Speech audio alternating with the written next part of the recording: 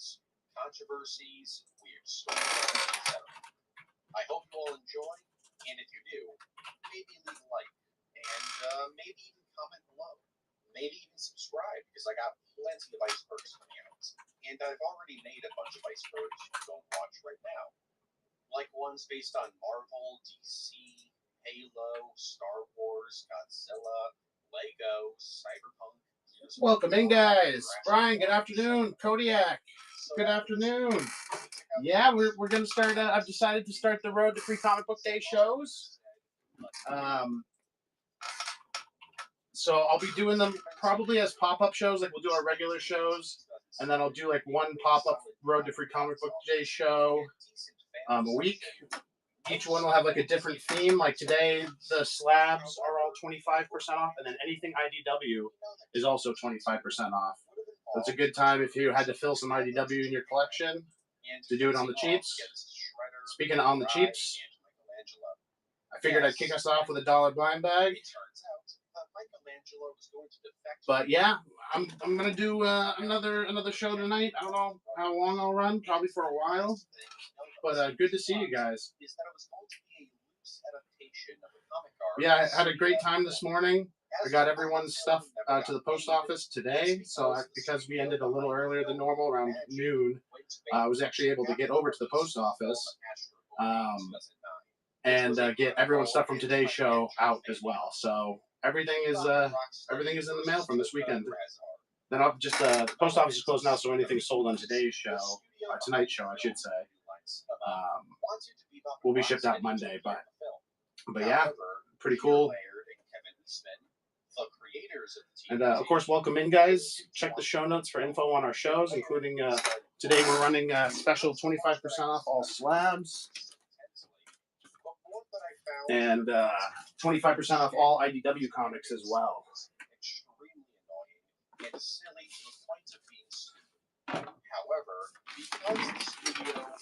I'll start running through the the slabs first. Then I'll run through the rack, and then we'll run through whatever.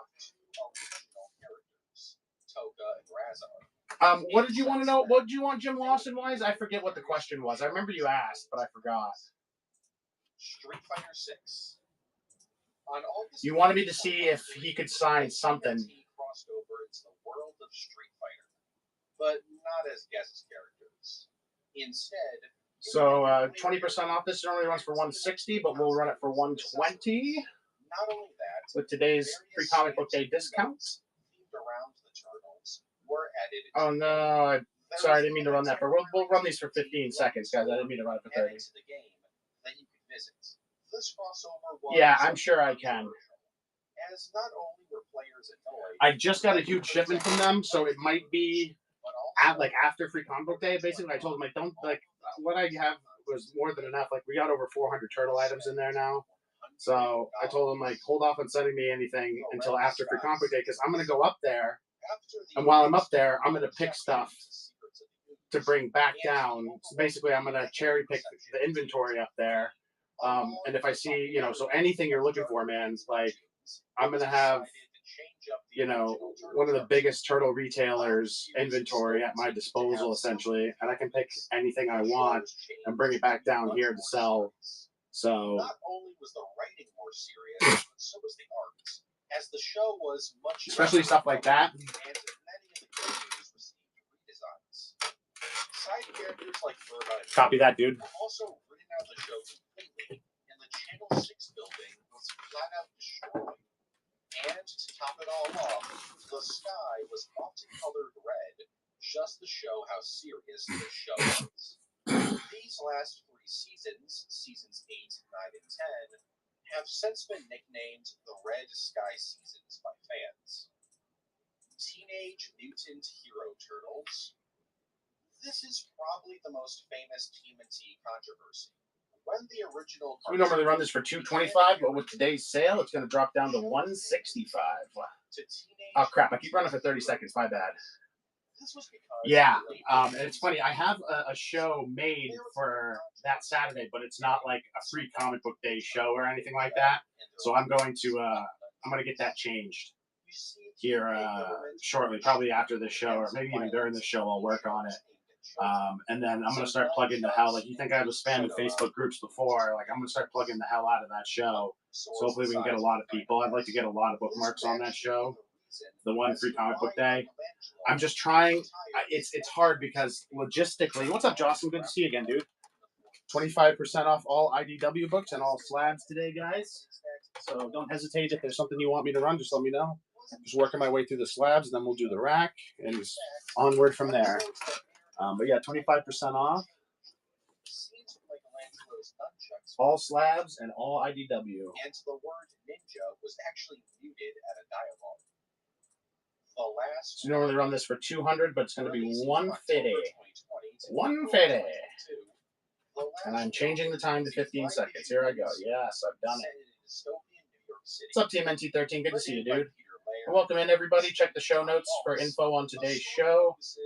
We're running this special Road to Free Comic Book Day show. We'll be doing a series of these. We'll be running different discounts, some with new inventory. Running through comics today, but we also have action figures. If that's what you're into, just let me know. Happy to run anything for you. And also, just feel free to hang out, talk Turtles, watch Turtles. Today we're watching the TMNT Iceberg, which is kind of like lost media, lesser known projects, canceled projects, that sort of thing. The Last Ronin, Lost Years, which serves as a sequel and a prequel, and so we normally run this one for $125. There's even a but with the discount, let's go ahead and run it for $90. A little extra off on this one. Michael Bay film. The Michael Bay produced TMNT films were originally intended to span an entire trilogy. With Megan Fox and definitely check out lookingfortmnt.com. Stay connected to our community. We have Discord, different social medias. Our Discord's really cool. We just kind of hang out, share our collections, talk about Turtles, share different shows, but anyways, why and all that fun stuff. Well, it's because Out of the Shadows was a box office bomb, making only $245 million. But definitely give us a follow if you haven't already. We'll be doing giveaways and all sorts of fun stuff like today's sale leading up to Free Comic Book Day. For sure.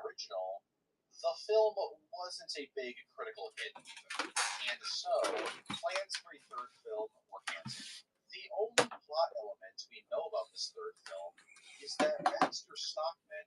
We may even do some surprise dollar starts today. Who knows? Anything goes. This was also just we normally run this one for $165, but with today's 25% off discount, take a look. Because of the insane success of the TMNT during the late 80s and early 90s, many companies we'll run that for $120. And one of the most famous examples of this was the Street Sharks. Get it while you can. September 1990. That probably won't be discounting the slabs again after this. The Street Sharks was Well, you never know. 40 episodes that spanned 3 seasons. And along with the cartoon, there was a toy line created by Mattel. The plot of the show was centered around the Street Sharks, a group of superhero animal mutants created by Dr. Bolton, who hardly shows up in the show. The team of shark mutants face off against Dr. Paradigm and his various mutant animal henchmen, while also working with characters like the Dino Avengers, El Sordo, and the President of the United States. Releasing alongside the cartoon and toy line was a short-lived comic series by Archie Comics. After the show stopped airing in 1997, the Street Sharks haven't really done anything. There's been no new shows, comics, or toys. The franchise only lives on like Robot Chicken and is only remembered for its very blatant attempt at stealing the TMNT spotlight. Deleted scenes. Like with most films, the TMNT films have their fair share of deleted scenes. Here's a few of them. In Teenage Mutant Ninja Turtles, 1990, a decent amount of scenes involving Casey Jones were normally run this for $175, but with today's sale, we're going to run it for $130. Or he'd be shown watching the news was cut. There were also several scenes between And guys, thanks for hanging out. I know this is our second show today, so hopefully you don't get too bored of me, but I really appreciate you guys hanging out. I was bored, so I was going to hang out with my turtle peeps. I was playing a little Splintered Fate. I now have literally unlocked everything in that game that can be unlocked. So yeah. Has to defend themselves against the other turtles while they try and take a bite at it. And finally, there was a scene in which Leonardo trains blind, which inspires the other turtles to do so as well. This would have happened while they were at the farm. For Teenage Mutant Ninja Turtles: The Secrets of the Ooze, originally there was going to be a line in the film explaining where Casey Jones was during the events of the film. It was also going to be originally revealed that the secrets of the ooze is that it comes from space. Yeah, the secrets of the ooze in the movie called The Secrets of the Ooze got cut. There is one other cut scene. Right, that's it for slabs here. We'll just start working through the rack. For Teenage Mutant Ninja Turtles 3, the only deleted scene that I was... This one is signed with a remark by Steve Levine. The cover is also by Kevin Eastman and Steve Levine. This is the black and white edition.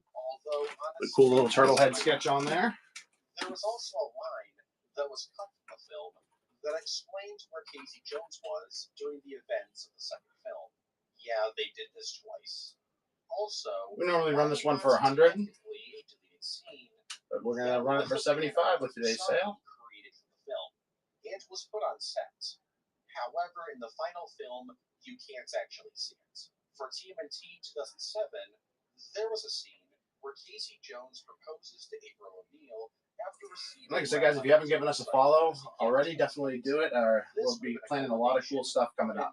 There'll be a lot of pop-up shows like this, so following and being notified of the shows. Definitely bookmark the shows we got coming up, but we'll have some pop-up shows coming too. One of the birthday parties he was working at. And speaking of birthday parties, Michelangelo working as a birthday party performer was supposed to go on for much longer. We would also see him driving the turtle van. And finally, the fight between Leonardo and Raphael both started as a fist fight before the two switched their weapons. For Teenage Mutant Ninja Turtles 2014, originally, there would be a scene in which April and Raphael are walking around New York City. And in order to disguise himself, Raphael would wear a trench coat as an homage to the multiple other pieces of TV media that did this. Also, the scene in the elevator right before the fight with Shredder was shortened. Originally, the turtles would begin to dance. There was also a scene that was cut where April and Vern would fight a few members of the Foot Clan. This would have happened during the lair fight, which means that Vern was going to meet the turtles well before the scene with Raphael and the van. And finally, various scenes involving Karai were cut, including a scene where she fights April and Vern. For Teenage Mutant Ninja Turtles Out of the Shadows, originally, there was supposed to be a scene in which April would meet Rita, the head of Channel 6. Rita was played by Judith Hoag, who played April O'Neil in the original 1990 film. There was also a scene that was cut in which April talks to Vern, while Vern rambles on about how people are paying him $200 for bags of his hair. There was also a scene in which Casey Jones and April O'Neil talk about their careers that was cut. And finally, sorry guys, I'm just setting up in which Casey Jones tries to convince April to kiss him. The free comic book day show, kind of editing that. And finally, edited the title. I get a new thumbnail for it too. Shredder, the Rat King, and Baxter Stockman were all at one point planned to be the film's antagonist. And of course, guys, welcome in. Check the show notes for info on today's show. We got a special Road to Free Comic Book Day show. We'll be having a huge show this Free Comic Book Day, which is the first Saturday in May, May 2nd.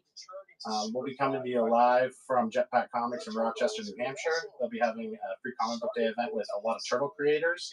So we'll be able to shop Jetpack Comics' inventory through us. And also, hopefully, the plan is to meet and shop different turtle creator tables so you guys can get stuff signed, get books from them, whatever. Still working out the logistics on how exactly that's going to work, but I'm going to do my best to bring that experience to you guys. Which basically means this show had a very similar tone and style to the Power Rangers franchise. In fact, there was even a crossover episode of Power Rangers in Space. The show featured the Turtles facing off against various original foes, like the Dragon Lord, a Yeti named Silver, a vampire named Van Mee, and a Kraven the Hunter type character named Simon Bonesteel. Shredder was also there, but was quickly killed off in the first couple of episodes. But these villains aren't the most notable thing about the show. That would be Venus, the female member of the TMT. She was different from the other Turtles, not just because of her gender, but also because she was raised a shinobi instead of a ninja. She was also extremely controversial, but I'll get into that in her own entry in a little bit. The show was also pretty notable for having some really weird lore decisions. For example, the Turtles in the show aren't blood related, and the Turtles' weapons are all different. Leonardo's got a double-bladed sword, Raphael's size can now combine to make a staff, Donatello's got a metal staff, and Mikey's got a pair of tomahawks. Welcome in, Cowabunga. Cool screen name, dude.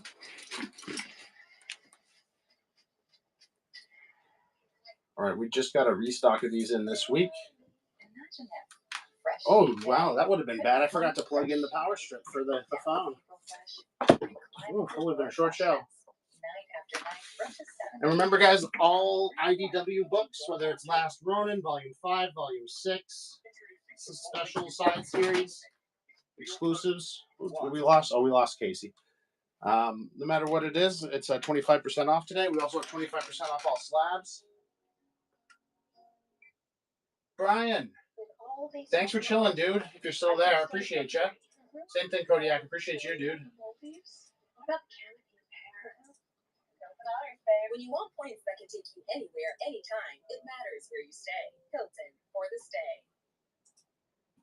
When you hate your job, you get bored. When you're bored, you shop online. When you shop online, you buy taxidermy squirrels.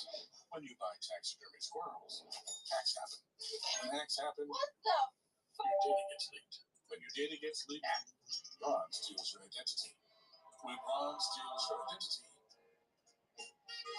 he takes everything. Don't let Ron take your taxidermy. Protect your identity with Coke. The last thing I'll mention is, like the original cartoon, this show would get its name changed in the UK and several other European countries, as the word ninja was still controversial. So the show went on to be renamed Hero Turtles, The Next Mutation. The Blue Door. In August of 2012, an early draft of the TMNT 2014 script was leaked. Written by Josh Applebaum and Andre Dimick, The Blue Door is probably the most controversial piece of TMNT media ever. This is the famous TMNT... Sorry, guys. I just set up that show. You see, in March 2012, Michael Bay revealed that the film would be titled Ninja Turtles, and the Turtles would be aliens. This made people really upset. But it only got worse when the script was leaked. The plot of the film centered around Casey Jones, who would be the film's protagonist. He'd be a security guard who would discover the alien turtles who would come to Earth via a dimensional portal. Splinter's also there, and he's also an alien. Casey helps out the turtles alongside his girlfriend, April O'Neil, but they're having some relationship problems. And so is Michelangelo, because the woman he's in love with is back in his turtle dimension. Yeah, he wasn't going to be the goofball of the film. That, for some reason, was Raphael's role. But what about Shredder? What was his role? Well, he was also an alien. I wonder how I'm going to do that. He's working undercover in the U.S. government as Colonel Schrader, and he leads the Foot, an elite Black Ops unit. But Shredder wouldn't be the only villain in the film. Krang would be there too, and he was the one who killed the TMNT's parents. He rules over the turtle dimension inside his Technodrome, But why did he kill the turtles' parents? Well, because the turtles were the chosen ones and were destined to defeat Krang. Oh, and Bebop and Rocksteady are also there. All right, this is an IDW book, so it'll be 25% off. The turtles all going their own ways. In response to the script being leaked, Michael Bay stated that this script was an extremely early draft. Normally run it for 50 bucks, 50 bones. Involved in the project. However, regardless of this, the Blue Door Run it for remains 37. extremely controversial. Teenage Mutant Ninja Turtles 4. Originally, the original TMNT trilogy was going to have a fourth installment titled The Next Mutation. No relation to the live-action show. Beginning production in 1994, this film would have featured the four. But if there's any IDW you guys are looking at, this will be a good time to get it. Like I said, all of it's going to be, all the IDW, no matter what it is 25% off. All the new slabs are 25% off. And we'll be doing more sales like this leading up to Free Comic Book Day. Donatello was given telekinetic and telepathic powers, but in turn would have become. We did, but we sold out this morning, my friend. I could definitely give you info on it if you want any info on it for sure, but unfortunately, I sold out very quickly. I'm gonna sell out of this book too pretty quickly. Yeah, man, they're it's one of those things. Like I get them in, and I will continue to ask for them, and I'll get them. But once they're in, like definitely snag it because like it's one of those ones that like I'm even hard pressed to put them aside for people just because they are so popular. He would only have a limited control over himself, so he would occasionally freak out and attack random stuff. As for the other characters, Super Shredder would have returned, and the Turtles would have to face off against him alongside new foes named. Yeah, but if there's anything else you're looking for, man, let me know. Machine upgrade at some point. Well, the Turtles will be backed up by Casey. If I have it, I'll run it for you at a discount. We're and a fifth member of the team. I can run discounts on anything for people I like, you know. but there's definitely the 25% off IDW and 25% off all the slabs too. I listed some new slabs, about 5 or 6 new slabs, and a ton of new books. Like there's new books for pretty much every volume. Like we got a volume 4 #1, volume 2 #1, Dreamwave #1. Some the new micro series, or not the new micro series, but we got the micro series. Well, I had all 4. I had Raph, Leo, Donnie, and Mike for the Mirage micro series. Now I'm left with Raph, I think, and Leo. But that second print Raph is not going to be there long either. Sasha, no. You can't figure out where you're going, so you're gonna stay out of the room for now. Sorry, my dog's trying to break in. But she comes in and then she'll sit for 2 minutes and then she wants to go out and hang out with Mama. So I said no. So we normally run this one for $225. It's a metal cover. It's one of only 10 in the world. It's individually numbered 10 of 10. We normally run it for $225. Today we're going to run it for $170, so a little more than 25% off. The plot is about the Turtles realizing they somehow forgot to get Splinter a gift. Not technically an IDW book, but like I said, some stuff I'll just run on the sale because I feel like it. They give him 12. These include an April O'Neil autograph, some yellow yo-yos, a pair of sneakers, a silk kimono, a frisbee, a manhole cover, video games, chopsticks, neckties, comic books, skateboards, and a framed pepperoni pizza. Splinter seems pretty hyped about all this, though, so I guess it's all good. Overall, it's a 25-minute long cringe fest that I absolutely adore and watch every Christmas. The last thing I want to mention is that the director of the film, Larry Osborne, is the brother to Barry Osborne, who was an executive producer on the 2013 Great Gatsby film, The Meg, the original Child's Play, the live-action Mulan film, Dick Tracy, the original Matrix, and the Lord of the Rings trilogy. The White Shredder controversy. In the 2014 film, William Fichtner plays a character named Eric Sachs. However, originally, he was supposed to have a dual role of sorts, as Eric Sachs was originally going to be revealed to be the Shredder. This wasn't an early script idea either. A ton of scenes of this version of the movie were filmed. When this twist was released to the public, fans were not happy, with many of them saying the film was whitewashing Shredder. As in most pieces of TMNT media, Shredder was Asian. Yes, there were times where he was voiced by somebody who wasn't Asian, most notably in the original cartoon, but in universe, the character was still Asian. In response to this backlash, it was decided to hire a new And actor, then there were two, just me and my best bud, Kodiak. who would now be playing Shredder. But a new actor meant a ton of reshoots had to be done. And so extensive reshoots were filmed that removed a bunch of scenes from the film, including pretty much every scene of Sax being Shredder, outside of a few scenes that had new dialogue ADR'd in.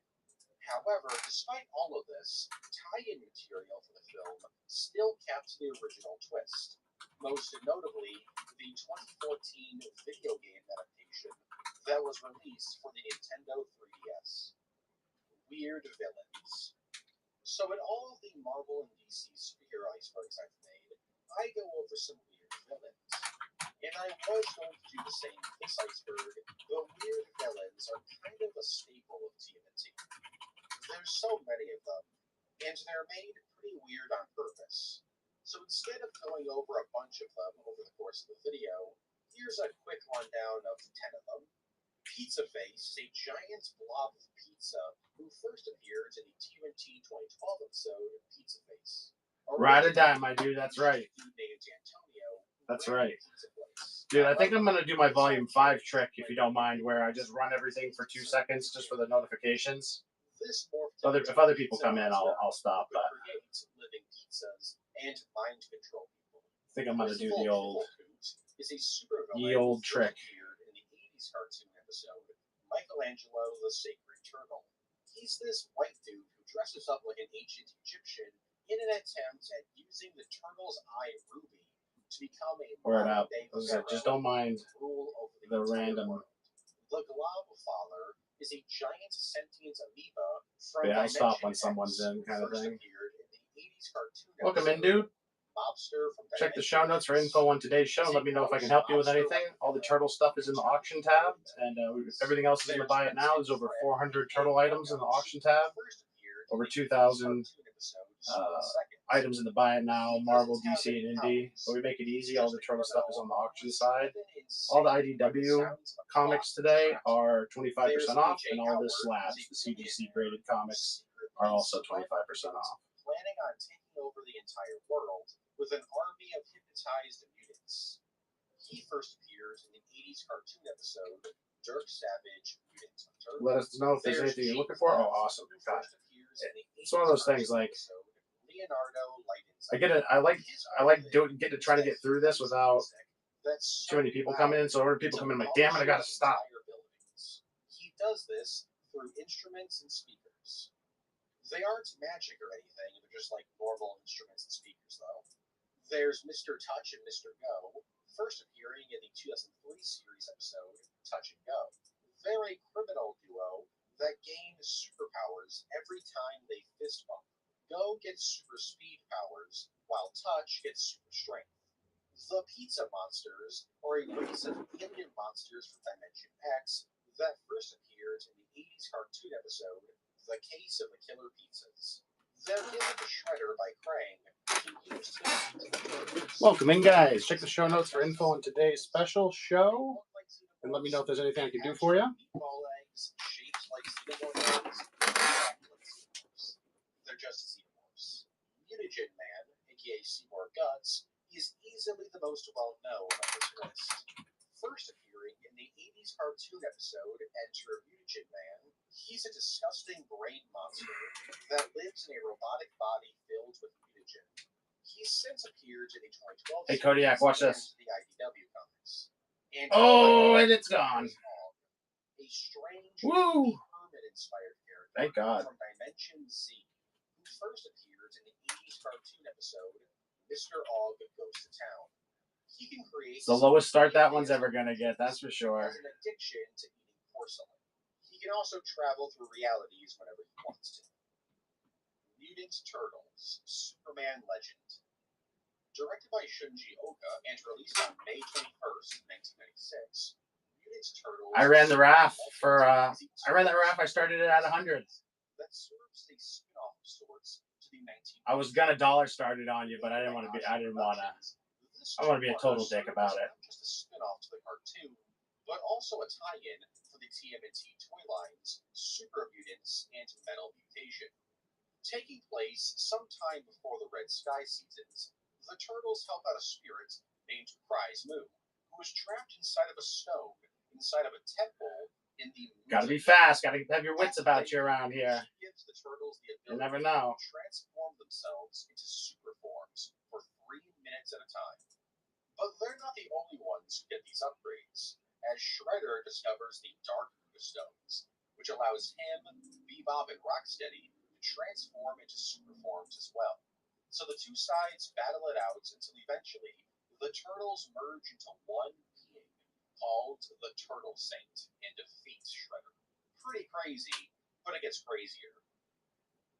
See? These dishes are still dirty. You need a detergent that cleans your dishes and your filter. Filter? Yep, our go-to, SK Platinum Plus. Only these action packs have double the Dawn. Ha, God, no more mod work. Even on your filter. Cascade. When you're on your way, turn on Share My Trip in the Uber app, and we'll keep them updated on your live. You want to play What Do You Want to Pay with the RAF? That's safety simplified. You know I'm down. Herbal essences. It's a set they won't forget.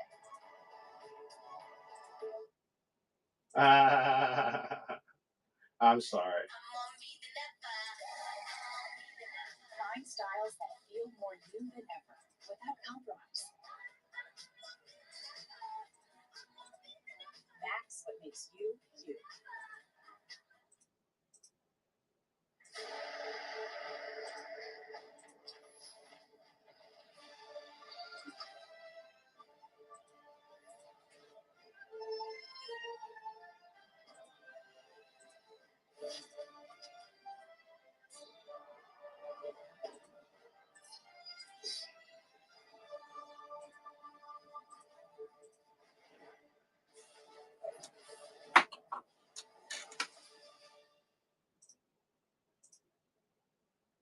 Turtles receive some magic armor that allows them to temporarily What's up, D-Frey? themselves Welcome back in, dude. Hope you're having a good day. While there were only 2 episodes, Hope it's been a great Saturday for you. 4 stories set in this universe. From July 1995 to December of the same year, 3 prequel manga were released. Well, the first chapter was a prequel. The second seems to be set between the 2 episodes. And the third and final chapter is an alternate version of episode 2. Obviously, despite it being a spin-off to the original cartoon, this OVA series is set in an alternate continuity. A continuity that has never been released outside of Japan. There have been fan subs in the episodes, but to this day, the OVAs have never been officially released outside its home country. Venus. Created for the next mutation, Venus was the first 5th member of the TMNT. Like I said earlier, Just let me know if there's anything you guys want me to run. I'm kind of just going to run through 2-second auctions on all the stuff we have for IDW just to get the notifications out because we're on an IDW sale today. however, So don't mind the thing running at the bottom of the screen. Feel free to look through the auction tab for the new TMNT. All the IDW is 25% off. All the slabs are 25% off. But that's the least controversial thing about her. But I'm just running these just to get the notifications for people who have them bookmarked. Is a controversy. Fans weren't very happy with Real her quick, show. and then I'll get back to running stuff for reels. That never wants to see her again, especially since Venus was also created as a potential love interest for the Turtles. Yeah, because they're not blood related, Saban flirted with the idea of the Turtles being into her. This was something that Mirage Comics and the creators of the TMNT were not a fan of. Because of all this, Venus was absent from Turtles media for over 2 decades, though there would be some Easter eggs relating to her. However, this all changed in March of 2022 with issue 127 of the IDW TMNT comic. This issue reintroduced Venus to the TMNT franchise, but in an extremely different way. You see, instead of being a long-lost member of the TMNT, in this universe, Venus was originally a human turned into a mutant frog by a mutagen bomb, and was now a member of the Punk Frogs. She was one day captured Alright, by that's a all man the volume named Dr. 5. Marlowe, who performed experiments on her, eventually turning her into a Frankenstein-like turtle. She'd eventually be rescued by Donatello and Clyde, a member of the Punk Frogs, where she would then live with the mutant Bludgeon for a while, and eventually the two would create their own ninja clan. Oh, and she's also not actually named Venus this time around. Her actual name is Bonnie. She's only referred to as Venus because she was part of Barlow's Venus project. Anyways, this new version of the character has actually been received quite positively. Hopefully now, Venus can be a proper recurring character in the franchise. Daredevil. While there's never been an official crossover between Daredevil... Welcome in, guys. Check the show notes for info on today's show. We're on the special Road to Free Comic Book Day show today. The very first issue of TMNT, Splinter witnesses a child saving a blind man from being run over by a truck. A vial of mutagen then flies out of the truck and smashes into the kid's head, right next to his eyes. And then the vial of mutagen goes on to smash into a fishbowl containing the turtles. The turtles and the vial of mutagen then fall into the sewer, and thus the TMNT were created. While never referred to by name, the kid who saves the old man was actually intended to be Matt Murdock, Daredevil. Now, is this Right, finish running through the rack here. Show up later in the comics? Well, no. This little reference to Daredevil's origin story was done because the original TMNT comic was very much a parody of comics around that time. This isn't even the only Daredevil parody. The Foot Clan is actually a parody of the Hand, one of Daredevil's main antagonists. Splinter himself is also a parody of Daredevil's mentor, Stick. I guess maybe while it's just us, I'll run the volume 6. Unless you want to count Fortnite, Daredevil is still very important to the TMNT franchise. Trying to run the IDW stuff, but there's just so much of it, just easier to like speed run it. People get their notifications, and then they end up trickling in throughout the show.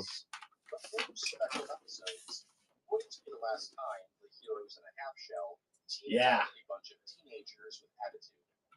it's one of those things. I almost like it better that way, like where like the people who know, you know what I mean?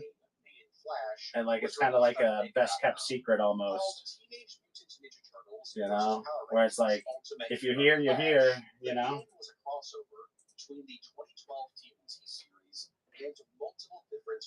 Like I didn't announce that I was going to do this deal today. Welcome in 604. I'm just running through some books, doing quick auctions just to get the notifications out. But let me know if there's anything I can run for you. Don't mind what's going on the bottom of the screen. Like I said, just running stuff to get the notifications out. But all the turtle stuff is in the auction tab. Everything else is in the buy it now.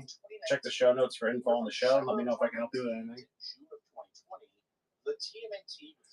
Yeah, you're like, yeah, yes. So you're like, he's really going again? Just like old times, man. I used to do stuff like this all the time. What's up, Josh? Welcome in. The miniseries sees the Green Ranger, Tommy Oliver, joining up with the Foot Clan in order to save his childhood friend, Tyler. But Tyler's a bit of a dick. I'm just running through some auctions real quick for the notifications there.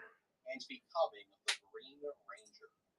Also, the Ranger. But let me know if there's anything you guys want me to run. We're running a special show today where all the IDW is at 25% off. Anything IDW. And all the slabs are 25% off. check the show notes for a full rundown of the show. Of course, just let me know if I can help you with anything.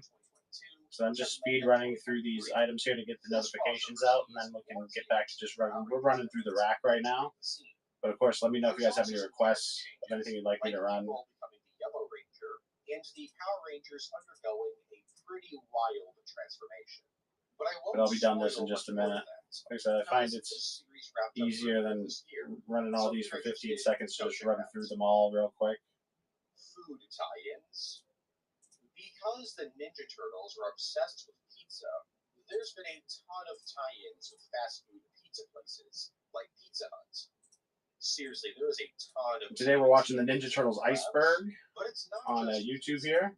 We're also live on YouTube right now. Crazy amount of food promotions over the years, from cereal, ice cream, cookies, pork rinds, Chef Boyardee, Jell-O, candy, Hostess pies, to even hot dogs.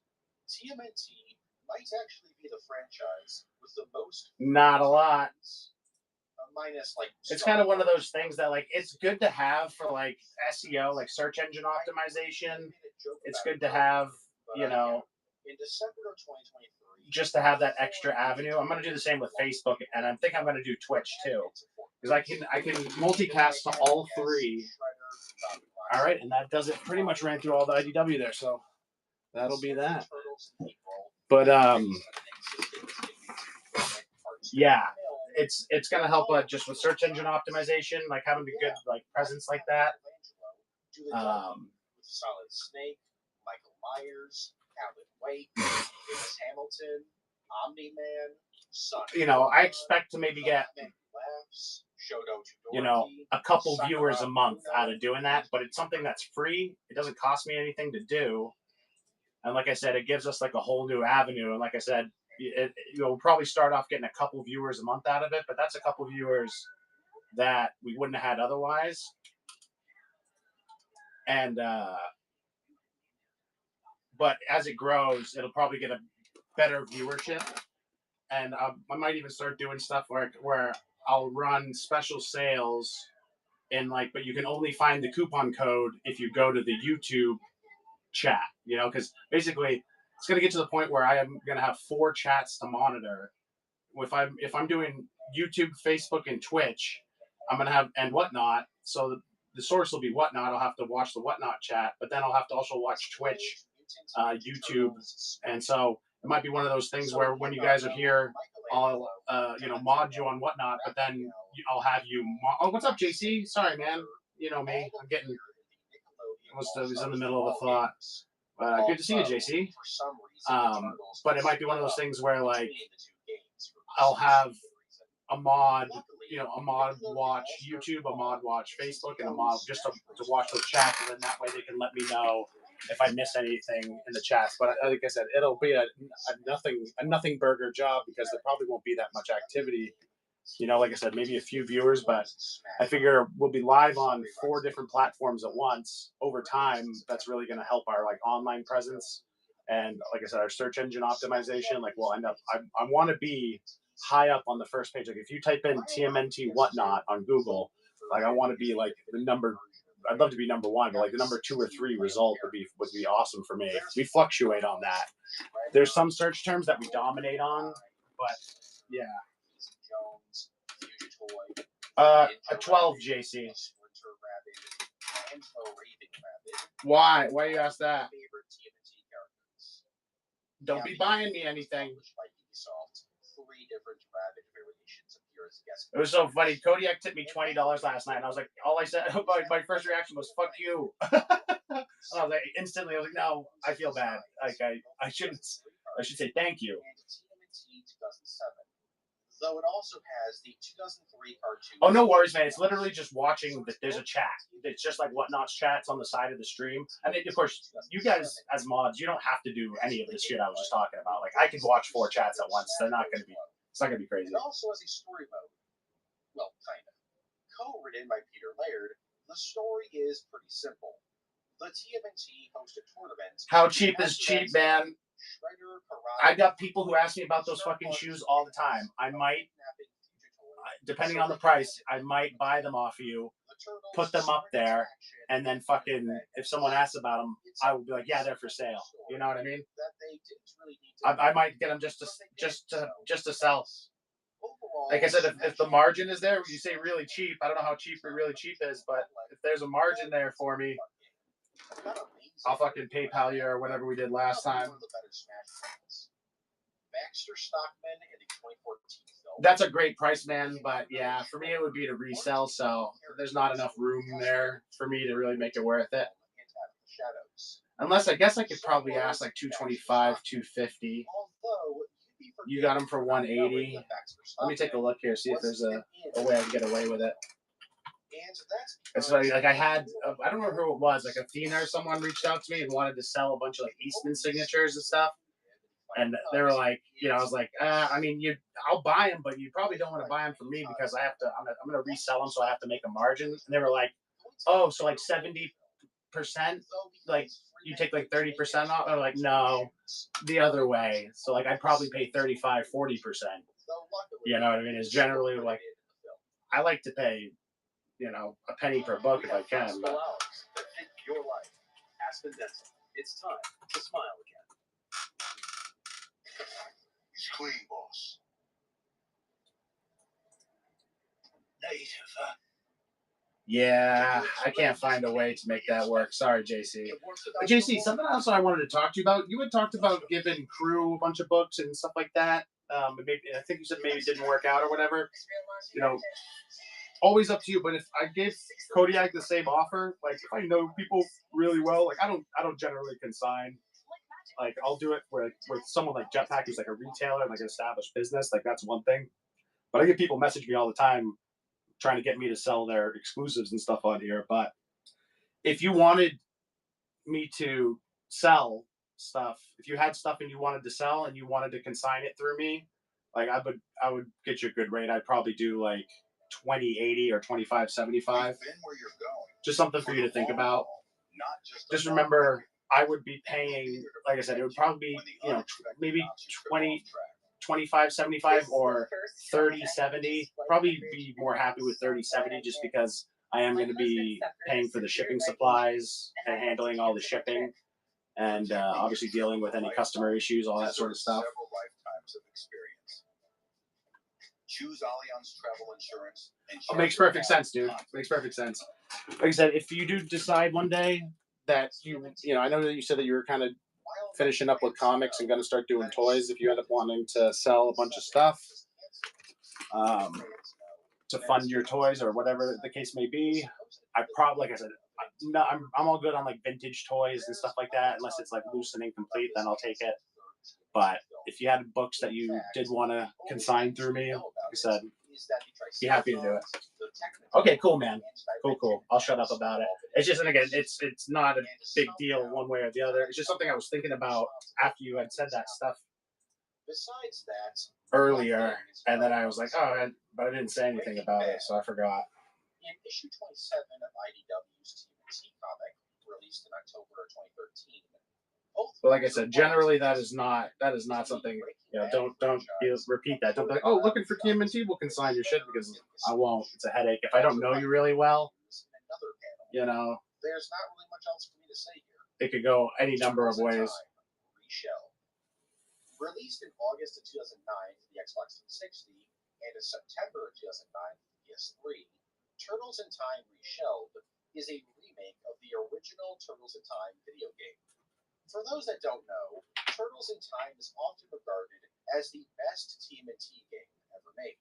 Well, at least until Shredder's Revenge came out. Apparently that game's amazing. Anyways, because it was a remake of a very popular game, the game had some pretty big expectations to live up to. And it failed to live up to. That's it. It's one of those things like, the the only reason I do the deal I do with Jetpack is because that guy's the owner is like my best friend. Like, you know, known each other over 10 years now. Even longer than that, probably closer to 20 or 30 years. I used to go to Paperback Bazaar to play in Yu-Gi-Oh tournaments when I was a little kid. Some liked the new style, while others thought it looked pretty cheap. Also, the game didn't remake any of the SNES. Oh, this is IDW. I got to run this 25% off too. Was kind of And yeah, JC, all the IDW is 25% off. The slabs are 25% off as well.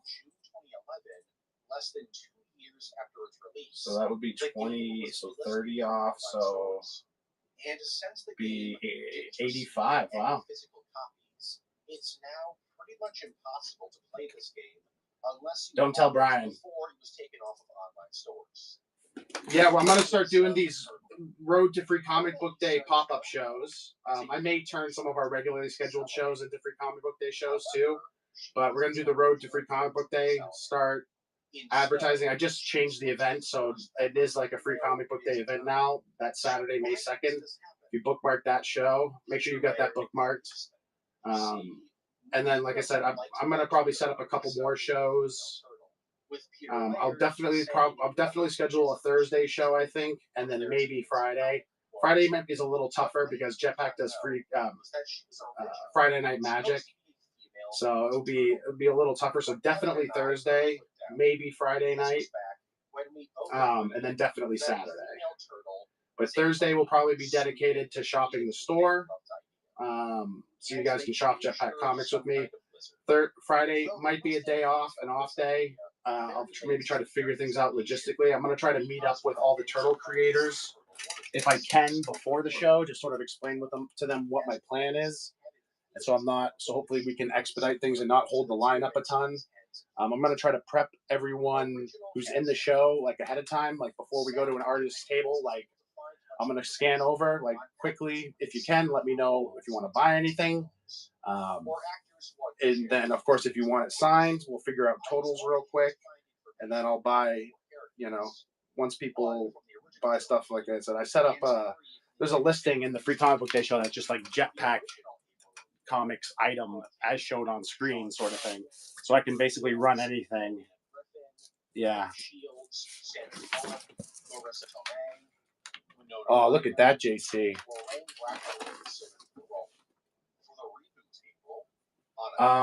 And that's the other thing too is there's going to be turtle retailers there and stuff. Like I'm going to try to shop, like make it so you guys can shop everything. Basically, going to go until I run out of money. I've got a couple thousand reserved for that. I'm hoping that it doesn't go over that. If it does, I have a little bit of a wiggle room. But I think that should probably cover me for, you know what I mean? Like, I'm not the biggest turtle streamer on here, so there'll be some people who miss the show, I'm sure. The game follows the four turtles. There's a more than 1% chance. So you might want to think about doing that soon. That's kind of it. Yeah, there's a plot. Just a heads up. The Foot Clan is trying to take over. Oh, dude.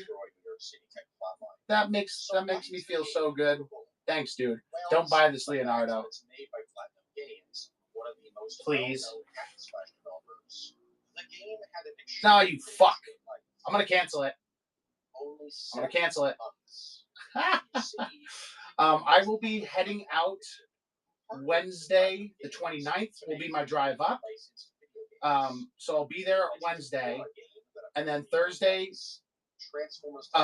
the 30th, I plan to run a show at Jetpack at night after they close. Friday, by the way, JC, that one's in really good shape. That was going to be, because I think I told you the story. I had a hard time getting good condition Leonardos last year. That was my grading candidate for this year. So it's in really nice shape. So you can still play it. As for and so yeah, the 20th. The game allowed for 4-player co-op, but you can also play it alone with the game's AI taking control. I lost track of what I was saying. Okay, yeah, I'm sorry. So I'll get Wednesday the 29th was my travel day. Thursday the 30th will be Jetpack night show where we'll shop Jetpack. Friday, I don't know what it's going to be. I'm going to try to work out logistics for Free Comic Book Day, and then I may run another Jetpack show where we can shop Jetpack at night. Just depends on how long FNM goes, Friday Night Magic goes for. And then Saturday, we're just going to try to do as much as we can for Free Comic Book Day, meet as many turtle creators as we can. And yeah.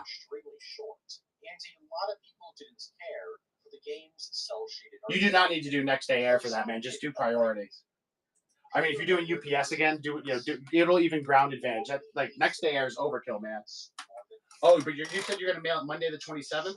Okay, well, why don't you just mail it out now or this week and do priority? You save yourself the, you know what I mean? And by the way, JC, thank you, man. I really appreciate you. I know I give you a hard time, but that was in really good shape. So is this Mikey too. These were I already have these books graded, so I was like, that's why I listed these ones, because I was like, I was gonna bring more grading candidates, but like I said, I mean, like the Leo I got graded came out 8.5, and I was like, yeah, like that one I was thinking probably 9.2, 9.4. Oh, okay, copy that. As long as it gets here, man. I just want to make sure I can do that for you. And yes, by the way, a million times, yes, I'll be able to do that for you. There is a chance that Peter will show up. He's done it before for Jetpack. I'm sure it's just going to depend on how he feels. There's going to be a bunch of guys there, so if he's there, I'll go get that for you, and then whatever he charges me, I'll just run that. I'm still debating how much of a percentage, because I have to obviously put a premium on top of everything. Like, I'm not trying to like make a ton of money off of it, but I need to make sure I cover Whatnot's fees, and then my shipping material costs, and then maybe a little bit for my time. So I'm thinking 20 or 30% on top of. So if there's a $10 item, it would cost $13 through the Whatnot show, and so it's not like I'm making $3. Like, Whatnot's going to take 8% and 30% on 30 cents on the transaction. So even then I'm down to 2 something. The mailer cost me between 50 and 75 cents. So I'm not a. Yeah, but I'm not trying to do that. Like, I want it to be one of those things like where people can still get stuff for like a reasonable price. You know what I mean? Like I said, 30% on top of like if it's $100 transaction, probably not going to do 30%. Like I don't need to make $30 on top of that transaction. Probably do 20%. So it'll probably be different. Like I said, the lower I haven't decided if I'm going to do a sliding scale, like under $100, 30% premium, over $100, 20%, something like that. Right. So I think that would be fair, just because, like I said, I'm already gonna be close to getting slammed on the just on the fees. No tips necessary, my man. But I of course I understand and appreciate that, dude. But if he's there, it'll be signed for sure. Like I said, I just worry that it's not gonna get here in time. So just make sure you choose a shipping cost, and then when you send it, reach out to me and let me know you've sent it, so I can, Issue 71 of Teenage Mutant Ninja Turtles Adventures in September of 1990. Art was created for the storyline, but it was canceled.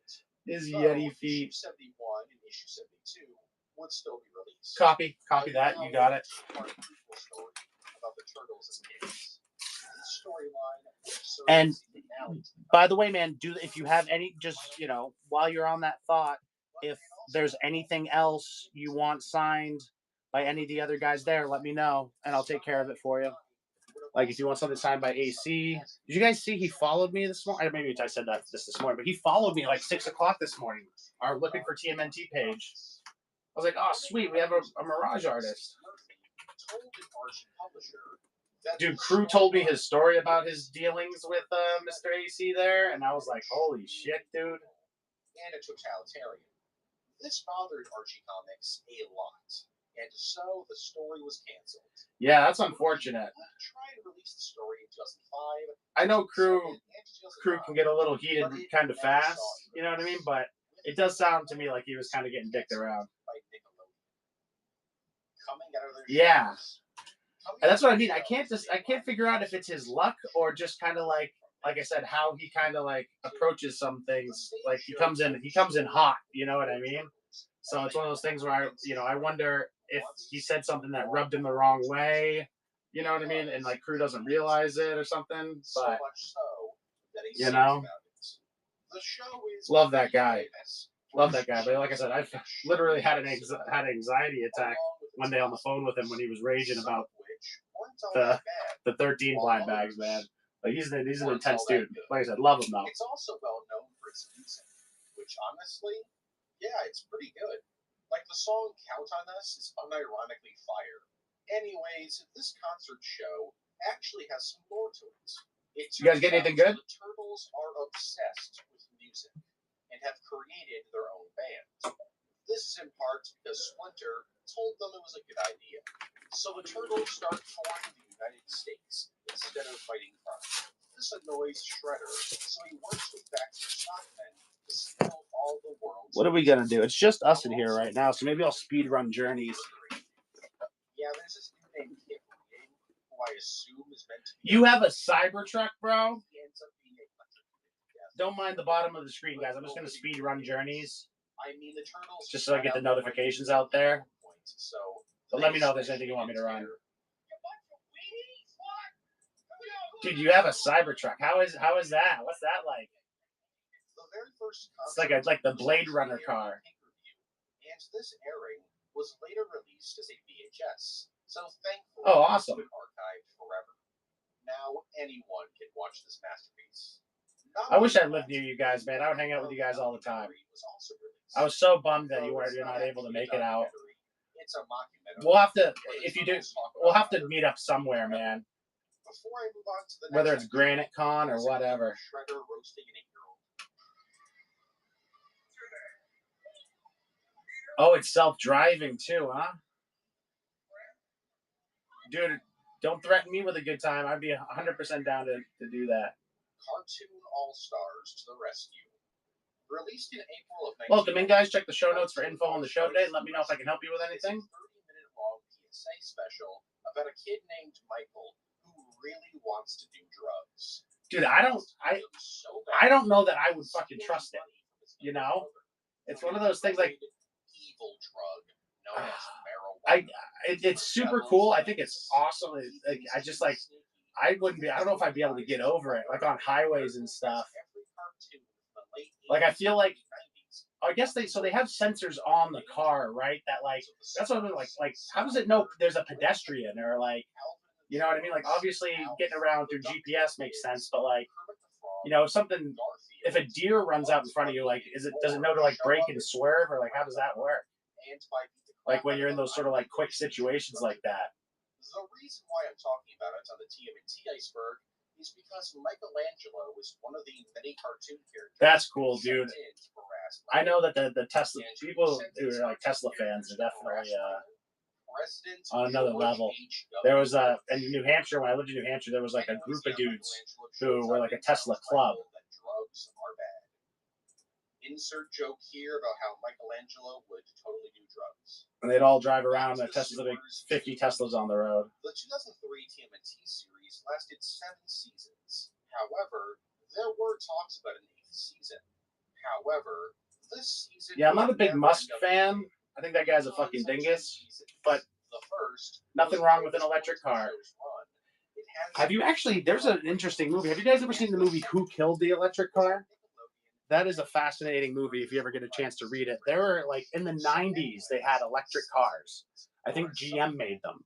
And basically what happened was, the documentary does a great job, better than I will do, I'm sure. But what happened was, I can't remember what it was called. It was like the EV1 or something like that. It was a fully electric car. I got like 100 miles, you know, on a charge. It was a good car. What they did was they leased it to people. They wouldn't sell them because they were experimental. They leased them to people, and everyone who got one loved them. Like, they thought they were awesome cars. And again, I think it was General Motors who made them. Then basically what happened was at the end of the lease, they wouldn't let anyone renew the leases. They took all the cars back and demolished them. Just crushed them all. Even though there was nothing wrong with the cars. They just, so the theory is they, you know, through collecting data, went out through through the course of this car's like test life, they figured out that, you know, they decided to stick with the internal combustion engine because they, you know, something to do with probably a lobby or profits or, you know, backdoor deals and handshakes and stuff where people were like, hey, that's great, you got a working electric car, but you know, we're gonna, the government's like, we're gonna audit you if you start selling it because you'll undermine our gas economy. Anyway, interesting movie.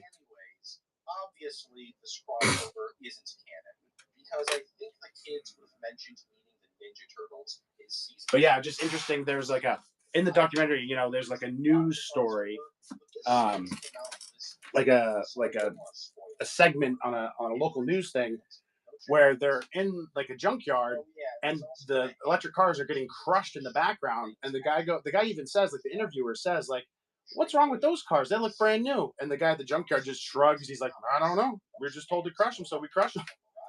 But yeah, they were like perfectly working brand new electric cars that they just decided to kind of hush hush. There's a lot of stuff like that. Like, people don't know, like, when cars were first made, there were several different types. There were steam powered cars, electric powered cars, and internal combustion engine. And so there actually, you know, were a lot of choices. But I guess the steam ones were kind of prone to explode.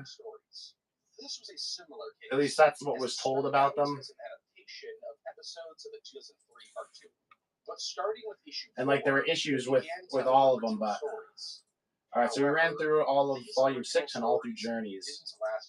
So there should be enough notifications out there to last us the night. Why was it canceled? Well, because Dreamwave Productions went bankrupt. So whatever plans they had for this series had to be canceled. I'm worried that IDW is going to end up like Dreamwave. So they had that one news article where they were like, we have enough money to get through the year. And I'm like, that's not good. Like, if you're like that Turtle Christmas was living year to year like that as a company, like, it's not a good sign. And once again, directed by Larry Osborne, Turtle Tunes is a 25-minute long special where the Turtles just sing and dance with random children. The plot this time around is that April gives the Turtles an opportunity to pitch their own variety show. So the Turtles decide that singing and dancing would make for good TV. Well, they do pick up garbage in New York City, so that's pretty cool, I guess. Also, while frequently mentioned, April doesn't actually appear in the special. Oh yeah, and most of the songs this time around aren't original. Instead, they're parodies of children's songs. For example, instead of... You guys want to play, What Do You Want to Pay, or Run It For Whatever I Want? Personally, I don't really find this special... We don't have to. Just wondered if anyone wants to play. But this special does reveal that Leonardo owns a rowboat because he can't swim. So there's at least something of value here. Teenage Mutant Ninja Turtles 4, The Foot Walks Again. This is another canceled fourth installment in the original TMNT film series. However, unlike the next Mutant, there's not actually a ton known about this canceled film. Written by John Travis. I'm trying to think of more games we can play. What's interesting about this film is that it seems to have been... Like, I was thinking about playing a game called, like, Who Gets the Bonus? Where, like, I pick out, like, a really, like, cool thing, like a slab or something, like, really...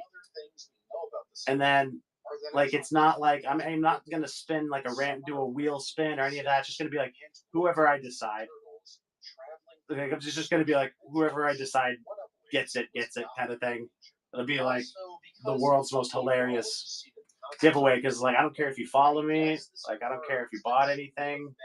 Like, if I like you, maybe you said something I thought was cool, and I'll send you, you know what I mean?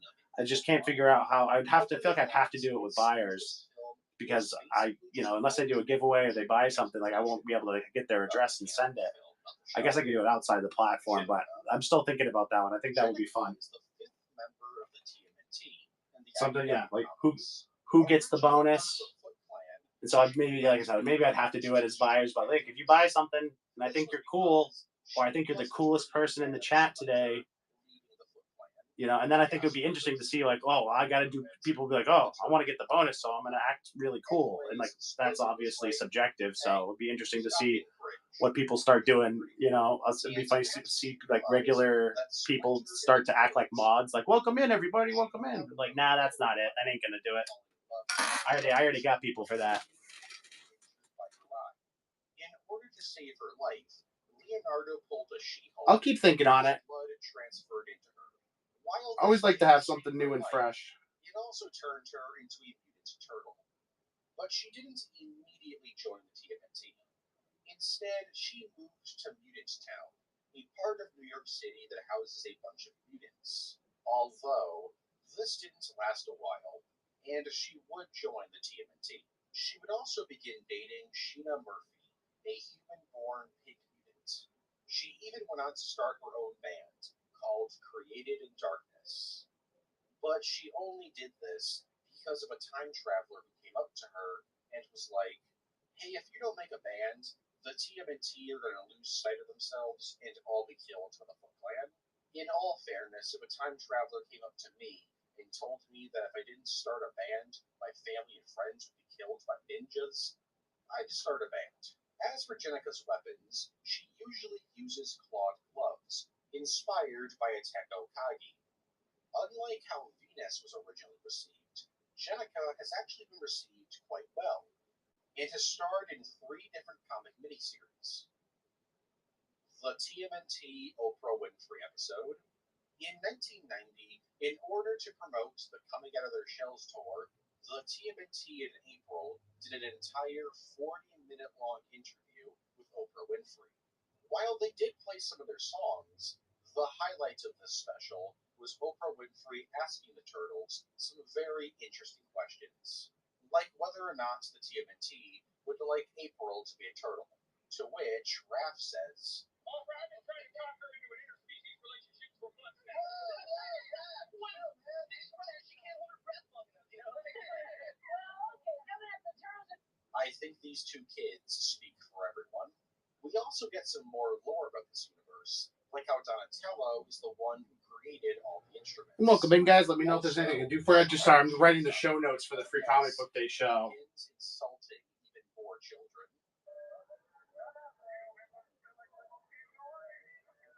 I think this might be my favorite version of Shredder. John Fusco's TMNT film. In July 2009, John Fusco was hired by Mirage Studios, Time Warner, and 4Kids to write a live-action TMNT film set for release in 2011. The film would have been a direct sequel to the original 1990 film and ignored the events of 2 and 3. The film would have also used animatronic suits that would have been enhanced with CGI. The Turtles' origins would have also been explored further in depth in the film. And finally, the movie was set to be dark and gritty, being heavily inspired by the original comics and Batman Begins.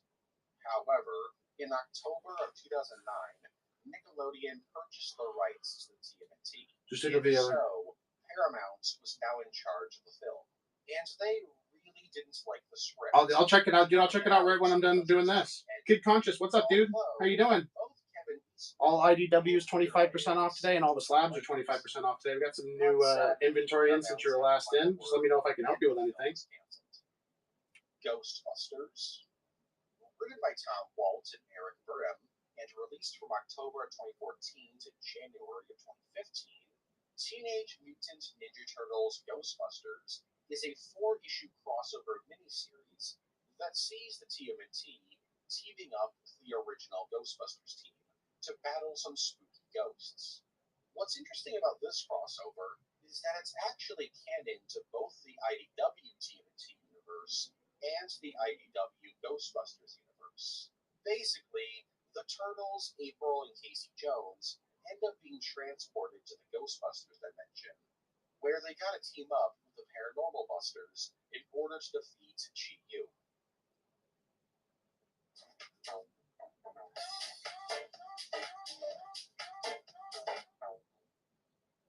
I can't believe you got a glass bottle on the floor. Oh, fish.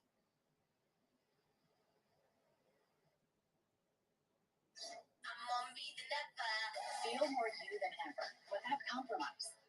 At TJ Maxx, you can afford to turn your closet into a place of endless expression.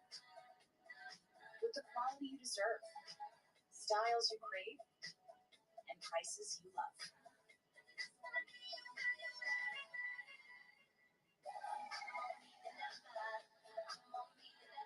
Max, what makes you, you.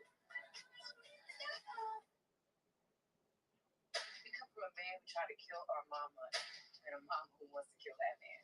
Make your daddy dead. You ready? We done it. We giving him what's coming to him. We done it. Mama, you got it with wide pizza last time. We don't count. Welcome in, guys. Check the show notes for info on today's show and let me know if I can help you with anything. I'm just kind of slowly working through stuff, running An immortal new turtle stuff we got in this week, but also happy to take requests, run anything you like.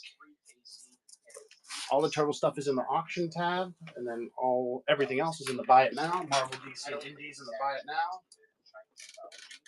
But yeah, he's defeated. Upon capturing him, instead of placing him in the Like I Ghostbusters, said, anything IDW, we're happy to run 25% off, and any of our slabs, we're happy to run 25% off. Definitely give us a follow for more turtle shows. We've got a lot of cool shows with discounts and more leading up to Free Comic Book Day, where we'll be streaming live from Jetpack Comics in Rochester, New Hampshire. There'll be a ton of turtle artists in attendance that day, and we'll be getting books signed and buying stuff. We'll be selling stuff through the show from the event. So definitely give us a follow if you haven't already. We'll be doing sales like today's sale, for instance, the 25% off IDW and slabs. We'll be doing shows like this with different surprise discounts and pop-up shows leading up to Free Comic Book Day on May 2nd. Which are a team of turtle Ghostbusters. They're not mutant turtles. They're like from a Zootopia or DNA kind of world. Yeah, these crossovers are pretty wild.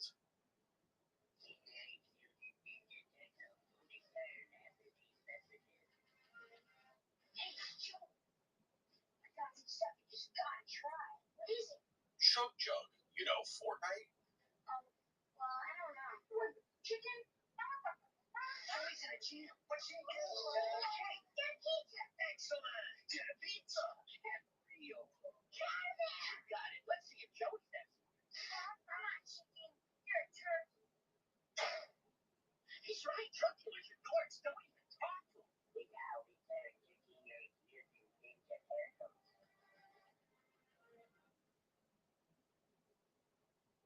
Poster controversy. In Australia, a poster for the 2014 TMNT film was released that caused a bit of controversy. The poster featured the turtles jumping out of an exploding skyscraper with text reading September 11th, as that was the film's release date. You can probably see why this caused an issue. Paramount quickly apologized for the poster, and it was quickly removed. Tony Hawk's Pro Skater 5. Released in September of 2015 for the PS4 and Xbox One, and December of 2015 for the PS3 and Xbox 360, Tony Hawk's Pro Skater 5 is probably the most infamous skateboarding game ever made. Why? Because it's really bad and nearly killed the entire franchise. But that's a topic for a completely different iceberg that I won't be making because I don't really care about skateboarding games. Sorry. Anyways, the TMNT appear in the game as guest characters, along with various other characters like Sackboy, Ratchet, Cuphead, Sweet Tooth, Tyler the Creator, and Octodad. I completely forgot that game exists. This wouldn't be the last time the TMNT would appear in a skateboarding game, though, as in 2023, the TMNT from Mutant Mayhem were added into the game Session. Sorry, guys, I'm just looking up the full list of people who are going to be at Jetpack's Free Comic Book Day this year. Batman vs. Teenage Mutant Ninja Turtles 2. So the 2019 Batman vs. Teenage Mutant Ninja Turtles film was a fairly decent hit. And so the film's producer, Ben Jones, and the film's writer, Mary Halpern Grazier, began talking about a sequel to the film that would include Bebop and Rocksteady, along with Krang. Sadly, while the people behind Oh, the film they are post so open to much. another one, it doesn't seem like DC, Warner Bros., or Nickelodeon are very interested in the idea, which is very weird because the film literally ends with a cliffhanger where Shredder becomes Joker-fied. Baxter Stockman in Secrets of the Ooze. Originally, the main antagonist of Secrets of the Ooze wasn't going to be Shredder. Yeah, that's what I was gonna double check and see if Baxter Stockman Jim Lawson was gonna be there. army of Mousers to fight the Turtles. Kevin Eastman and Peter Laird were both on board with the idea, as they didn't want Shredder to appear in the second film. They wanted Shredder's fate to be left ambiguous throughout the second film. So when he returns in the third film, it would be a big deal. However, there were two major issues with this plan. The first was that the film's producers wanted the film to be a lot closer to the cartoon, so Shredder had to be in it. And the studio couldn't actually create the robotic Mousers due to time. Ben Bishop is going to be there. I'm going to have to talk to him. Secrets of the Ooze came out almost exactly a year after the first Where's film, Jim? Oh, there so he they is. didn't have any time to waste during production. Because of these reasons and the film's tone, Peter Laird has actually said that besides the Michael Bay produced films, this is his least favorite TMNT film. Fast forward to one of the original ideas for the 7th season of the Just 3 TMNT series was an entire second season of Fast Forward. This season would have seen the Dark Turtles teaming up with the Ninja Turtles to battle the Tech Turtles, a group of robotic Ninja Turtles created by Darius Dunn. Future versions of Leatherhead and Usagi would have also been introduced. And finally, the Turtles would go up against yet another new Shredder, this one being called the Tri-Shreddatron. Although this wouldn't be that new of a Shredder, as it would have been revealed that this was the Utron Shredder taking over the body of a Triceraton. While this second season was cancelled, 10 episodes from season 2 were released via Animatics on 4Kids' website. Garfield. In 1992, Jim Davis, of Garfield fame, was brought on board to the Teenage Mutant Ninja Turtles magazine to write a little joke comic where Garfield meets the Ninja Turtles. Alright, I got that. This one-page crossover. My favorite TMNT seller. Attempting to infiltrate the Ninja Turtles' lair in order to steal their pizza. Who is that? Is Garfella. it Dad's Marketplace? Got away with it. Fucking yeah, fucking guy. I I broke the news on that to crew last night. It was one of those things. He mentioned that, and I was like, bro, let me fucking. I wasn't gonna say anything to you about this, but let me fucking square up on this fucking thing, on this guy. And I was like, dude, but he I know you love him, but he is the only person I have ever been. Oh, he told you? Yeah. I straight up was like, yeah, bro. Let me give you the 411 on this, like super weird fucking shit. Because yeah, there was also the original character. dude, he's gonna be there, man. I didn't realize that's what he was saying. I'll fucking square up in person with that guy, dude. I don't like I said, there's a lot of things that I'm a chill dude, man. A lot of things I let go. I don't like being lied to, and I don't like Mirage Studios moved on to Fox. Basically the sort of stuff he was doing, I'm not a fan of. TMNT 2003 theme song contest. Prior to the release of the final season Oh yeah. cartoon, a contest Do they what on their Facebook? choose the theme song for the final season. 6 themes were created, and fans could vote for the theme song on the 4Kids website. What's up, 16 levels? While promotional material for this contest Welcome back, dude. 25% off IDW and slabs today. have been archived. Obviously, I can't play them here. Just hanging out. Some of them are really bad. I'll leave a link to them Living the dream. below. They also created 3 joke theme songs. Okay, yeah, let me take a look at this. Themes were created by Michael. Because I don't want to step on any toes or anything, especially if he's friends with Ralph. They exist. But I'll leave them links in the description below as well. I ain't ever lifting that band, I'll tell you that much. TMNT In 2001, it was announced that John Woo was directing a CGI TMNT film with a budget of $50 million. It was confirmed by Peter Laird that this film would be darker and edgier than the last two TMNT films. And that's all we know. No, really. The film was in development. That's funny because until people have kind of like tested the waters with that. Would be like, do you think Ralph would work with me on this kind of thing? And I'm like, buddy, maybe, but I'm pretty sure Ralph only works with like me because we're friends and we've been friends for over 10 years. You know what I mean? Like, I don't think this is I don't think that's going to be a thing. But you could try. You know, I'm all about Jetpack making as much, and I always have been about Jetpack making as much money as they can. Like I love that store. I love the operation. Love the community around it. It is the only thing that would have kept me in New Hampshire. Was not a fan of New Hampshire other than Jetpack Comics, but like, yeah. And only the first story was a crossover. The crossover short story is called. But I was gonna say I knew that weren't true. Ralph's a really cool dude, but it's not easy to stay in his good graces. I'll tell you that much. This one's signed by Jim Lawson. Collects all of Volume 2. But yeah, Ralph can like most old school comic dealers, could be a tough nut to crack for sure. He is the most no bullshit type of dude I've ever met in my life, man. No, and that's why I love that guy so much because they also never go back to their dimension. Absolutely no bullshit. To live here and hope that Splinter, April, and Casey Jones can stop Shredder by themselves. Out of the Shadows video game, released in August of 2013 for the Xbox 360 and PC, and April 2014 for the PS3. Teenage Mutant Ninja Turtles Out of the Shadows, no relation to the 2016 film, is a hack and slash video game notable for its mediocrity and the fact that it's extremely hard to play now. But I'll get into that in a few. Developed by Redfly Studio, the game is heavily influenced by the 2012. Yeah, I won't say anything to Ralph about it. I could take a big old shit in those Cheerios though, man, if I wanted to.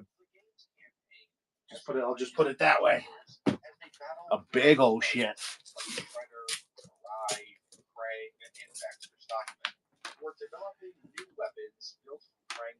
I probably will when I go talk to Jim about it too.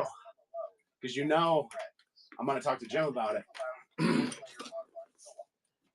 that's the thing that kind of pissed me off. I was good, up until like Jim, like it made me look bad. Because Jim was like, if anyone asked me about that, like I would say something. I don't understand why you're saying that I forgot. I'm like, because that guy fucking told me that. It's what you said. And it's funny, I said in the thread, like, I won't name the person who it was, but, I forget what I said, but basically I said, I won't name the person that it was, but it sucks that I was misled. And shortly after that, the post was hidden. Like you couldn't get to the, like, you remember you couldn't get to the post anymore? I figured out it's because Rich or someone actually hid the post. So it was one of those things where I'm like, oh, there's some little behind the scenes shit going on here. That's cute. I don't fuck with that shit. The next mutation is the only TMNT series that lasted one season. But that wasn't the original plan. Yeah, dude. I mean, that's the biggest thing. The fact that he's never shopped with me, comes in and kind of does that bullshit tongue-in-cheek, like, oh, I've got this in my inventory if you're interested, or I've got, this, I'm getting this done, blah, blah, blah, where it's like, you're not really asking me if I'm interested. You're hoping my chat goes and checks out your store because you said you've got XYZ. It's like the fucking, it's not sly, it's sleazy. And like I said, I let it go most of the time. Like when he was doing that. Oh, okay, no problem, dude. All I can find is people talking about these plans and claiming they're true. I let that stuff slide, man. And I was willing to kind of let it slide, but that combined with the weird Jim Lawson lie that made me look like a dingus. I was like, nah, man, enjoy your life. Fight the turtles, do a bit of trolling. That was it, man. I cut it short for you. Hope you have a great night. You see, before she could get any development, the comic was. But don't expect me to shop his booth on Free Comic Book Day. Not Put only you did that she way. not get any development, but she also just didn't have right there. Yeah, I got a little spicy there, didn't I? A little spice, little sugar and spice. I don't like having to ban people. You know what I mean? I was kind of proud of the fact that I never, you know, like our community, I've never had to do that sort of policing. But such is life. And it's here that the mystery behind Lady Shredder was finally revealed.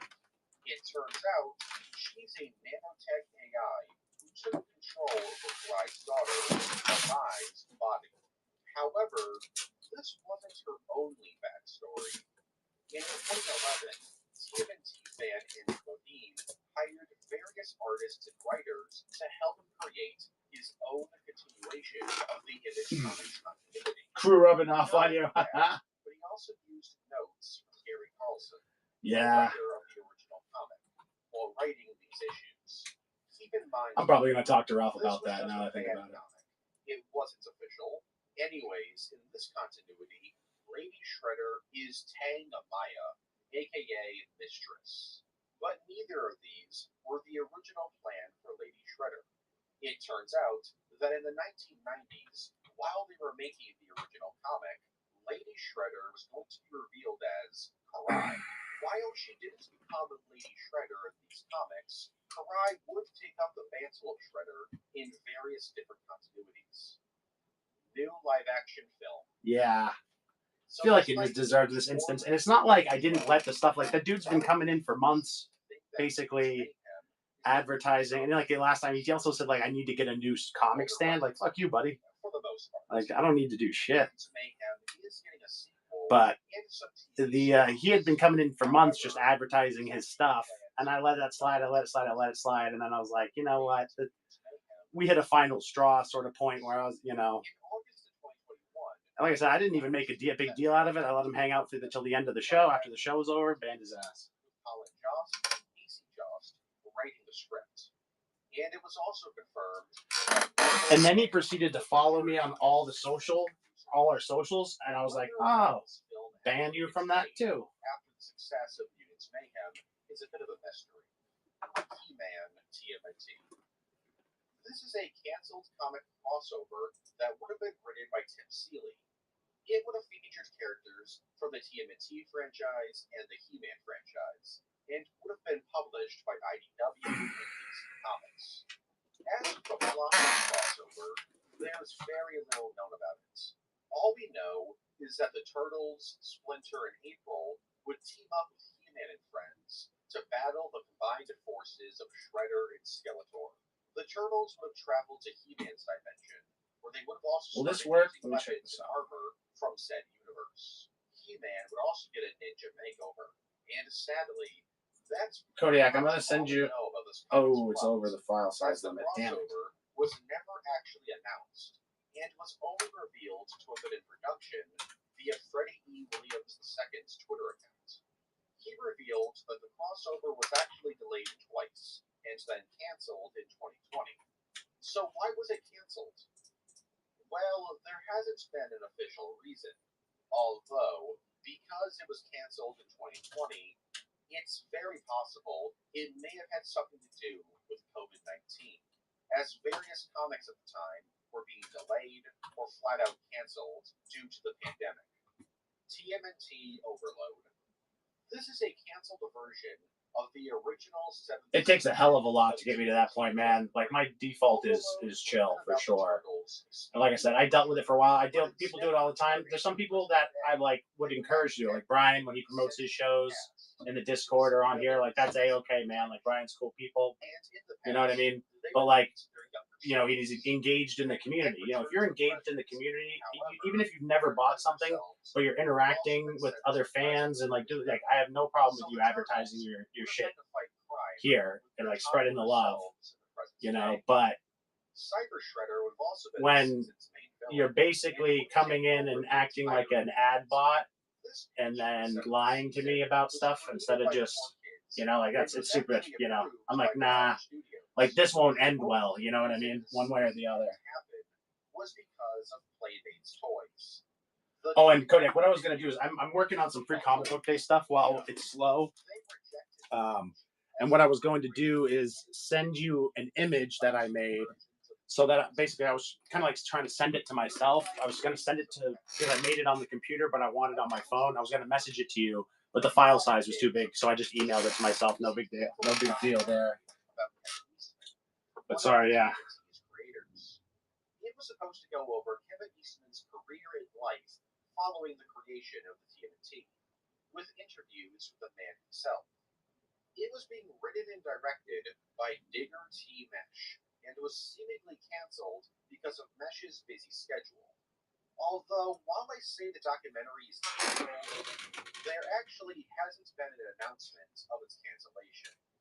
In fact, its IMDb page even has a release date, although I can't actually find any information about this film being released.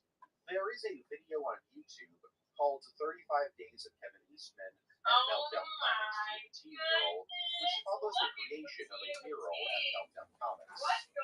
This was actually What up, girl? Inspiration for the documentary, as this mural was part of an art exhibit showcasing Kevin Eastman's work in 2011 at Meltdown Comics. If anyone has any more information about this documentary, please let me know in the comments below. The Fights for the Fox Box. This is a strange half-hour-long crossover between various franchises that aired on the Fox Box. The Fox Box was the original name for 4Kids TV, so it's basically just a giant 4Kids crossover. Well, kinda. It is a crossover, but it's made up of reused animation and dubbed over clips. The plot has Wayne Cramp from the Cramp Twins giving Shredder, Dr. Eggman from Sonic X, King DDD from Kirby Great Magania, Diabolic from Ultimate Muscle, and Dr. K from Cubix, Robots for Everyone, broadcast codes to their shows so that Fox can't air any other Fox shows, meaning that they win or something. They say in the special that they can just like win every week, or they can win every episode against the good guys. But like that's not how broadcast codes work, so I don't really know what the plan here was. Anyways, the heroes of each of these shows discover this devious plot and go out and stop the bad guys. And when they beat up one of the villains, a code appears on screen. Kids would then go to the website savethefoxbox.com to enter these codes in order to stop the villain's plans. The Fights for the Fox Box was ultimately just a marketing tactic to advertise the block that would become 4Kids TV.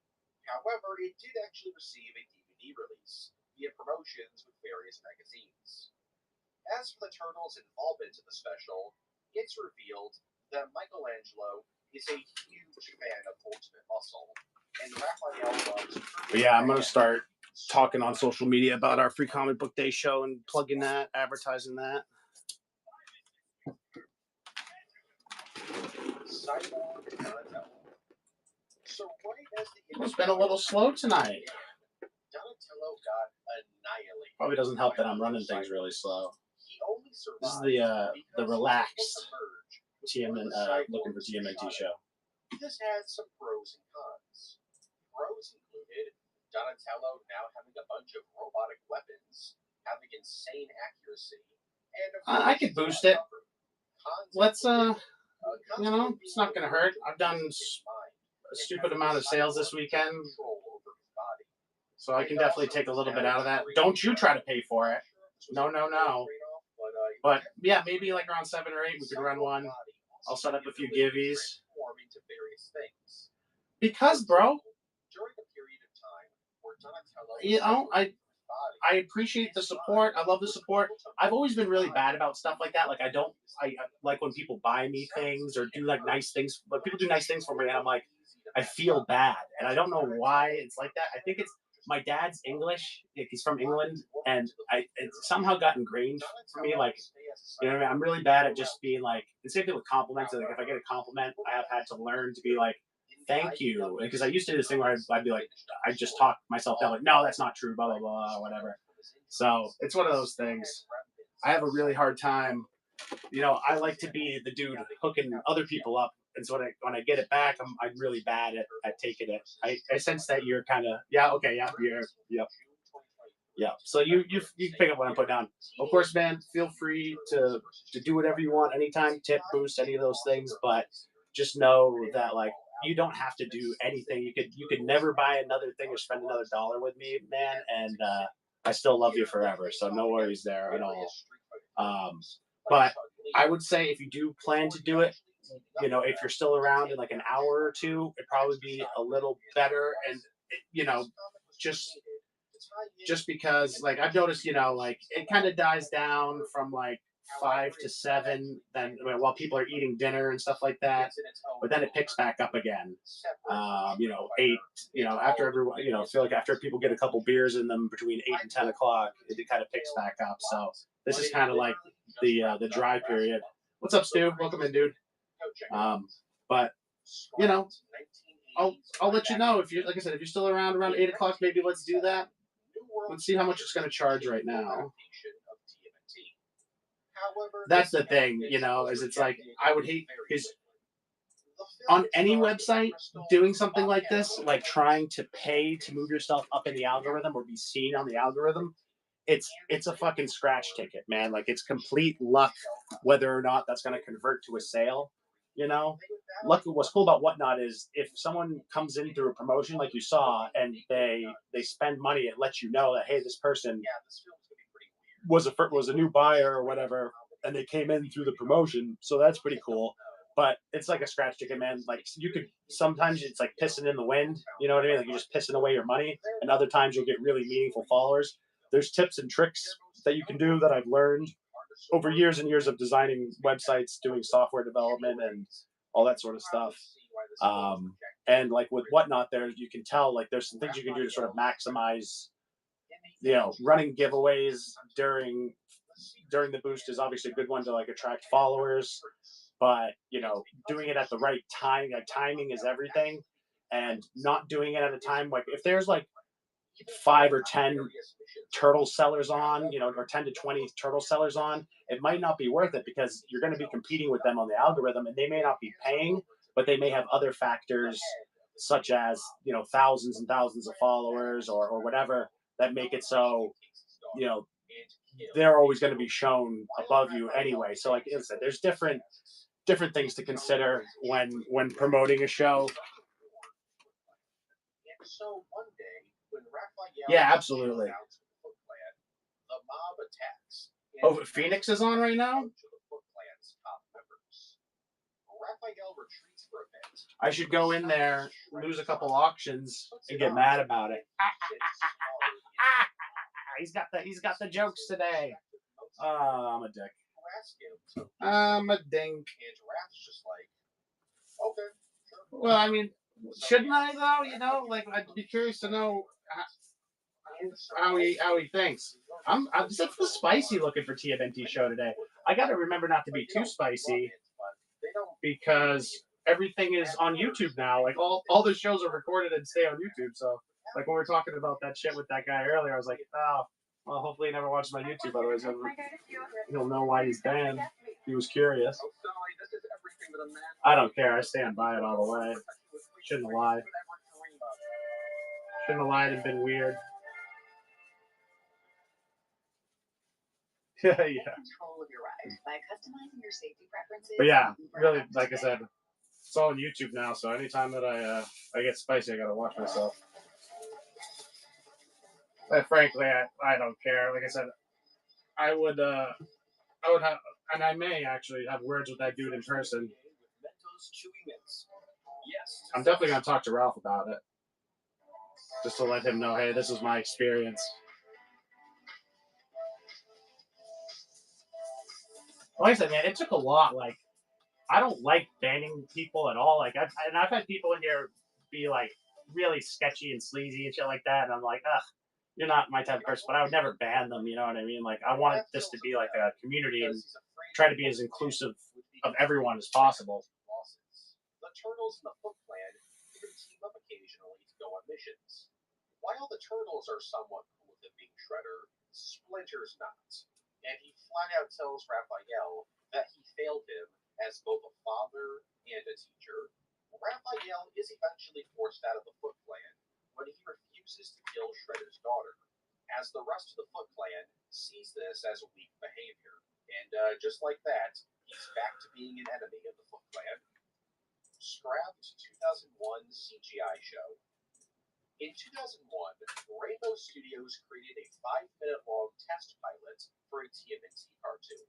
They did this to try and sell the show to networks. However, nobody was interested in the pitch. The cartoon was created using CGI and features the Turtles battling various enemies, ranging from the Foot Clan, Triceratons, Mousers, and the Shredder. The trailer doesn't really give away much of the plot of the cartoon. This because there really wasn't a plot.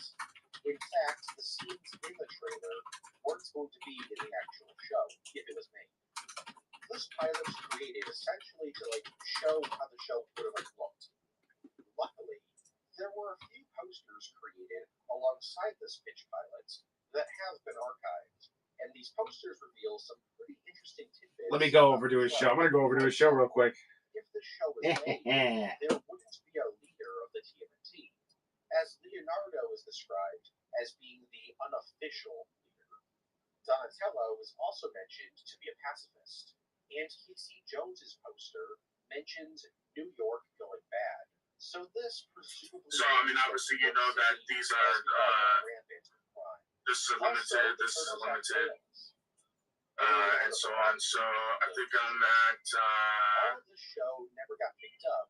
I'm sorry. Elements of it would be incorporated into RG47 draft today. most notably as the Turtle Van and the And then Foot the Clan logo seen in the pitch pilot look extremely similar to how they do in Getting the that show. that RG quick.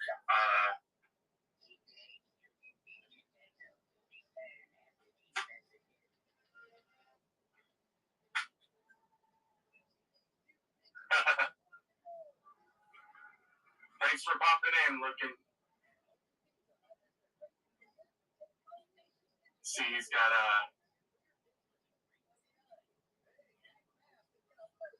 no problem. I appreciate it. I appreciate you popping in. I saw you had a nice little sale there going too on some of your stuff. That's awesome. I appreciate that. I appreciate that. I know, right? Splinter was supposed No, to I need the other one. beginning There should be one just like this. One of the earliest But it ideas doesn't have the of mark the on it. series was that Splinter was going to die extremely early into the show. This was an idea the show's executive producer, Ciro Neely, came up with. Basically, this would have been the So I think I'm gonna be there's a very good chance that this would have ended up. I see you cheating on me, Kodiak.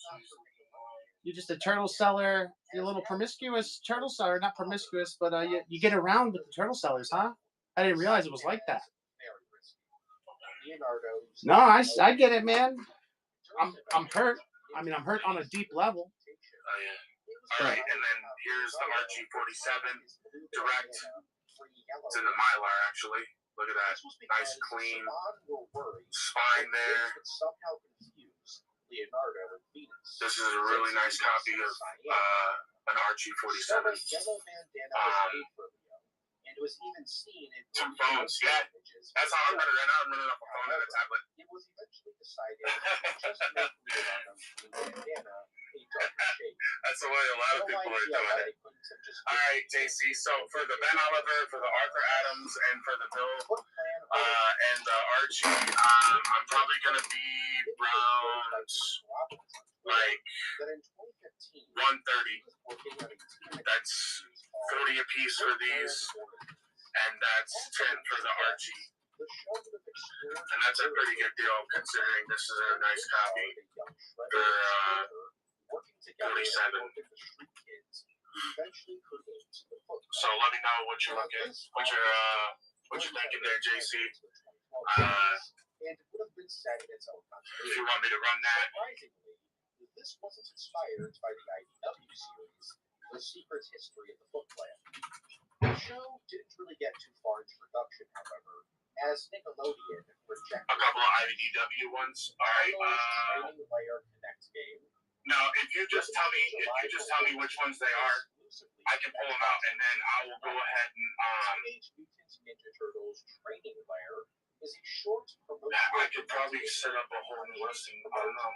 2014 film. Well, actually, I don't know. I might have to run them individually because I have them all individually listed. Slicing random objects using your body to unlock photo backgrounds to take pictures with. I might have to do what I have to do because I don't know if I can set up a whole new listing.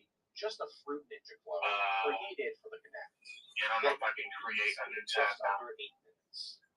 But hey, it was free, so I appreciate that, look, and I really appreciate that. the game was delisted from online stores in July of 2015. So you can't actually. No, that's fine. That's cool. So I think what I'm gonna have to do is I'm gonna have to run these individually just to keep it with my listings. Because I didn't create just random boxes. I created everything individually. So are you cool with that? I'll just start running these few books here, and then I'll pull out all the IDWs after this that you want, and we'll add that. So I guess. Okay. The writers. You want to take down It's more like the writers just weren't. Okay, perfect. Thank you. All right, so I'll pull up these here. Off in season 2. And it was eventually decided not to kill them off. Oh yeah, bro. I'm paying more attention to his show than I am my show. Guys, let me know if there's anything I can do for you. Just hanging out, watching some turtles, running some turtles. Since the very beginning. all right, so this is for the Ben Oliver. Wasn't created for Secret of the News. Dog Pound would have died in season 2. Super World. One of the earliest versions of the 7th season of the Just gonna put this on. cartoon was a season called For Super 5 World. seconds, so that way you could just swipe. Oh, you know what? Let me give you 7 seconds. It was pitched by 4 kids, and that's it. I have no other information on the show. All the information there is online Thank you, JC. is that the Turtles would play a card game. And then I'll go ahead and run these others That as this well. is going to promote an in-real-life card game. Alright. That's the JC. Show Dies, a French version of the 1990s. Alright, and then we'll go ahead and do the no. Show is an extremely minor character in the 1990 TMNT film. He's mostly known, pretty much only known, Right. by another member of the Foot Clan. However, he was originally going to die due to this beating. But due to this being pretty dark, a single line of dialogue was added into the film during post-production to imply his It's his survival. chance to what? This is in every version of the film, except the French version. Alright, here goes JC. There's the no. Oh, you think so, huh? The line of dialogue. Yeah. Yeah. So yeah, I guess in Alright, this thank version you. of the film, the kid dies. And then Too fast for you, boys. Part 9. Heroes in a slash shell. So here's a huge goof from me. Back in 2015, I stumbled upon an article on Bloody Disgusting called 5 Friday the 13ths that almost were. And one of these canceled films they talked about was called Friday the 13th Part 9. No, I don't actually. I don't have any of the Leo blind spots. This film was going to be a crossover between the live-action Ninja Turtles and the Apologize Friday about that one. the 13th film. Those are actually a good grab though if you can get those. Because part So if you're trying to have, here's the Arthur Adams then in JC. New York City. I don't really know what happened at the end of that film. Fun movie though. Anyway, the article written by Danny Alright, and then we'll run the Archie. goes over the entire plot of the That's film. for JC. I thought that this was a pretty interesting character film. Alright. And The so, Archie. for 8 years, I thought this film was actually one point of production. So when I was researching for this heist film, Yeah, I got a little spicy. We were talking about the one guy I banned, and apparently he's going to be at Free Comic Book Day. So we're debating whether or not I should go and have words in person. Alright, and then But be the Archie. yeah, just a little spicy. I was kind of explaining why I don't like dickhead moves like that. Thank you again, Austin. I greatly appreciate your support on me. And then again, type in those IDWs you're looking No, for. not Kodiak. Collectible things. What is up, my dude? Alright, I got the list. Give me Great to see ya. You want 5, 10, 26. Did you write the letters? That is the Eagles of the Vortex guy, correct. And like I was basically explaining, like I let it slide, and I do with most people. You know, some people are really strict about it, but I like to kind of have more of a community feel. You know, like help out other sellers. So like when people come in and they think they're clever, they're like, "Oh, I've got this turtle thing in my store. If you're interested," I'm like, "I know what you're doing. You're just saying that to get the people in my chat to go check out your store and buy stuff from you. Like it's not clever." You know what I mean? And like like I said, told Kodiak, it'd be different if he was like interacting with the community kind of thing. Though there's a very good chance that It'd be different if he was like interacting with the community, hanging out with us or whatever. Like then I wouldn't, you know, I really wouldn't mind. But between that, like kind of like shameless self promotion stuff and the lying through his teeth stuff, I was like, yeah, whatever. But then, like I said, JC pointed out that he's going to be at Free Comic Book Day this year. So, like, I'm thinking about going and saying hi. And Jim Lawson's also going to be there. So I can make that a real fun party. Hey, Jim. He said that, yada, yada. Oh, absolutely. I'm not going to do any of that. Like, you know, it is what it is. You know, I understand and respect the dude. Like, comics is a tough business and you got to advertise any way you can. And like I said, that's why I generally don't mind helping out in that way or using my platform to help people. But a wise man named Ralph DiBernardo, owner of Jetpack Comics, once gave me a small piece of wisdom saying that I'm not in business to put other people in business. And I've kind of always kept that, you know, because there's obviously a lot of people who are looking to buy stuff cheap so they can resell it on a margin. Like, that's all good. If you can get something like that from me and resell it, like, bless your heart. But yeah, not in business to put other people in business. In the game's design documents. However, because of the film's perception, it was decided to replace. Oh, I know. It would be awkward for him. I mean, honestly, it'd be awkward for me too. Like, it's kind of one of those things where, like, I wish it wasn't that way, but at the same time, I kind of felt like I had to. Like I said, it was a weird combination where you're lying about Turtley. Cool, good to see you, dude. Where you're like lying about one thing and then trying to like poach customers. Like, I don't want my customers to go to someone who's going to lie about something like that. You know what I mean? Like, I feel like it's protecting you guys at the end of the day. I don't think so. I don't think he knows what I look like. So if you ever wondered why Professor Perry immediately knew how the turtles got mutated. I hope it was a great hiatus. Not much, man. We've got a ton of new inventory since the last time you were in. Running 25% off all IDW and all our slabs today. We're doing some road to Free Comic Book Day shows where we'll be doing different sales and offers. And then on Free Comic Book Day, we'll be going up to New Hampshire, the home of the Ninja Turtles, where they were born, and running a show live from Jetpack Comics where you can shop their inventory. And then there'll also be a ton of turtle artists there. Jim Lawson, AC Farley, Steve Levine, Tom Waltz. I should say artists and writers there. And so I'm going to try my best to make it so everyone can shop their booths as well. I think that'll be fun. Could you imagine a Nickelodeon tie-in video game where you gotta stop Shredder from dropping a hydrogen bomb on New York City? Anyways, the Turtles head out to stop the bad guys. I caused you anxiety, Kodiak?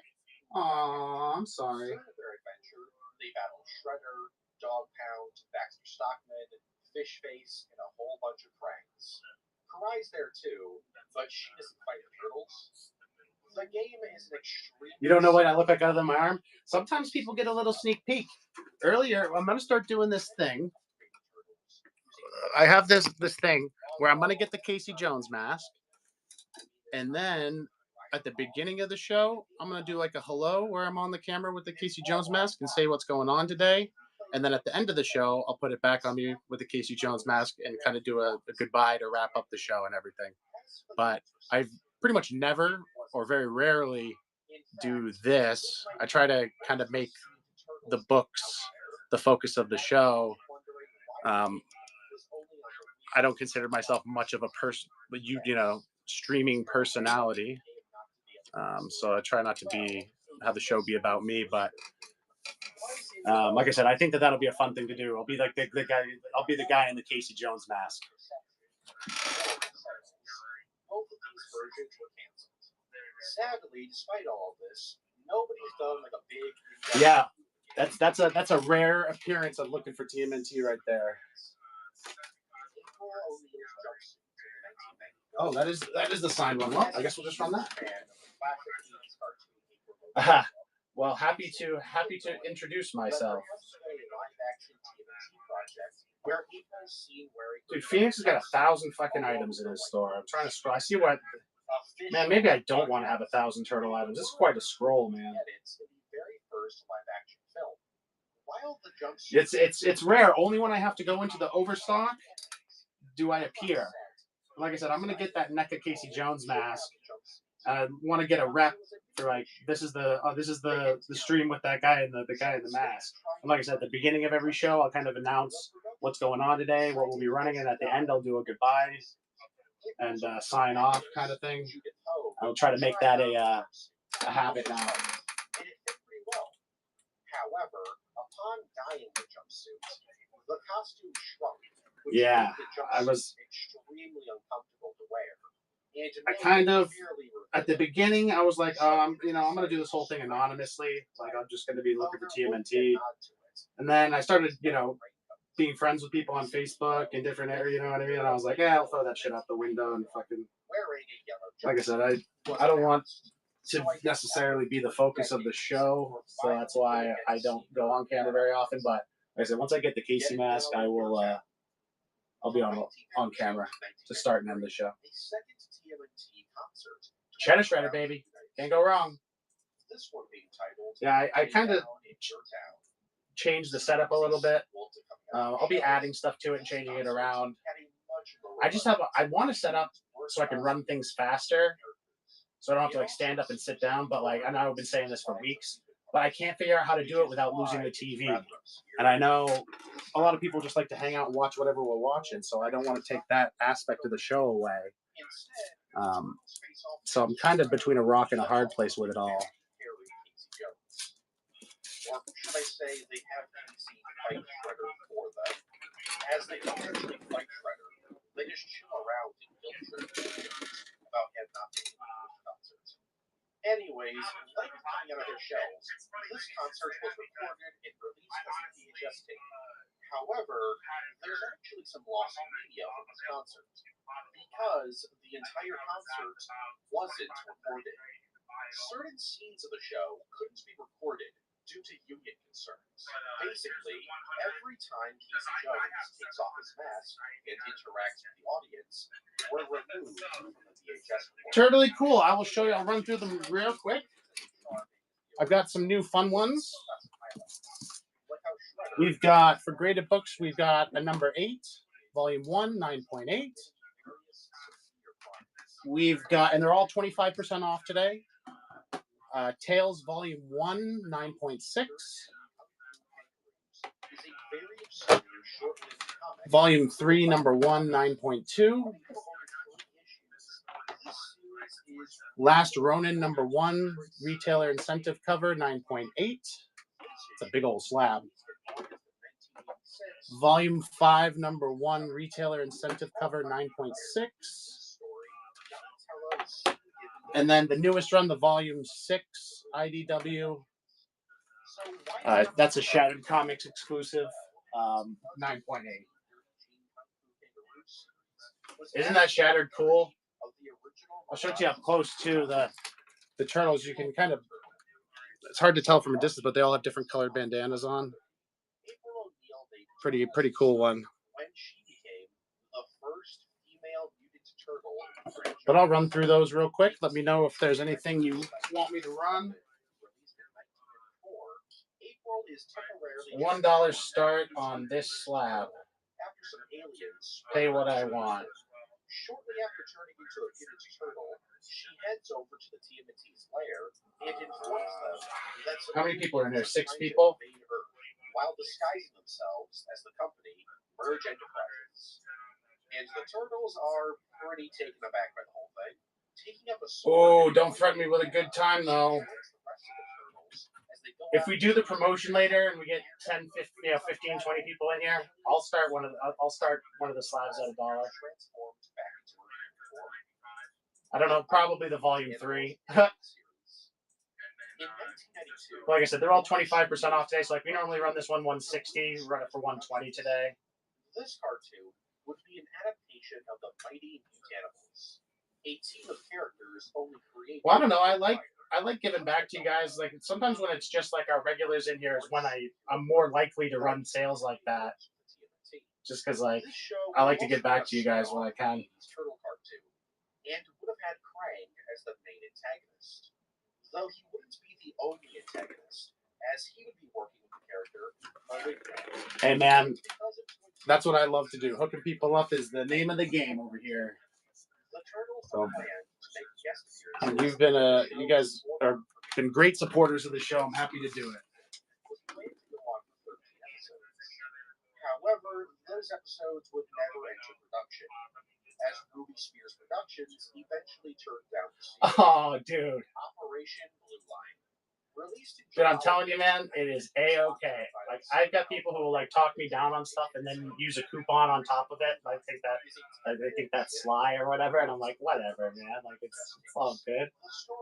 You know, like, I'm very, very chill about that stuff. I want you guys to get good deals and then just spread the word that you get good deals here, you know? It's all groovy. Appreciate you either way. We normally run this one for $225. I'm going to take a little more off the top and we'll run it for $160. The Turtles show up, travel the RTD Metro Blue Line, talk about the RTD Metro Blue Line. Totally cool. How far? I'm in Charlotte. How far? If you're near me, we should definitely hang out sometime, dude. Outside of the RTD Metro Blue Line. But feel free to come around here, talk me down anytime. You know I'm easy. Oh, yeah. Are you coming to Heroes? I am in North Carolina. Yeah. Are you going to Heroes Comic Con, Charlie? If anyone's going to Heroes, I'll be there this year. We can meet up, hang out. If you end up deciding to, let me know.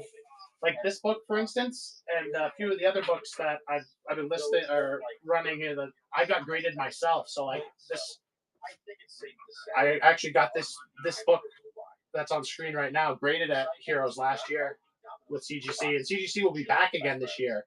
So if you have books you want to get graded, it's a great time to do it because you can just bring them to the show and they'll have them back to you by the end of the show. So you have to wait 3 friggin' months or whatever, you know? Oh yeah, they do Yellow Label stuff too, where they have like a guy walking around with a big flag on his back that's like certified witness, and he'll come by, you know, you flag him down and he'll come over and certified witness your books. Dude, just working and running shows. If you wanted to come down during one of my show times and hang out while I run, that could be fun. We could also just go out and get something to eat or whatever. But I work until 3 p.m. every day. I might be working till 5 p.m. next week. I'm going to try to get some extra hours in before the Free Comic Book Day event.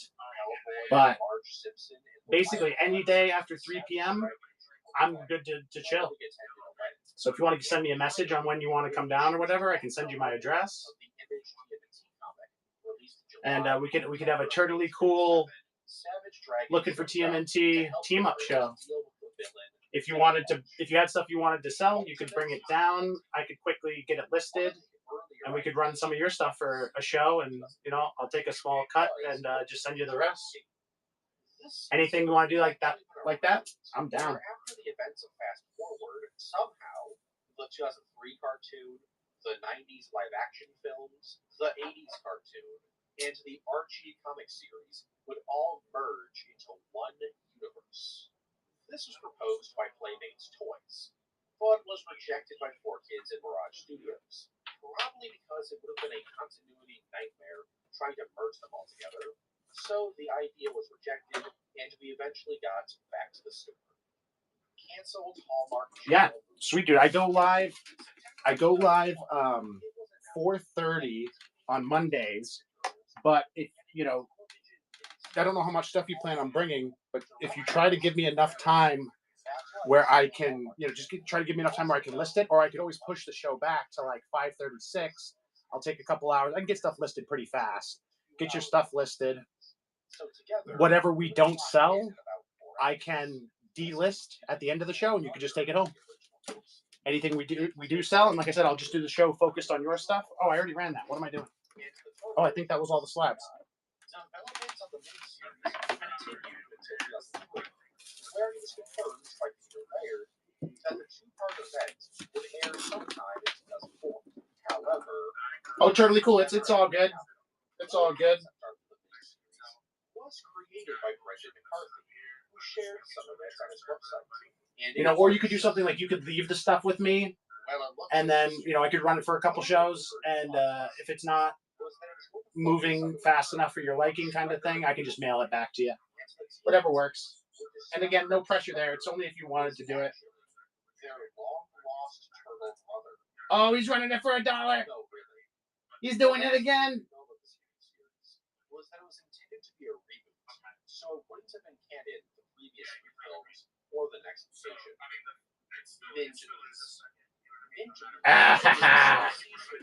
I got one. We got one. Is mistaken to be the fossils of a megalania, the ninja beasts. Man, Kodiak is robbing me blind this weekend. I don't know who this guy thinks he is, stealing money from me like that. So why are we talking about this deader than dead turtle? Well, the biggest of jokes. I just like to see if people are paying attention half the time. Kodiak, are we ripping or shipping, my dude? Don't act like you knew the Latin word for turtle off the top of your head. Cuddly is a cow. Kodiak always pays attention now after he missed a Raphael running for $100 today. Oof. That was a close one. Rip it is. Best of luck to you, my dude. I'm telling you, if it's the Freddie Williams cover A, I'm gonna flip out, dude. Like, I don't understand how I pulled so many of that. Ben Bishop, can't go wrong with little Ben Bishop. Kodiak, if you don't want this one though, and you want to swap it for one of the inventory, just let me know. It just has to be a regular cover. Can't swap it for a ratio. Whoop. Copy that. Is also one of the few non-main TMNT characters to have appeared in multiple continuities. For example, swap for 250, yeah. Showed up in the Mirage Comics universe. Oh, guys, check this out. This is kind of fun. I got this last Ronin 5 exclusive, signed by the artist, and then there's like this remark on it. But I got to reach out to Ralph and figure out who did it, because that doesn't look like Rich Woodall's signature, so I got to kind of figure it out. But that'll be listed eventually. This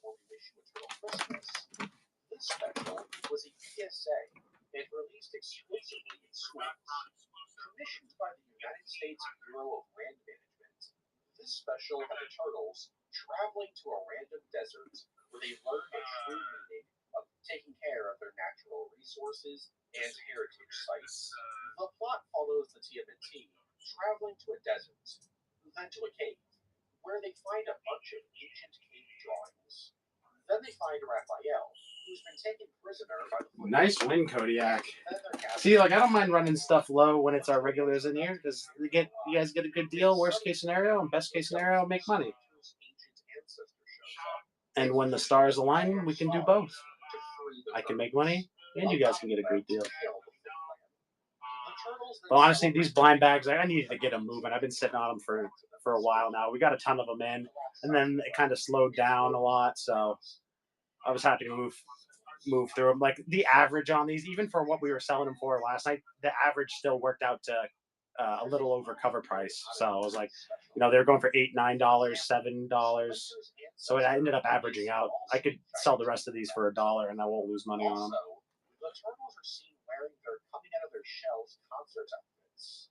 And finally, the original cast of the 80s cartoon. $5 for $1. Yeah, I could. Yeah, that's. I could do 5 for $5. That might be interesting. That I didn't even know existed until researching this video. Leonardo convinces Hitler to Avengers Endgame himself. No, this is not a joke. Through a bunch of wacky shenanigans, a robot containing Hitler's brain uses a time machine to travel back in time to 1945 in order to meet up with the Austrian painter. The TMC of the future. But yeah, it's one of those things, man. Comics are like that. It's hot and cold, and like things are really hot until the day they're not, and then they are really not. Pulling out a gun and aiming it at the four turtles. Future Leonardo then approaches him and tells him that they're actually demons from hell, and they've come for his brain, as they already have his soul. Austrian Crybaby then freaks out and declares that they won't get his brain, and then he does what he did in real life. Wild stuff. This all happened in Dreamland Part 3, which is issue 64 of the Archie TMNT Adventures comic.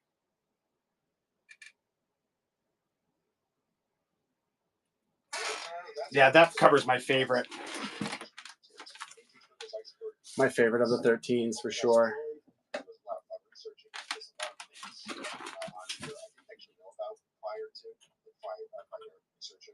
If my voice sounds odd, it's two reasons. One, I'm recording this early in the morning, and also I'm sick again because I always tend to get sick during this time of the year. That all being said, hope you guys enjoyed. Leave a comment below what your favorite entry was, your favorite TMT film, hot takes on the franchise, all that good stuff. I will say that next month, January of 2024, there will not be an iceberg video released. And that is because I kind of became burnt out after 3 months of making these really big ones, like the Alien Predator, Wonder Woman, and TMNT icebergs, all of which are 2 hours plus long, and like back to back to back, constantly working on them. I haven't really had much time to do much else. So I just kind of want a little freebie. Oh, I see him in there. I was watching him in there. He's It's just that in January I just like a little break. There will still be a video in January. Maybe probably just one. But I'll announce that video closer to its release, maybe like a week or two. But not now. Give it a week or so. But yeah, I hope you guys enjoyed the video. I should say. Next year is going to be pretty cool. We got. I will say this for those that like 2 people that stick to the end. The next iceberg in February will finally be the DCU iceberg, which is something that I've been wanting to do for a while. It was actually going to do in November, but then I realized like it wouldn't make sense for me to like do it right before Aquaman 2. Like I should probably wait till the DCU is like officially dead when it's over. So February that's gonna happen, and then March, the Gundam iceberg, the Universal Century Gundam iceberg will finally be happening after years of like pushing it back. So I hope the Gundam fans in the audience are excited for that one. Should be interesting. Just know that I mean, if you see my videos, you know I'm going to accidentally mispronounce some things, but hope you look easy on me this time around. Because the words for the Evangelion one still aren't. I still get comments going like, "You said this wrong." I don't know. I'm sorry. I'm sorry. I try. I try my hardest. I really do. But yeah, I don't really have much else to say. I hope you guys enjoyed this one. I've said it like 10 times. I always do this. But yeah, have a good one, guys. I hope you guys had a great holiday. Christmas, Hanukkah, Kwanzaa, all that kind of stuff. Hope you guys had a great one. And I will see you all in the next year, which hopefully will be better than 2023. 2023 was. Oh, you did? That's cool, dude. But What one were you looking to regrade with CGC? Well, I mean, it was wacky worldwide. But like, for the channel, I should say 2023 was actually a pretty solid year. Pretty good year, actually. 80,000 subscribers, that's pretty good. But, yeah, next year, hopefully everything next year, the world calms down. But probably won't, because it doesn't seem like it's ever going to calm down. But I don't know. What can we do? Just gotta roll with it, Have a good one, guys. Stay safe, and I'll see you guys in the next year. You're pizza. He's right, drug dealers and pizza.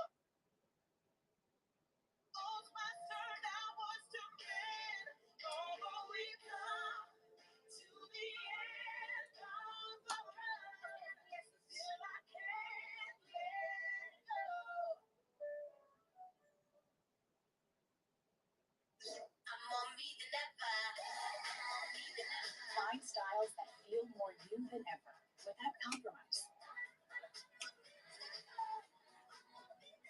That's what makes you, you.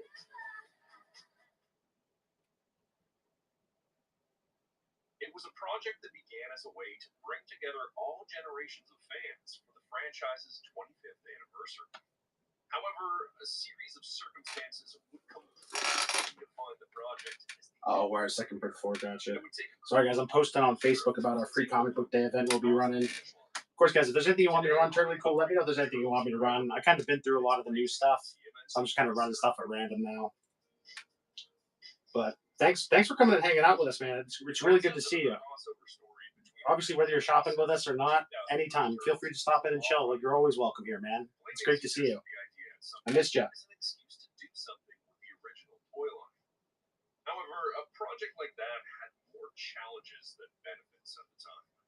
Mirage Studios didn't own that version of the franchise. Doing anything with it would require loads of negotiations with Red Wolf. It wasn't until 2007 that Mirage approved the project, the idea of releasing it as a movie for the 25th anniversary. The movie could also be split into 3 episodes of the cartoon for easier distribution. Playmates, however, didn't get involved with the project. The film was funded by Mirage and 4Kids, which gave the team more creative freedom than usual. Turtles Forever was directed by Roy Burdine and Lloyd Goldfine, and written by Rob David, Matthew Dreck, and Lloyd Goldfine. Danny Kamanian, Kerry Randolph, and Emilio Lopez were in charge of character designs, while Eric Stewart, Darren Dunstan, and John Dixon were in charge of voice direction. The movie was animated by Dongwu Animation, the same studio behind the 2003 series. The movie poster was a joint effort between Kerry Randolph, Emilio Lopez, Keith Conroy, and Adrian Barrios, inspired by the Transformers animated film poster. Like I said before, characters and concepts like Bebop, Rocksteady, Technodrome were off limits to Mirage, so special agreements had to be signed with Red Wolf to include them in the movie. The 1987 music, unfortunately, proved too difficult and expensive for a project of this budget. The music licensor proved uncooperative, so a decision was made to go with sound-alike songs and themes. Production on the film also faced some interesting challenges, some of which stemmed from the upgrade to the medium. Turtles Forever was made in HD and letterbox, which was a significant upgrade from the regular Back to the Sewer episodes. Lacking access to material from the 1987 cartoon, 4Kids asked the Technodrome users for help obtaining scans of original art from the series. They needed to reconstruct backgrounds that the Korean studio could repaint digitally. Those 1987 scenes would also need to match the show's color grading. For these, they needed to use the original Pantone colors as specified in the cartoon model sheets. As a final touch, they used a sepia overlay in the 1987 universe to give it the same form as the original cartoon's aged film style. The film's production was severely delayed. The team ended up working unpaid overtime, even after the show was canceled. 4Kids. All right, sorry, guys. Just wanted to doing a little social media for us while it's slow. Of course, if you guys need anything, don't hesitate to let your boy Lookin' know. What that would mean for them, the writing was on the wall. It wasn't going to be another season. In other words, this would be the final chapter of the 2003 series. And as it would turn out, the end of the independent era of the Teenage Mutant Ninja Turtles. The struggles at Ford had begun earlier than the Black acquisition. Not only were they losing their anime licenses, the economy was also going through a noticeable crisis. The team knew delivering the film depended on their willpower. With Roy Burdine laid off, Lloyd and Emilio had to complete the final cuts and post-production. Lloyd was laid off during the last week, and his last action with the Turtles was to deliver the film in person at San Diego Comic-Con.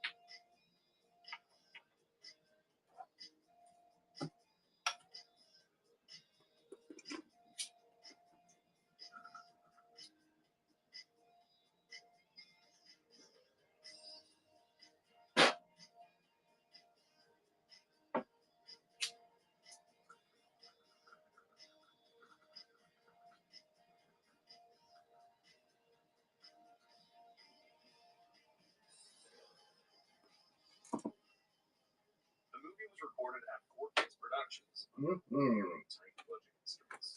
Because of that, they couldn't afford the guild prices of the original 1987 cast, who would have also moved across the country if they were located on the West Coast. This is why the original cast was asked to reprise their roles in the film. What do you guys? Let's do some urban legends and universe. We don't run these very often. Not the most popular series, but let's try some dollar starts on these for funsies. Curious about the identity of these creatures, the Turtles decided to pay Hunt a visit. Hunt, however, was We'll be doing a lot of little random disappointed fun realizing that the discounts, protagonists surprise discounts, featured the stuff wrong like that Turtles. Listening to what these strange-looking over the Ninja next Turtles had to few say, shows here. Hunt was shocked to hear that the Shredder was back. Of course, these were the 1987 Turtles, and they were talking about their version of the Shredder, something Hunt couldn't possibly know. The awful surprises came with the silver lining. Hunt realized the mutagen's potential, Oh, and it's gone. and considering the implications of the mutant army, plans that would need to wait for a while, as the 2003 Turtles broke into the building and helped free their 1987 counterparts. After taking back the mutagen capsules, they defeated Hunt and the Dragons and escaped from their headquarters. As you can imagine, the 2003 Turtles had questions about the similarities between the two sets of brothers. The 1987 Turtles explained that during the Technodrome's attack on the city, they went inside it to prevent the Shredder from getting his hands on more mutagen. They managed to get it back, but the foot soldiers attacked them while Donnie was trying to send the Technodrome back to Dimension X using the Fortress's dimensional portal. The foot soldiers destroyed the console, which in turn must have transported the Technodrome and its inhabitants to another universe. After hearing their story, Splinter realized that having another Shredder in their universe was too great a risk, and he urged the two sets of Turtles to find the Technodrome and get everyone back to their original universe. The Turtles effectively found the Technodrome, and a battle ensued. However, seeing his Turtles team up with this universe's version of them gave Shredder the idea of teaming up with the 2003 Shredder and Grant. But There is not. Surprise, there was no Grant. Just the second print. Very threatening Shredder. Unless you want to count things like color classics and you know what I mean. But yeah, as far as Mirage, it's just those two. they got interrupted by Hunt, the Purple Dragons, now with their own mutant dog. Hunt tried to get his hands on more mutagen during this fight, but this only led to his accidental mutation into a mutant turtle. Shredder and Krang managed to rescue this world's Shredder from the asteroid, not thinking twice about why this being was so dangerous that he had to be exiled in the first place. This universe's Shredder was actually an Utrum called Shirel, and it quickly became apparent that he was more than they could handle. They tried to put him in suspended animation, but Karai broke into the Technodrome, searching for her adoptive father.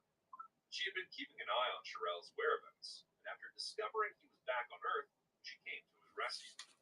After seeing the phone's gonna die. Technodrome, Karai took over the fortress in the name of the Foot.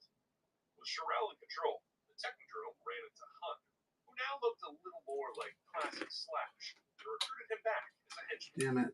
With the Technodrome under new management, Shirel started upgrading the fortress, making it invisible to the turtle technology. They even upgraded the Pay what you want for the raft? For the raft second print? This will mean that you'll got the second print and the first print from me. Wow, man. 160. After discovering the secret of the turtle, Let me think about it. realized he was going I got it for 165. to put an end to the turtles forever. Since the 2003 turtles had never faced I don't know what numbers are. It was up to the 1987 turtles to find a way to stop it. I don't know how do numbers work. Did I do it right? 160. I don't know how to count. I don't know how to read. Their attempt to cross dimensions. I don't honestly. Thank you, man. You rock. I appreciate you, man. The fight was too destructive for the lair. Just before it collapsed, I'm sad to see it go, but as you can tell, I am excited about the home it's going to. Like this is exactly what I wanted.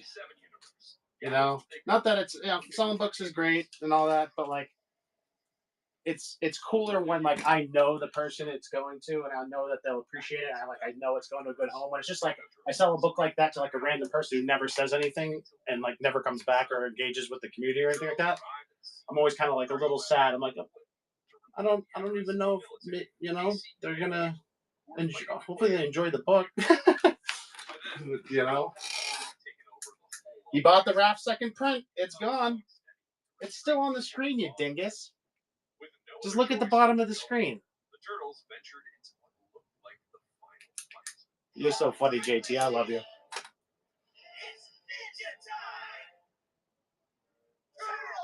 That's what I was just saying. He wanted to pay $160 for it. I don't even know what numbers I put in there. He could have got a good deal. I could have ran it for more than he asked. I don't know. He bought it though, so I'm happy. But I hope he got it for a good price. Yeah, I hope he got it for a good price. I don't know numbers. If I knew numbers, it would, you know what I mean? This whole thing would probably be a lot easier if I learned numbers. Shirel discovered that there was a prime dimension from which all other universes ranged. Turtley wasn't trade.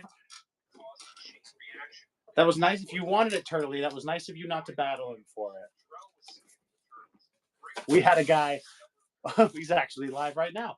We had a guy got a little salty during the celebration because people were in here bidding on stuff, and like my shows, like usually, like even like I run things as auctions, but like generally I'll list for what something goes for. I don't list, I do it for like special occasions, do like dollar starts and like discounted starts. But like so there aren't a whole lot of battles in here over stuff. But everything was getting bid up that day, and he got salty and like left. And I was like, I'm sorry, man, I don't know what to tell you. Yeah. I kind of felt bad for him. I tried to run that 100 just for him for $25 for half price basically, and he didn't even bid on it. The other guy who beat him in the auction bid on it, and he got 2 copies. I was super confused by that, but it's all good.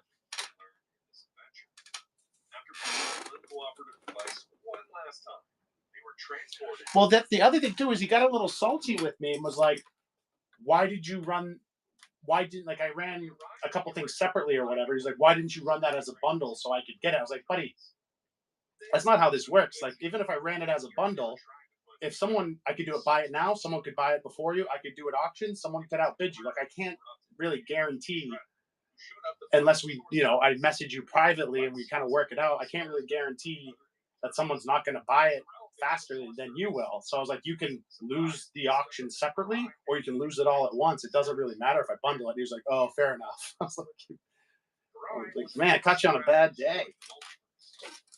The original map layout would Sherelle off the roof, but the villain had upgraded his armor as well. Now could make himself bigger, just like Yeah, dude, everyone got really good deals that day. Like, there wasn't a lot of stuff that I started. I mean, there was actually a good amount of stuff that I started lower that basically bid up to what I was going to run it for anyway.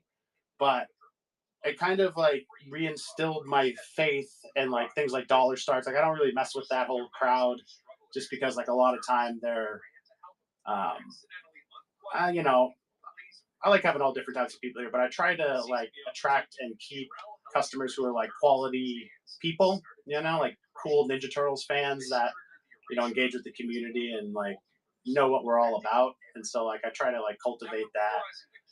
So we don't have a lot of like givey goblins coming in all the time and people asking for like dollar starts and stuff like that. Like it's a different crowd, it's the reseller crowd mostly, you know what I mean? And like it's one of those things that if there's no margin, they're not going to shop. And like that's not really the type of person I want to do business with. Not that nothing against them, it's just not great for my business model.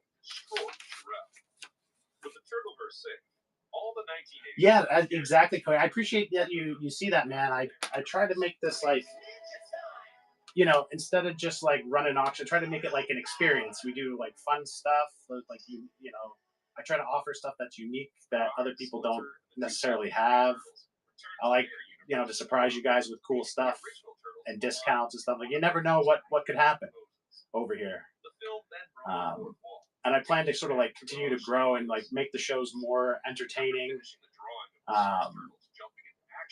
Do more, like, I'd like to get it to the point, like I said, where it was, like I said, it's a big scroll, but like I'd like to get to over 1,000 turtle items and then basically run either a discount, like almost like the way Goodwill around here or maybe Salvation Army around here, they'll have different days that are basically color coded. So if you come in on a Wednesday, everything with an orange tag is 50% off.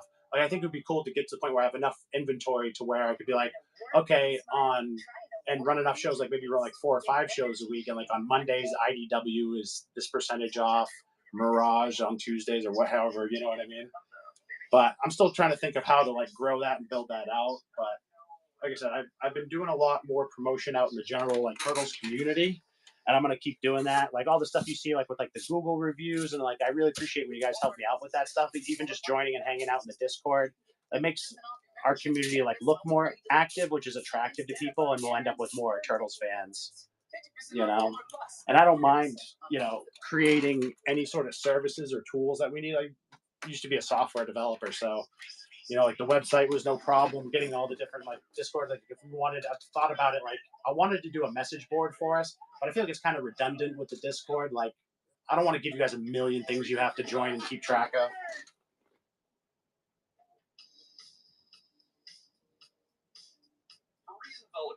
Yeah, that's true. Totally cool. I could do something like that. And like that's the thing is like I want to try to get the inventory sort of like flowing. You know what I mean? Like I was gonna do it just a minute ago and I kind of stopped. But like the urban legends, like Turtles Urban Legends and Turtles Universe, they're not like fast moving books or hot books. So at some point I'm probably gonna run all those for $1. Just kind of get them out of the inventory, take that money, buy some more. Like I'm gonna be always experimenting with the inventory and stuff like that. Like there's no, even if someone gets all those for like $1, to me it's like I'll take that dollar and put it back into, maybe I'll just run a promotion for whatever I sold you know what I mean, and just kind of that way I'm kind of paying a little bit to get some extra followers or something. A lot of different avenues. I'm trying to make it all synergized too. There's a bot in our Discord that when I go live on YouTube, it notifies. and there's like the events are all scheduled out in Discord. The website has a Google Calendar, so you can follow the events that way. You know, it all is going to synergize basically. Scolded by Splinter, who asked them not to embarrass their sensei. This would later have a callback in the scene with the 1987 version of Splinter.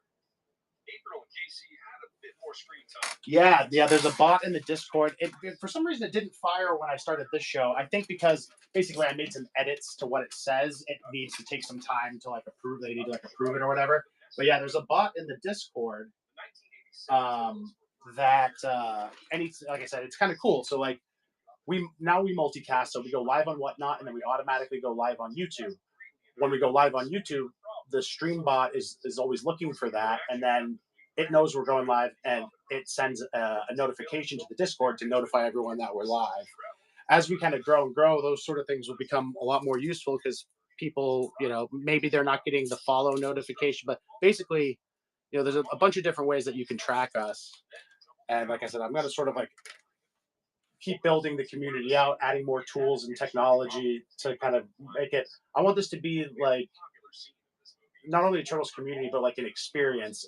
You know, like when you come here, you have like a whole Turtles experience. It's not just like buying stuff. Like, you know, you can, you know, I'm trying to make it as interactive as I can. Like I want to get us playing like Splintered Fate on stream. I just haven't figured out how exactly to do it yet, but probably when I launch our Twitch, I'll start figuring out. I'll do like a show a week that, you know, it'll be because eventually we're going to multicast to Facebook, Twitch, and YouTube. So we'll be live on all 4 platforms, Whatnot, Twitch, YouTube, and Twitch at the same time. And like I'll kind of start cultivating each platform a little differently. Like maybe we'll play some Splintered Fate and do like a Twitch only show where it's just Whatnot and Twitch, something like that. I haven't figured it out, but there's a lot of, dude, I got so many ideas for this. It's just like never ending. Like I could sit here and talk to you guys forever about all the stuff I have planned. I'm just kind of rolling it out in stages so that, like, you know, I'm not spread too far thin. Like I just made all our social stuff like a couple months ago. So I'm trying to cultivate that as much as I can before I add more stuff on.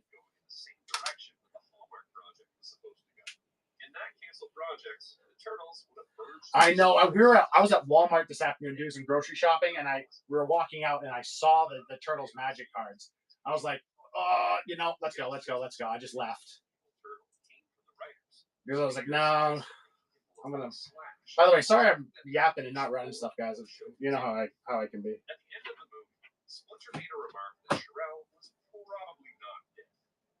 This was a strategic decision, as at the time of writing, there was still the possibility of returning for another season. That's awesome, man. I'm glad you guys are along for the ride because, like I said, it's gonna benefit all of us. You know, eventually we'll have a nice big. Not that our community's not awesome as it is. Like I would just do this for you guys forever, but eventually we'll have more and more people. There'll be more people to interact with, more people to, you know, people bring different stuff to the table. And like I said, I as we do grow like that, you know, if you guys stick with me, I will probably call on you for action, you know, to actually, not that you guys don't actually mod, I guess, but like, yeah, there may be actual like janitorial duties that you guys could help me out with moderating. Like I said, when I'm live on 4 platforms at once, you know, just starting out, it's probably, you know, I'm not too worried about it, but eventually, you know, it'll get to be, if all the chats are active, it'll be hard for me to monitor all 4 chats at once. I'll probably focus on Whatnot and put 1 mod on each of the other platforms. Like I said, there probably won't be much going on there, but if I miss a question or something, you can let me know.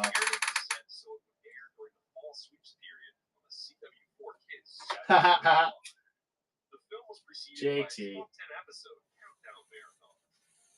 unedited episodes were rerun on CW4 Kids from November 28th to December 12th.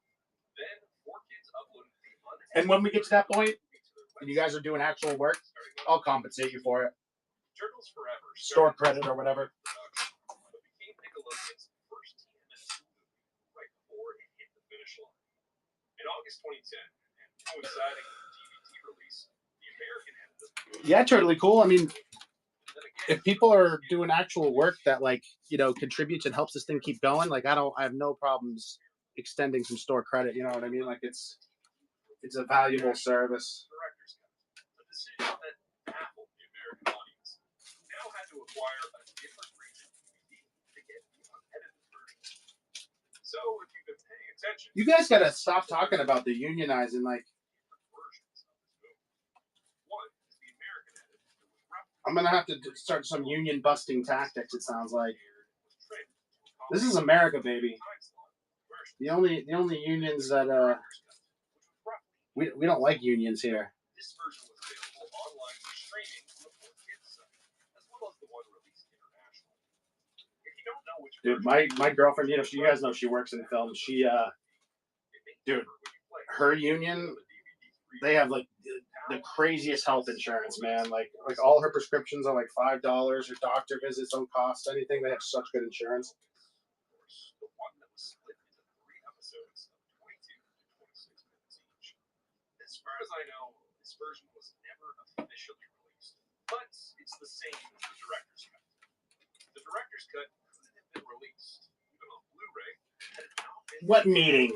You guys meeting down at the docks? That's the next meeting at the docks. Turn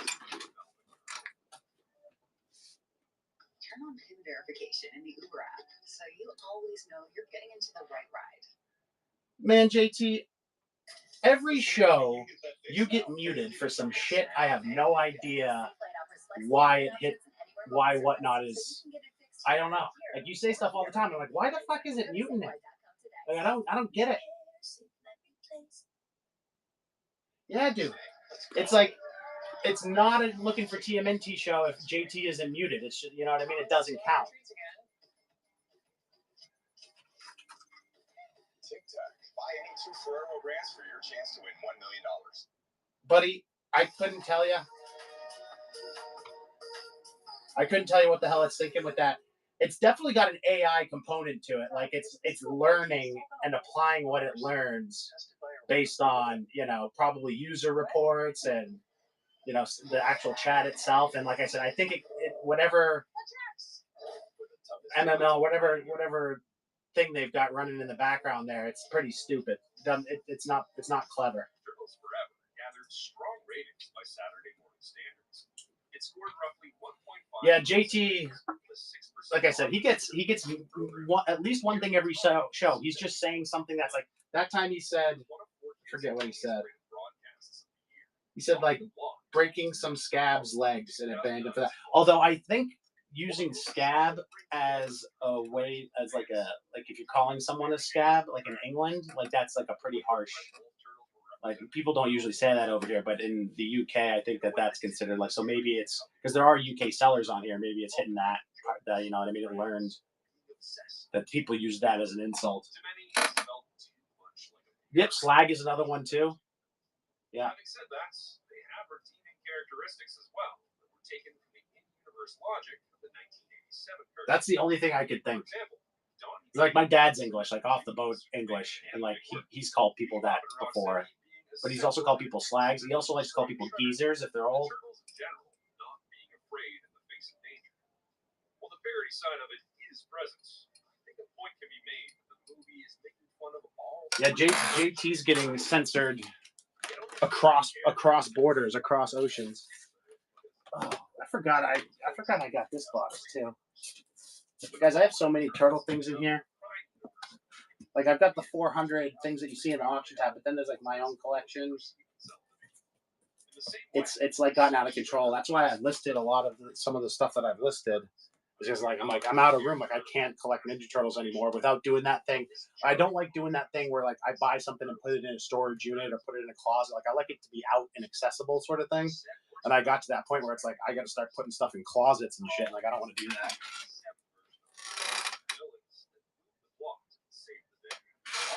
The Graded Tales book,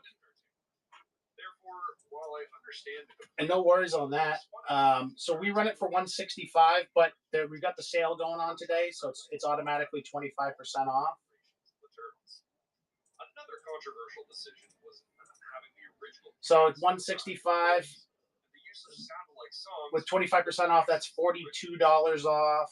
Given the budget restrictions, but I would just round it down and run it for $120 for you if you're interested.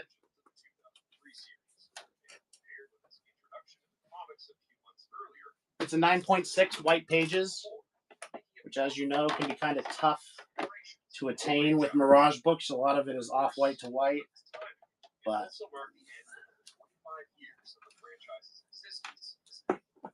yeah, it's there's a nice copy. I actually got this one graded myself.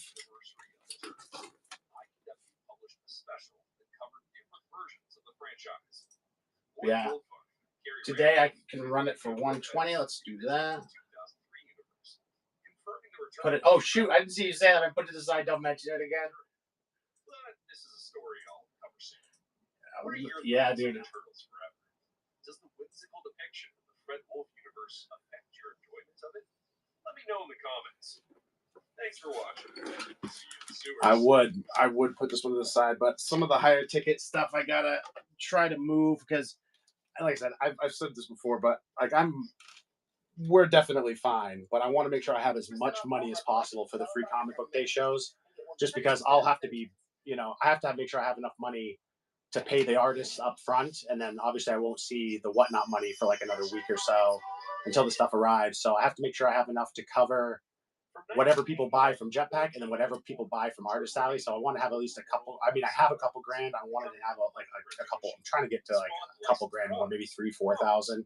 I think that should cover everything. I just don't know. I don't know what everyone's prices are going to be, how popular the show's going to be. But I would just hold that aside for you if it weren't for the fact that I'm trying to make a push to, have as much money as possible for that. Marked by crises, bankruptcies, unexpected. But feel free to make an offer on it. I think 120 is really a pretty nice price. But I'll tell you what. By the end of the 90s, I'm only doing the slabs 25% off today. So it'll be regular price going forward, unless I might do one more slab sale before Free Comic Book Day. If you catch me on a later show and I still have it, and you want to buy it, let me know and I'll run it for you for 120 again. If I forget, just remind me. But usually I'm pretty good about remembering stuff like this. So just be like, hey, can I do that Tales for 120 today? And I'll run it for you for the sale price. I'll honor the sale price from today. So I can't take the out of inventory just because, like I said, if someone wants to come and pay $165 for it, kind of got to do that to like I said, trying to raise as much money as possible for Free Comic Book Day. So that'd be the only reason it's gone. Like I said, I'll run it for the 165, but it won't be discounted again for probably until Free Comic Book Day. So yeah, I will do that for you. I'll do as much as I can. Doing what I can. Doing what I can for you. Oh yeah. I mean, but once it exploded, Raw struggled to fend off. I mean, if we hang out this week, we can work out something else too. There's always that. If you bring down stuff you want to trade, that I can, if I can make a better margin on my inventory than this book, I'd be happy to trade you this book. I didn't even run this. I don't know why all of a sudden I'm running slabs, but. But yeah, or if you're saying you're just gonna throw me some for holding it for you, kind of thing, no worries there, man. You don't have to do that. Which confirmed Mirage owns the material and a character buyer, which clarified. But yeah, like I said, if I for any reason forget, which is unlikely, just remind me, like, hey, you said you'd run that for 120 from that previous show, and yeah, there hasn't been a ton of interest in it. I've got the raw copy and I've got the graded copy. Like, no one's really said much about either of them, so I think it'd be good. Anyone who refused to sign risked having their stories deemed unreprintable outside Mirage's control. So we'll run this bad girl for 130. Many of whom had chosen Mirage precisely because it treated creators better. Yeah, it's really cool. So the day of, I'm going to be going to artist booths, and because you were trying to give me stuff ahead of time to get signed. Yes. I'll be going to the artist booths, and obviously people can buy stuff from their booth to get signed.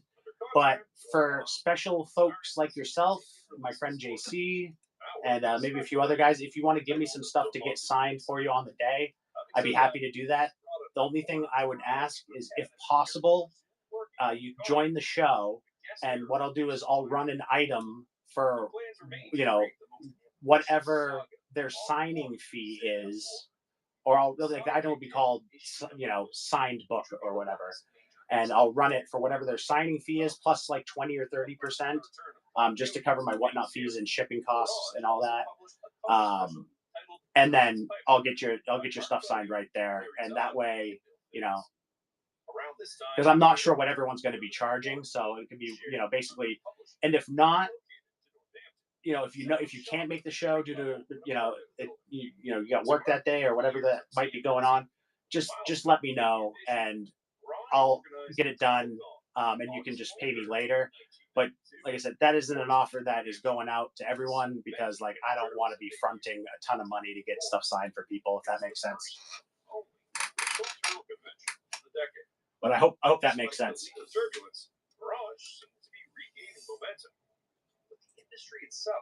JT, I said it was an offer for special people, like my favorite people, and you're one of them. So if you wanted to get anything, if you want to send me, it's an open offer for the regulars, but I just don't want to get 20 people, some that I don't really know that well. You know what I mean? So it would be hard for me if they don't join the show. I got to get their stuff signed. I got to pay for it, and then I got to chase them down for money. Like, I ain't fucking playing that game. Like, I'm not trying to chase people down for money. So like, I know you guys and I trust you. That's one thing. But so anyway, JT, if you had books you wanted to get signed by anyone who's going to be there, just get it to me before I leave. I travel up there, and I'll get it signed for you. Like I said, I just ask that hopefully you join the show, pay for the signings, so that like I'm already going to be fronting the money for all this stuff pretty much. So like if anyone cancels anything or there's anything like that, like I'm going to get strapped with whatever it is. So, and that's kind of why I'm trying to raise a little more money. Is like I'm trying to account for that as well. Like I want to have like 2,000 to 3,000 to cover items, and then like another 1,000 to cover getting strapped with shit, if that happens. I don't, like I said, I think all of that's pretty overkill. Like I don't think that we'll do $1,000, $2,000 and stuff, but it's possible. So that's what I was thinking, man. I was thinking if each person spends $50 to $100 with an artist, and I get 20 sales, like I gotta have the fucking money to pay the artists up front. You know what I mean? I would hate to have it be that like I run out of money, so people can't get stuff signed or can't buy stuff from the event. Like that's kind of like my worst nightmare with this whole thing. So I'm being like, kind of like with the exclusive, like the Looking for TMNT exclusive that's still coming. Like I said, the artist is booked for like 8 to 10 months, but like I thought that was going to be like $4,000 or $5,000, and like it was nowhere near that. So I was like, oh, and that's why we did a huge inventory update in February, because I was like, oh, I have like way more than enough money for this exclusive. Peter combined business with his love for motorcycles, founding Team Mirage, a real-world motorcycle racing team that consisted of Kawasaki's and involved multiple riders across disciplines. This team was also managed by Gary Richardson. Meanwhile, Archie's TMNT adventures. Yeah, I'm trying. If you guys have any other ideas that you think might make that event more fun, or those shows more fun, like stuff you want me to do, or just I'm all ears, man. Like this is you guys. This whole thing is all about you guys. Any input that you guys ever have, any ideas that you have, like you're included in this whole thing. Like, man, if I made enough to just employ all you guys, like we would do that and just do this shit all day, man. Like I'd love to get to the point where I could just quit my day job and just do literally just do this all the time. It's just inventory, man. Sourcing for this stuff. Like if you don't have like a distributor account, or even if you do, like. What's that, Charlie Cool? What about the blind bags? The show's formula had become clearly repetitive by 1992, which was a concern, as competition was becoming increasingly. Yeah, dude. Even then, dude, I've got like 4 lunar boxes in here, so like that's just inventory I've had shipped down to me. By November, like I said, I'd like to get over to 1,000 turtle items. I want to like expand and do more merchandise, like even like maybe clothes. Because I think it would be cool to like, for instance, like I did with the toys. I listed a bunch of action figures, and now we can run in the action figure category, and we get a ton of followers who like didn't know we exist because we always run in comics. So I kind of want to do the same thing for clothes. You know, like, that's what I was thinking about buying JC's shoes, because I'd probably just set them aside, and I'm going to start like a collection of new clothes, and then we'll do a Ninja Turtles merchandise show. Like I think that like that would be wacky. I don't think anyone does that, where it's like, yeah, this is just a bunch of Ninja Turtles shirts, shoes, and keychains and that sort of stuff, but like no action figures, no comics, just miscellaneous merch. Dude, guys, I will sit here and talk about ideas I have for this project all day. It's pretty much all I do. Is like think about what I can do to make this more fun for you guys. Yeah, dude, the eyelashes, right? Fred went on to claim that he had created the franchise as we know it by putting the turtles in the sewers, April in a jumpsuit, all things that were clearly depicted in the comics. Although it is undeniable that many elements of the franchise, such as their love for pizza or the Channel 6 news, were indeed created for the Fred Wolf cartoon. These lawsuits were settled out of court, and no one is at liberty to speak of it.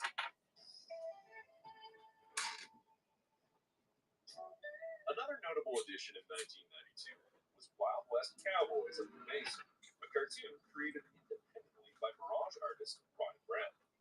Airing on ABC from 9 o'clock. So, Turtley, it's going to be Steve Levine, Eric Talbot, Jim Lawson, Tom Waltz, Ben Bishop. Hasbro produced the Cowboys figures, with Surge licensing again. And more. I'm forgetting off the top of my head. Those are some of the bigger ones, some Mirage guys. Like I said, Tom Waltz will be there. He wrote for IDW. Mark wanted to duplicate the success of the Turtles, so we started shopping an animated series around. You know, not a guarantee, but Peter Laird might show up, kind of like he does. That's what he did for the Portsmouth Minicon. Like, he wasn't on the bill, but he just decided he was going to show up and do some signings. So we're hoping that that's the case. The stream's probably going to blow up if that's the case. I'm going to have to figure out, you know, that's why I want to have that amount of money to cover the event, because if Peter's there and like, you know what I mean? Like, everyone's going to want a signature from him. If he's charging $50 to $100 a signature, like, it's going to, you know, it's not going to take a whole lot of people, you know, probably 20, 30 people to start digging into my wallet. So, and then, like I said, if someone cancels or whatever, like, I'll get strapped with it. So I just got to account for that stuff. But I was gonna say, I just what's funny, I just posted on our Facebook, and we're trying to get, if you guys haven't already, follow us on Facebook. It's just looking for TMNT, just like my screen name here. Trying to get to 100 followers. Once we get to 100 followers, we can multicast our shows to Facebook Live. So if you could, really appreciate that. But let's see. Oh, AC Farley, Ben Bishop, Corey Smith has done some TMNT covers. Eric Talbot, Pharaoh Pay, who's done some TMNT stuff. Jim Lawson, Matt Talbot's going to be there. He's cool. He's done some covers. Mateus Santaloco's going to be there. Vero Stewart did a cover. Steve Levine and Tom Waltz, and there may be more coming. The 1992 lineup introduced Murdoch, Monty Moose, Pothead, Anthrax, King Lionheart, Scaletail, and Dr. Al, along with a wave of variants, most notably the popular movie Turtles. Playmates also released many vehicles this year, including the Turtlemobile, and it almost introduced a giant Secret of Use playset, but was deemed too You have like 100 follows? Oh man, I mean, you don't have to. Like I said, it helps. Stuff like that helps us out a ton. Like if you, we also have a Google page, like Google reviews right now. So my focus right now,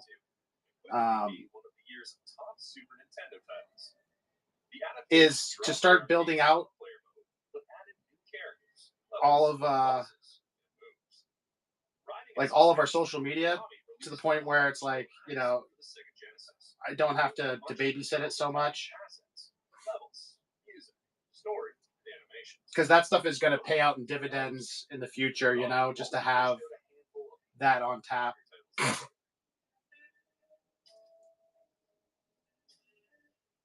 last stop in 1992 is music. After the success of the Coming Out of Their Shells tour, a scaled-down follow-up called Getting Down in Your Town ran for 2 summers at Six Flags parks. It kept the music over violence theme, introduced Casey Jones, and added new songs like Getting Down in Your Town, Pizza USA, You Stick Together, and Sing About It, a leftover song from the first show. A VHS release followed in 1993, though fans noted it differed from the live version, most notably because Casey never removed his mask due to union rules. A third tour was discussed, and songs may have been written for it, but it never materialized. Meanwhile, although it wasn't a musical, the Touring Turtles appeared in The Mystery of the Cliffs, a U.S. Bureau of Land Management educational video about protecting heritage sites. It featured the Fred Wolf cartoons voice cast, including Peter Renaday as Splinter, and reused John DePrez's score from the first film.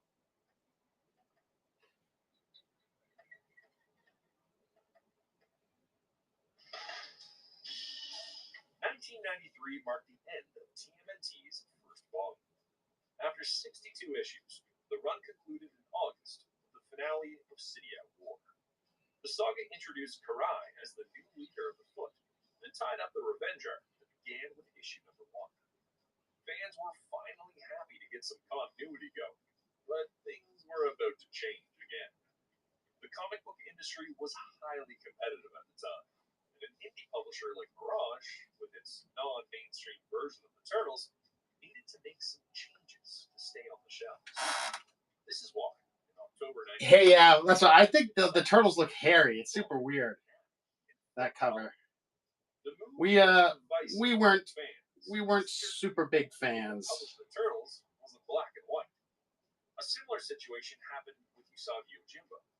Mirage first published a Space Usagi miniseries, followed by a new color volume of Usagi Yojimbo, which proved divisive among fans. While many considered the move to color to be irrational, the books needed to be competitive in the increasingly complicated landscape of the comic book industry. This wasn't the same industry it was in 1984. Competition from Image, Dark Horse, Valiant, and Malibu was too strong to ignore. What did you think, Turtle Cool? The Turtles would team up Better than somebody's come out with it. Dragon's ongoing series. Did you like it? Yeah. Honestly, if you look at it not colored, I think it looks a lot better. Personally. And it's considered part of the Volume 2 canon. But printing in color wouldn't be enough. The release of Volume 2 coincided with a significant downturn in the comic industry, known as the speculative bubble burst. It's estimated that around 20% of all comic book stores closed in 1993. All right. So while we were hanging out here, guys, I officially announced our attending basically, if you're a regular here and you caught it, that's the only way you would find out that we were attending the event. But now I'm going to start basically either doing daily or every other day doing posts about the event, all the things that we have planned. Basically the crap I've been talking about for ranting and talking your guys' ears off for the last hour about. Like, I'm going to kind of put that information out through social media posts. Well, we grooving, guys. We grooving. And there's going to be more stuff too, man. Like, Free Comic Book Day is going to be a lot of fun. We're going to have a blast with that. But, like, we're probably also going to do Granite Con. I'll probably do it for Heroes. If it goes well for Free Comic Book Day, I'll do Heroes Comic Con in June. And I'm still thinking about it. But for friends of the show, like most of the dudes in here right now, I was thinking that I would offer the CGC grading service. So if you don't want to wait 3 months to get a book graded, send it to me. I'll bring it to Heroes. I'll get it graded. They'll get it back to me by the end of the show. I'll ship it out. You'll have it by the next week, probably. But that is probably something that, so if I do it during a show, like I said, it's just weird, man. Like, I think it's going to have to be something like, if you're in the Discord, we'll talk about it. I try not to fuck around like that, though. Like, the reason I can, for instance, share our website, I meant to talk to crew about this because I was a little worried he was going to do it wrong. But the reason I can share, like, lookingfortmnt.com and like all our social stuff is because like on Whatnot is because I only sell on Whatnot. If I were to like make a TMNT, looking for TMNT.com, like a store, or advertise my eBay or anything like that on it, like Whatnot could, take action against my account because you're not supposed to push people to off-platform sales. So basically, my intention is to always stay with Whatnot as the only place that I sell because I like the format. I think it's a great place to grow a community. And try to bring more people, even new buyers, to Whatnot. We've done that a few times. People do it all the time. And like I said, Crew had said, like, he's like, I'm going to take a page out of Looking for TMNT's book and he was going to make a website. But he made it sound like he was going to sell stuff on the website, which is not really taking a page from my book. And I got to talk to him about it. It's one of those things, I'm talking about it during the show, but I really should be talking to him about it. Because I wanted to make sure that he's not going to get in trouble for that if he wasn't aware of it. Because, I mean, can you imagine, like even this, like doing as many shows as I've done, working as hard as I can to make it a good experience and all that, and then having Whatnot just ban me one day and that be it, you know what I mean? Like, it would just having all that, the 2,000 books I took the time to list, like, oh, what a nightmare to just have all that go down the drain for something silly like that. So, like, basically and that's like, I could easily make a Shopify, run an eBay, like do all that stuff. And between you, me, and the fence post, I'm probably going to end up running a separate operation that's not Looking for TMNT and do that. But the Looking for TMNT will pretty much, unless Whatnot really goes to shit and there's like another selling platform that we could just quickly transition to, I'm just going to only, even the exclusive, I think it's going to be fun. It'll probably hurt the sales of it a little bit, but I think it'll be fun. Like the Looking for TMNT exclusive, you can only get it during our live shows. Like I won't put it on Buy It Now. It won't be on Whatnot's marketplace. Like you actually have to attend a show to get it. And I think that'll be kind of fun.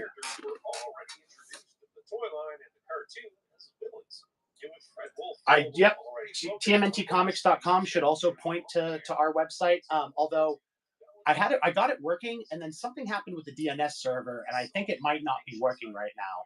So, but I will fix that eventually. I'll have that back up. But if you just go to lookingfortmnt.com, just like my username here, it gives you all the links to connect to the community. There's coupon codes for like first time buyers on there. Show schedule, basically all the information you need to know about the Looking for TMNT project. But like I said, I reached out to Whatnot support and I cleared it with them. I was like, hey, listen, I'm going to make this website.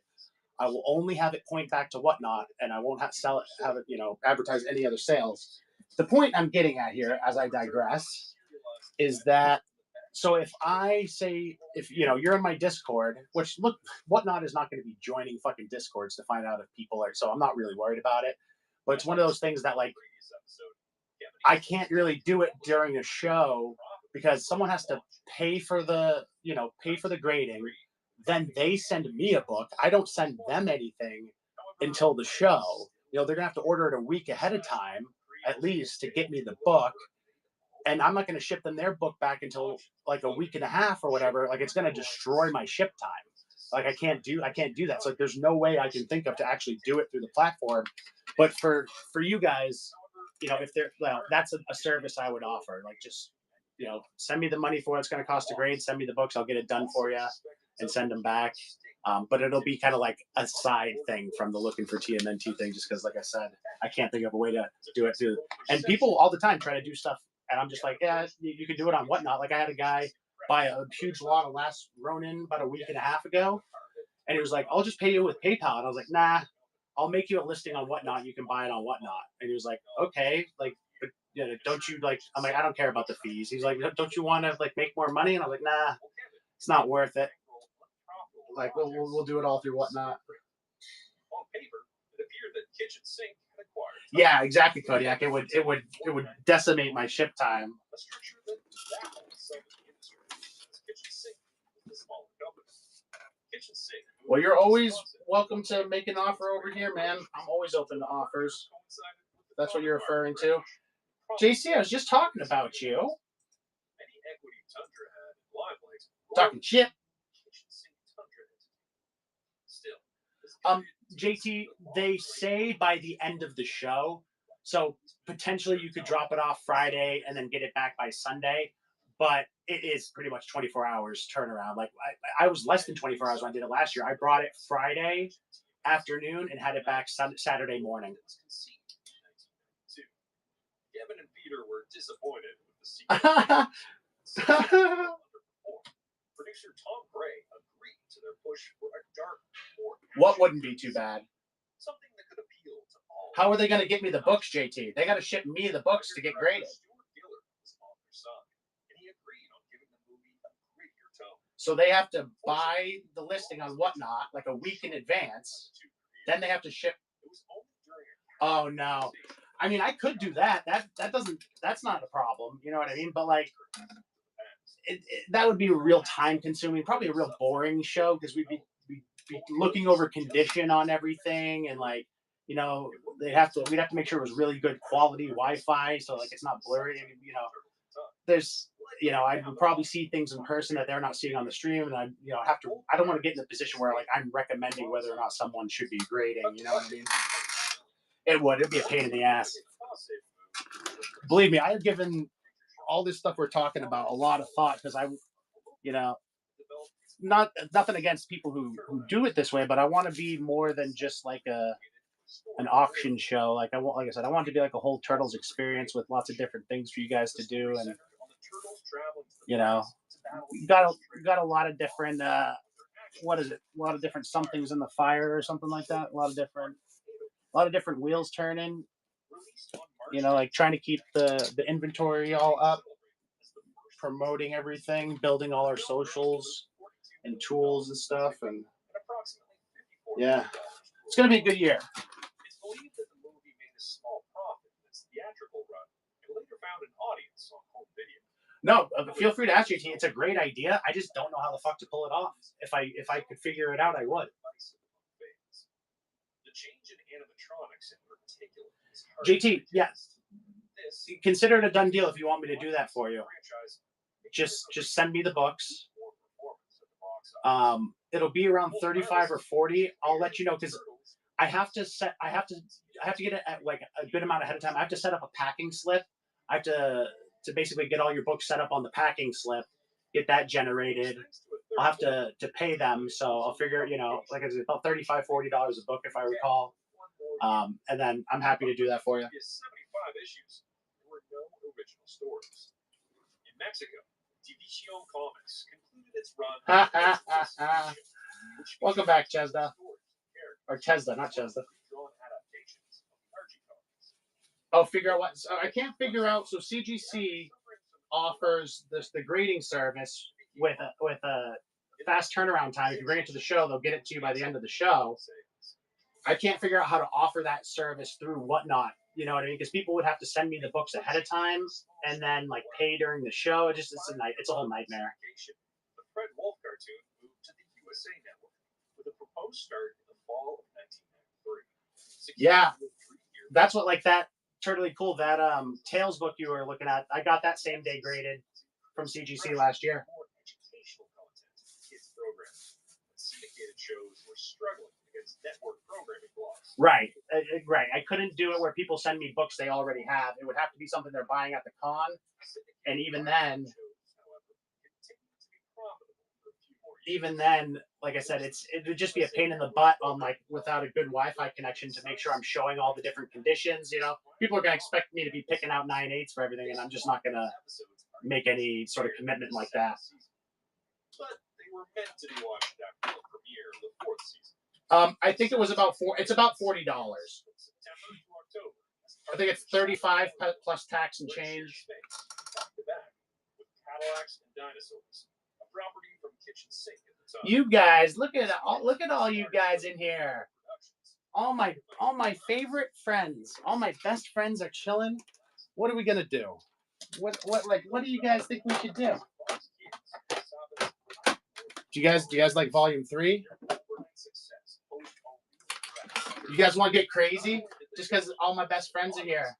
You know, it's funny. I see all you guys pretty much, you know, every show for at least a little bit. You know, but it's kind of rare to see everyone together like this. I'm alongside David Watts. Kurt took over the art direction of the show, while Frank Rocco I'm excited. stayed as character designers. The overseas production. You guys want to see? You guys want to see something cool? The South Korean company. Ta-da! It's one of the stronger. Who's gonna do it? This season, Oh, and this is just because all my best friends are here. Uh-oh.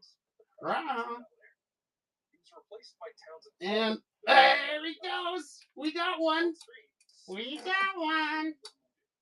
Oh, we've got a big battle going on here, folks. Oh, Razar and Turk Savage will also bring back. told you guys, I get wild with it sometimes. Leatherhead, Slash, Like I said, we got to commemorate all the friends being here with a dollar start.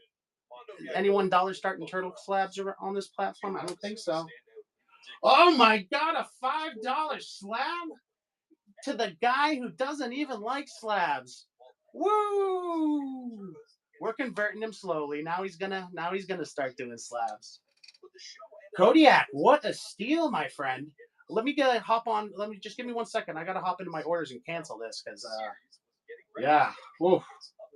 I don't think I can do it. I'm gonna be one of those guys. Come, Chad, you robbing me, Chad. You stood. Come on, guys, swipe. You can't go for that low. Huh?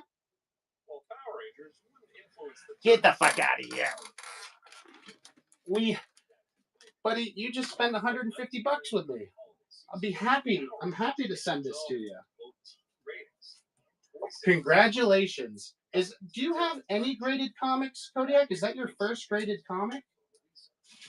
I'm sorry it had to be a volume 3 #1, but hey, what a deal. I think that's probably going to go down as the best deal we've done so far. The legendary $5 slab. That's your first one ever? Oh man, that makes me so happy. You know how happy that makes me. And the fact you got it for $5. Like I said, it's a volume 3 issue 1. It's not the most popular book, but still a #1. Pretty cool. Not a bad grade. But congrats, man. You finally, it's funny. You finally got one paying attention, like you missed the last Rodin, you missed that other $100 wrap. You made up for it. You got back.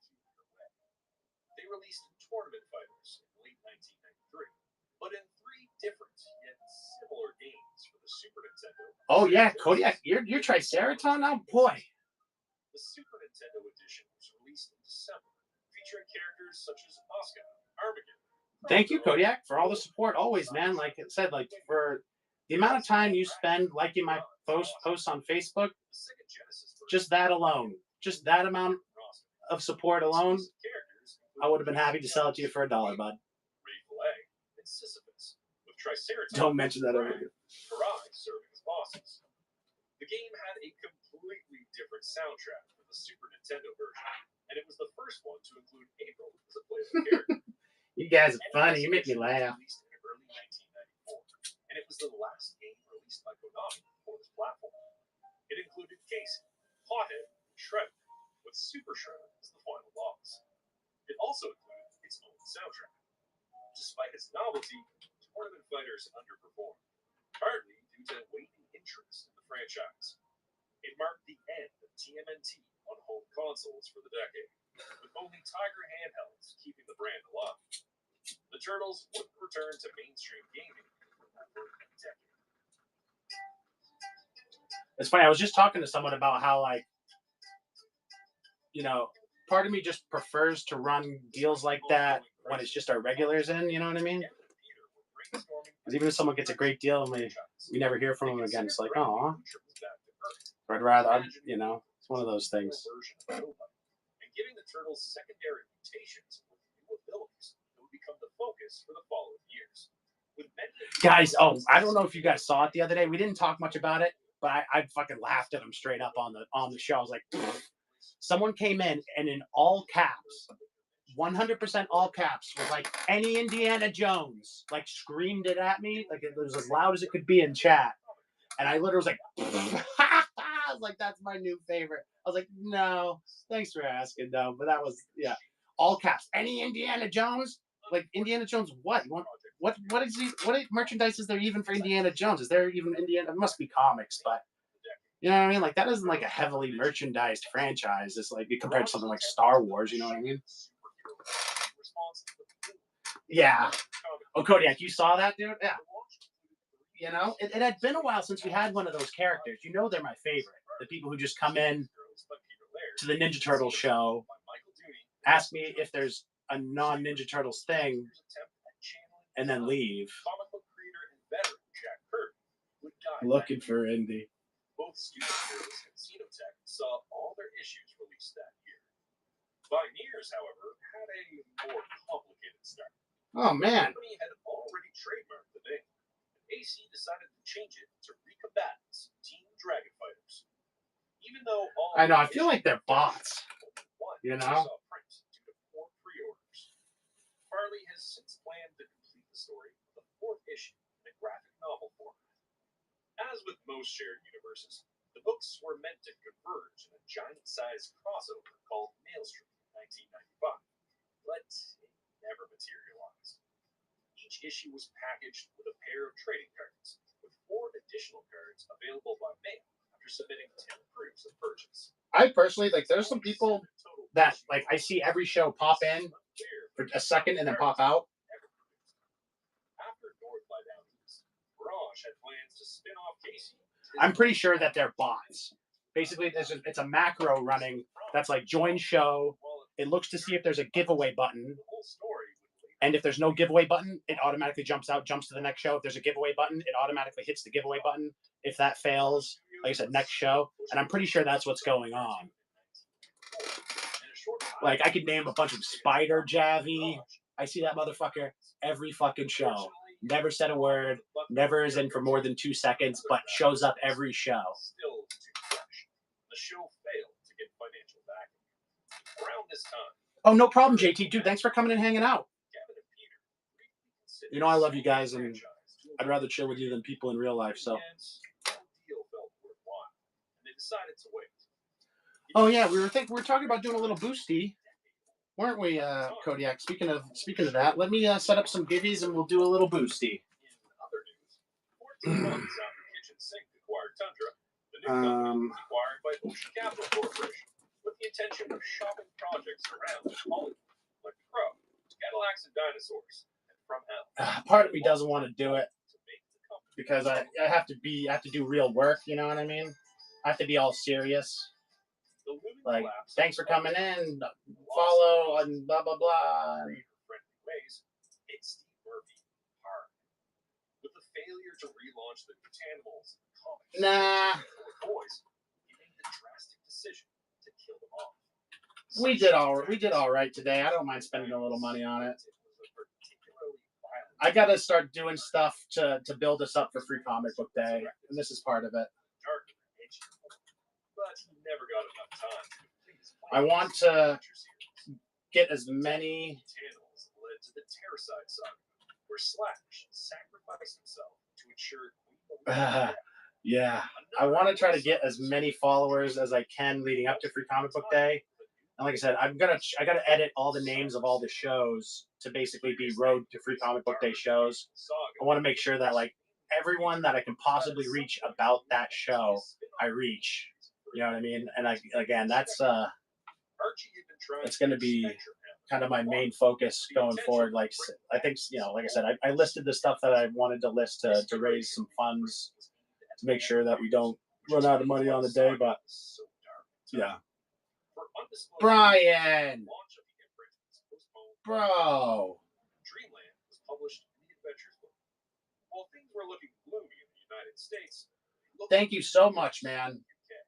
where Fleetway ceased publications of Teenage Mutant Hero Turtles Adventures. But not everything was lost. Dude, that means the world to me. I will return the favor. I'll stop by your show next week and return the favor, man. I really appreciate it. You didn't have to do that, man. I'm going to make the most of it, man. So, guys, if I get a little repetitive or serious or here, don't mind me. And welcome in, guys.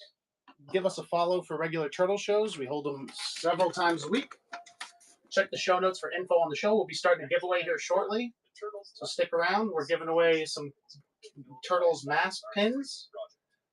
Yeah, like I was saying, guys, I'm going to try to make the most out of Brian's boost here, so don't mind me if, I'm going to keep an eye on the chat, but I might not be as involved in the conversation while I focus on, working. Turtles tie-in products. Heavy cross promotion. At CBS, the Turtles entered a new phase with the 8th season. Part of the CBS Action Zone blog. Brian, I'm gonna knock another $10 off that 3X sign book for you. It'll go. I'll sell. I can. That's probably my rock bottom, but I'll sell it to you. Remind me that when you're ready, we'll do that for 80. And like I said, I'm gonna hop in your show and boost it next week. Means a lot to me, man. Thanks for doing that.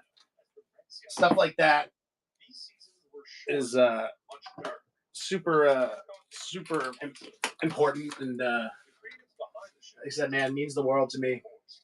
I like this like niceness battle I have with you guys. Where I'm trying to do nice stuff for you, and then you guys do nice stuff for me, and I'm like, no, I'm the guy that does the nice things.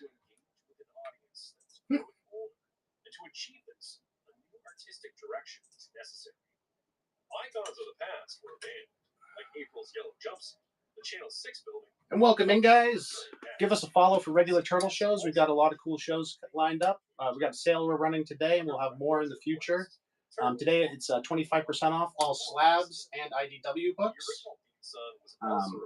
We're going to be running a followers giveaway here in just a minute. We're giving away a Turtles mask pin. Just trying to wait till we get a few more people in the show. The intro also included short sequences from the first live-action movie, because it was the darkest of the trilogy.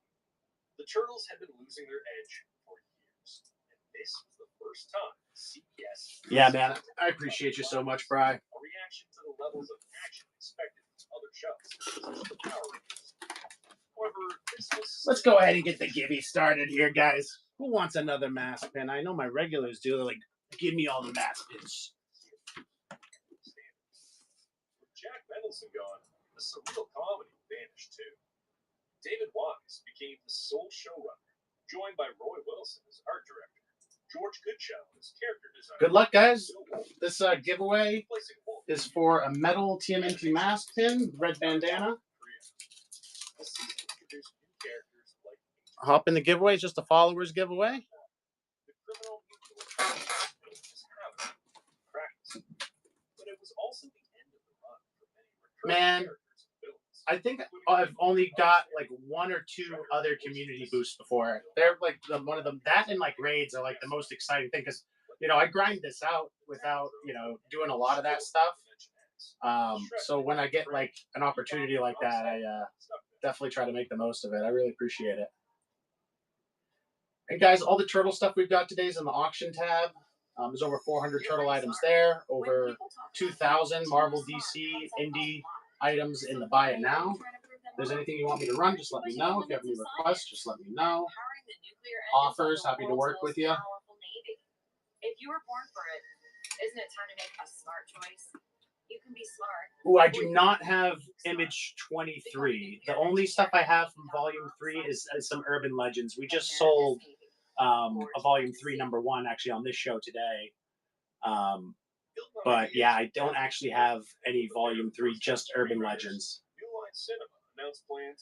We try to have a really good selection. Try to have a little bit from every volume, which is hard to do, and try to keep some cool and unique stuff in that people don't see every day.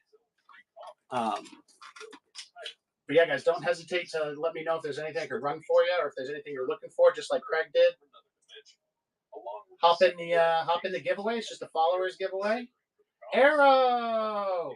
Yeah, I'm popping up all over the place this weekend. I might run tomorrow too. Who knows? You can never tell. Oh, that was we normally run that for $225, but we forgot to do the 20% off or 25% off that slab. Let's take a look. New Line had just been acquired by Turner and was soon to be folded into Time Warner. 55 off. 170. You know what? Let's make it fun. 160. Meanwhile, the industry wasn't full. Crazy sales. Studios were acquiring indie houses, Welcome in, guys. Check the show notes for info on our show and our community in general. Visit lookingfortmnt.com, just like my username, to stay connected to our community. And let me know if I can help you with anything. We're running 25% off all slabs and IDW books today. We're running a followers giveaway right now where you can win a metal TMNT mask pin. Other 1994 variants included Star But thanks for hanging out with us. We're just a chill group of TMNT fans living the dream. This slab is so big, man. Still, demand shrinking, playmates began slowing their output. Two direct-to-video We normally run this one for $200, but it's going to go for $150 today. Today only. Both produced by Christopher Films. Music was composed by Richard Burns. Oh, what's up, Jewel? Welcome back, dude. Songs by Tish Ray. Hop in the followers give you guys if you haven't already. When they were contacted by the producer.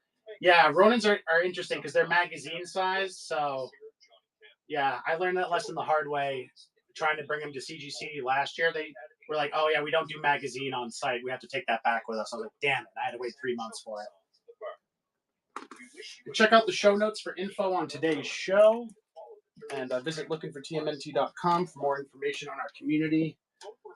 Let me know if I can run anything for you guys. All the turtle stuff is in the auction tab. We've got over 400 turtle items there. And then if you're looking for Marvel, DC, Indie, we've got over 2,000 of those books in the buy it now. But all the turtle stuff is in the auction tab. And like I said, just let me know if there's anything I can do for you guys. Got a little something from every volume. We've only got about 30 seconds left on the giveaway. Definitely give us a follow and jump on that giveaway. It's for a metal TMNT mask pin. And definitely stick around, guys. We'll be doing more. We've got a few more giveaways lined up that we'll be doing here for the next little bit. But there's the pin. It'll be out first thing on Monday. We do less than a day ship time, but obviously I can't ship it tomorrow. Welcome in, Chris. Good to see you, dude.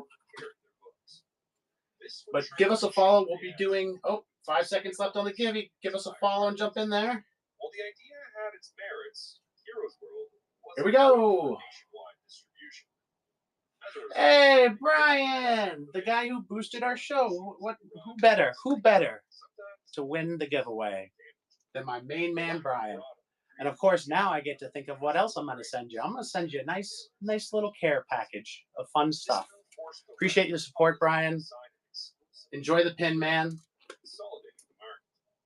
This became a necessity. Is it? I don't know which one you're referring to. Is it Charlotte Comic Con? I don't have plans to go to it. I didn't. If it's Charlotte Comic Con, I'm pretty sure I didn't see any turtle guys there. Pretty much the only reason I go out to cons.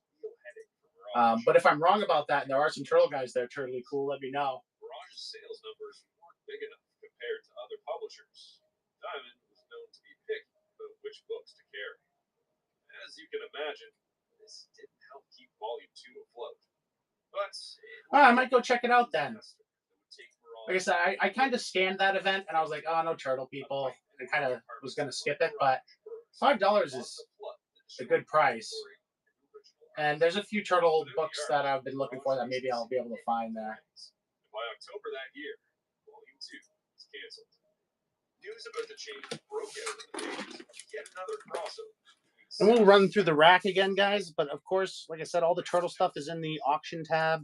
Let me know if there's anything you want me to run. If you have any offers in mind. All the slabs and IDW comics are 25% off today. And we're going to start another giveaway here now. This is for a metal Turtles mask pin. And it's just a followers givey, so feel free to give us a follow and jump in that givey.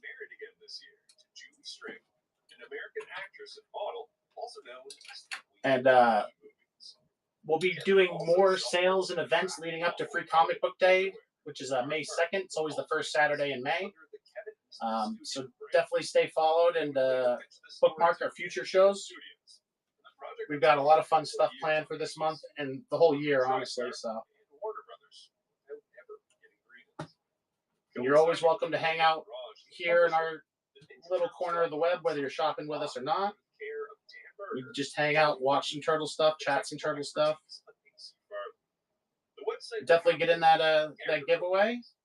Check out the show notes for info on the show. Like I said, you just give us a follow for more turtle shows and more special events and discounts like this.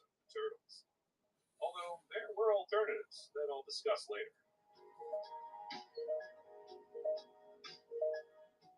Back at Archie Comics, it was becoming clear that the end was near.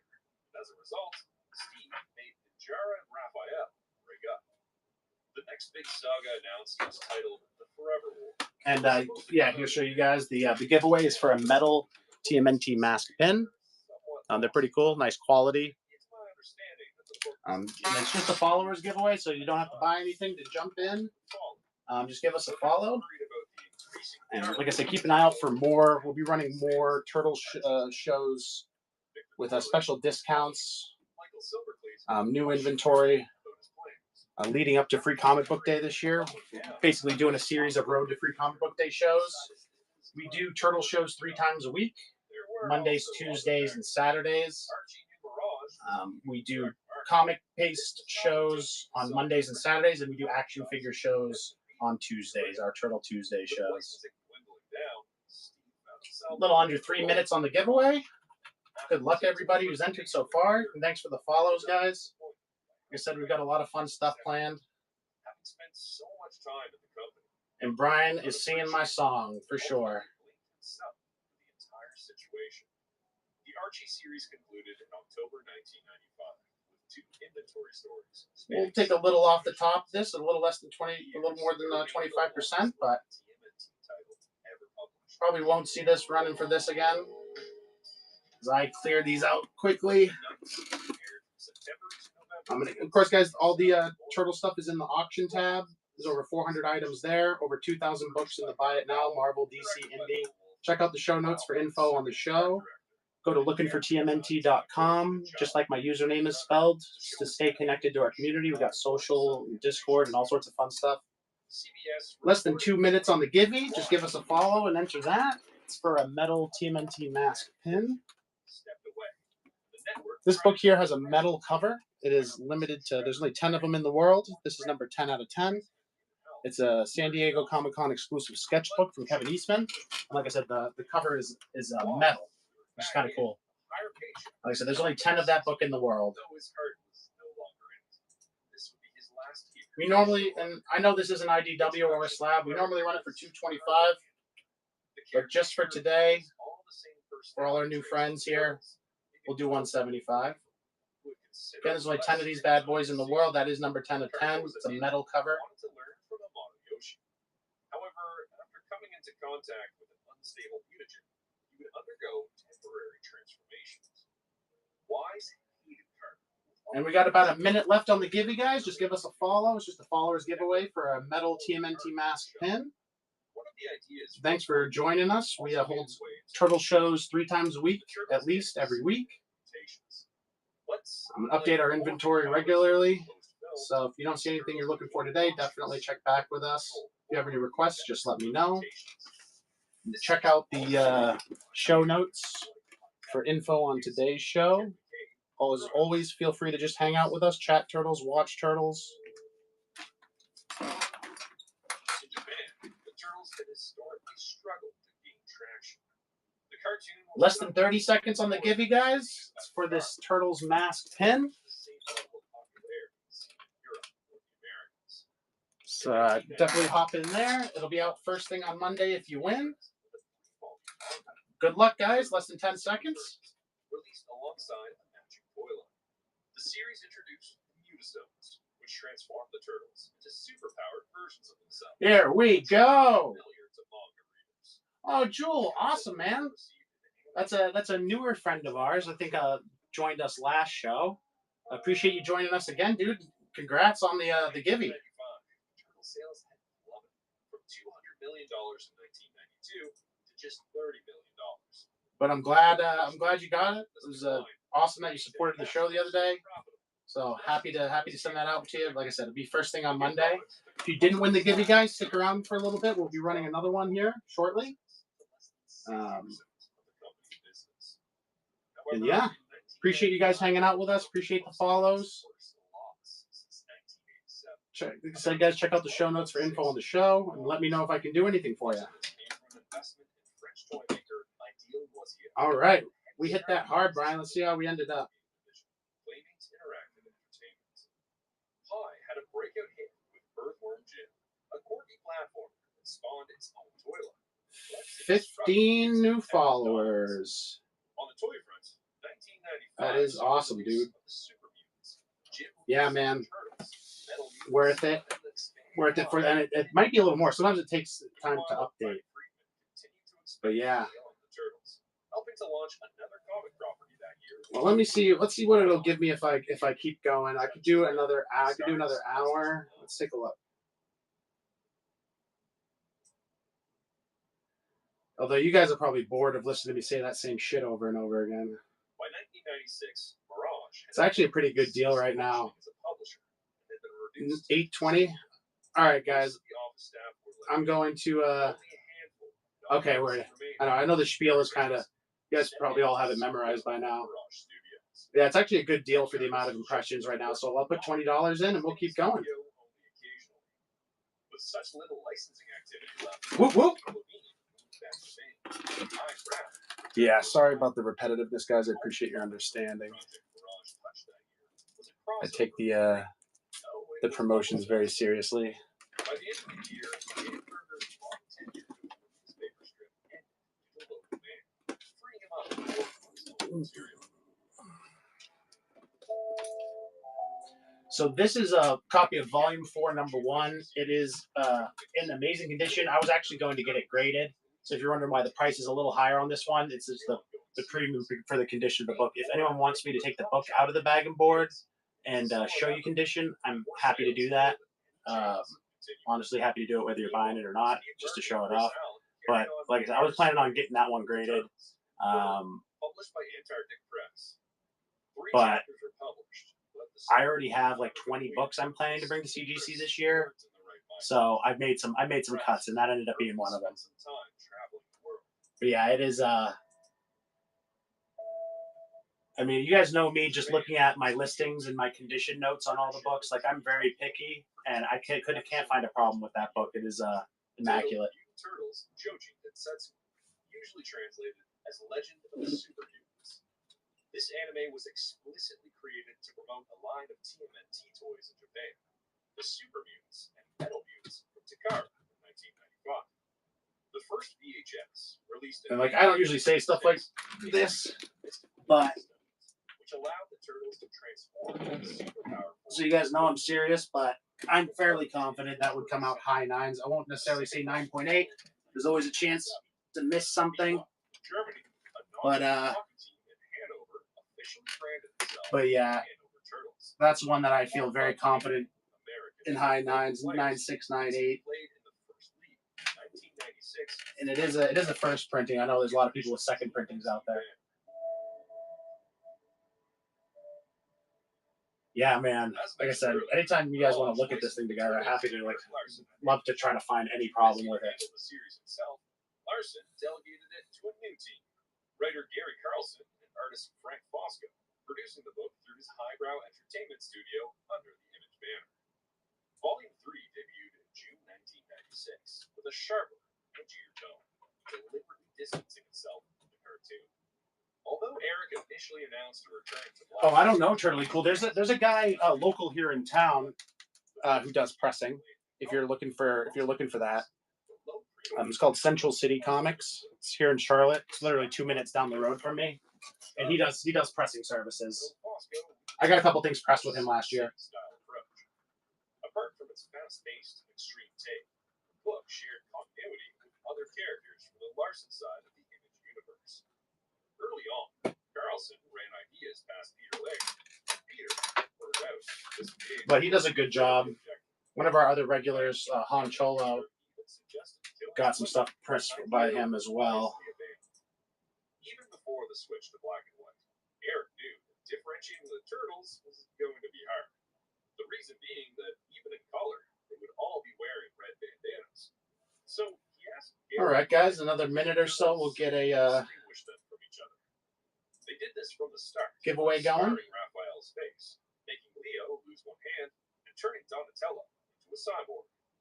Additionally, they turned Splinter into a mutant bat creature. Gary wasn't worried about breaking Mirage's toys because he assumed that, given their mutant and reptilian nature, they could regenerate body parts. Since Image had an exclusive distribution, So that boost will run for like the next hour. So we'll run for at least another hour, guys. Then I might wrap it up. We'll see. We'll see how I'm feeling.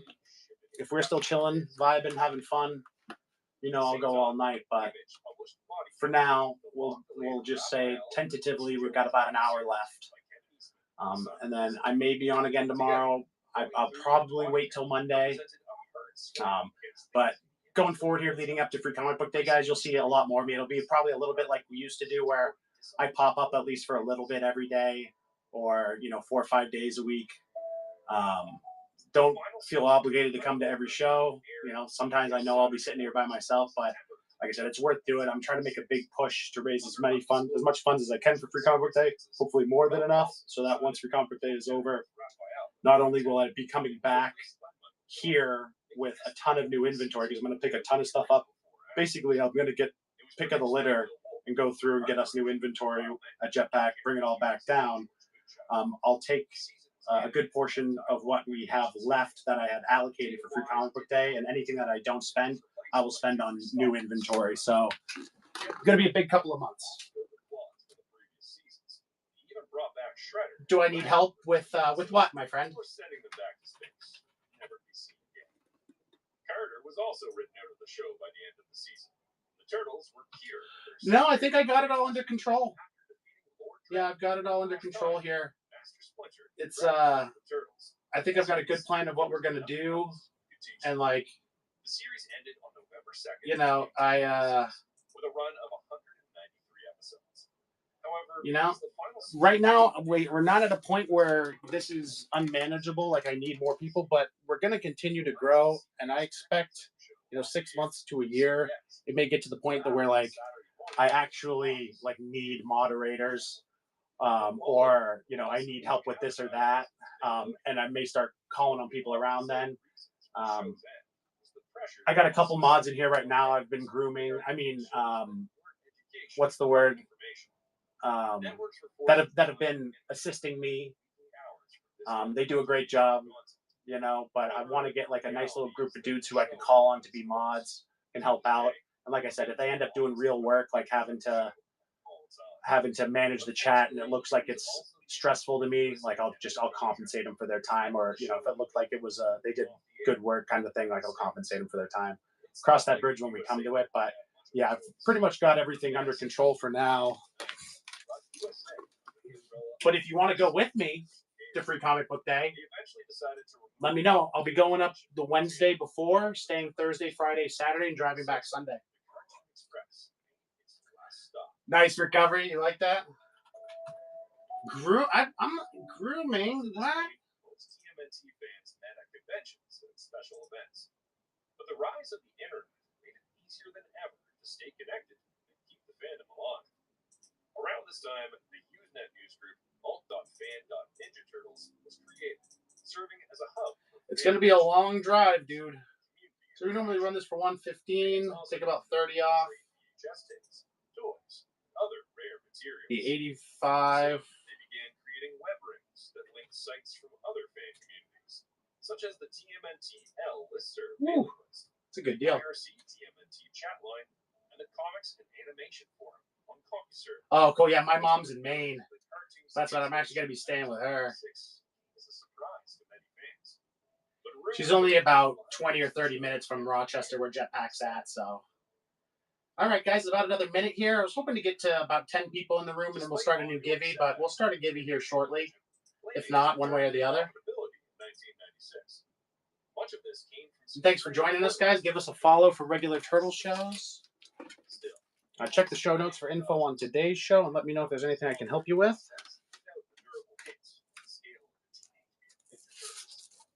Playmates even announced a multi-million-dollar campaign tied to the planned movie, slated for the holiday season, set to be distributed by TriStar.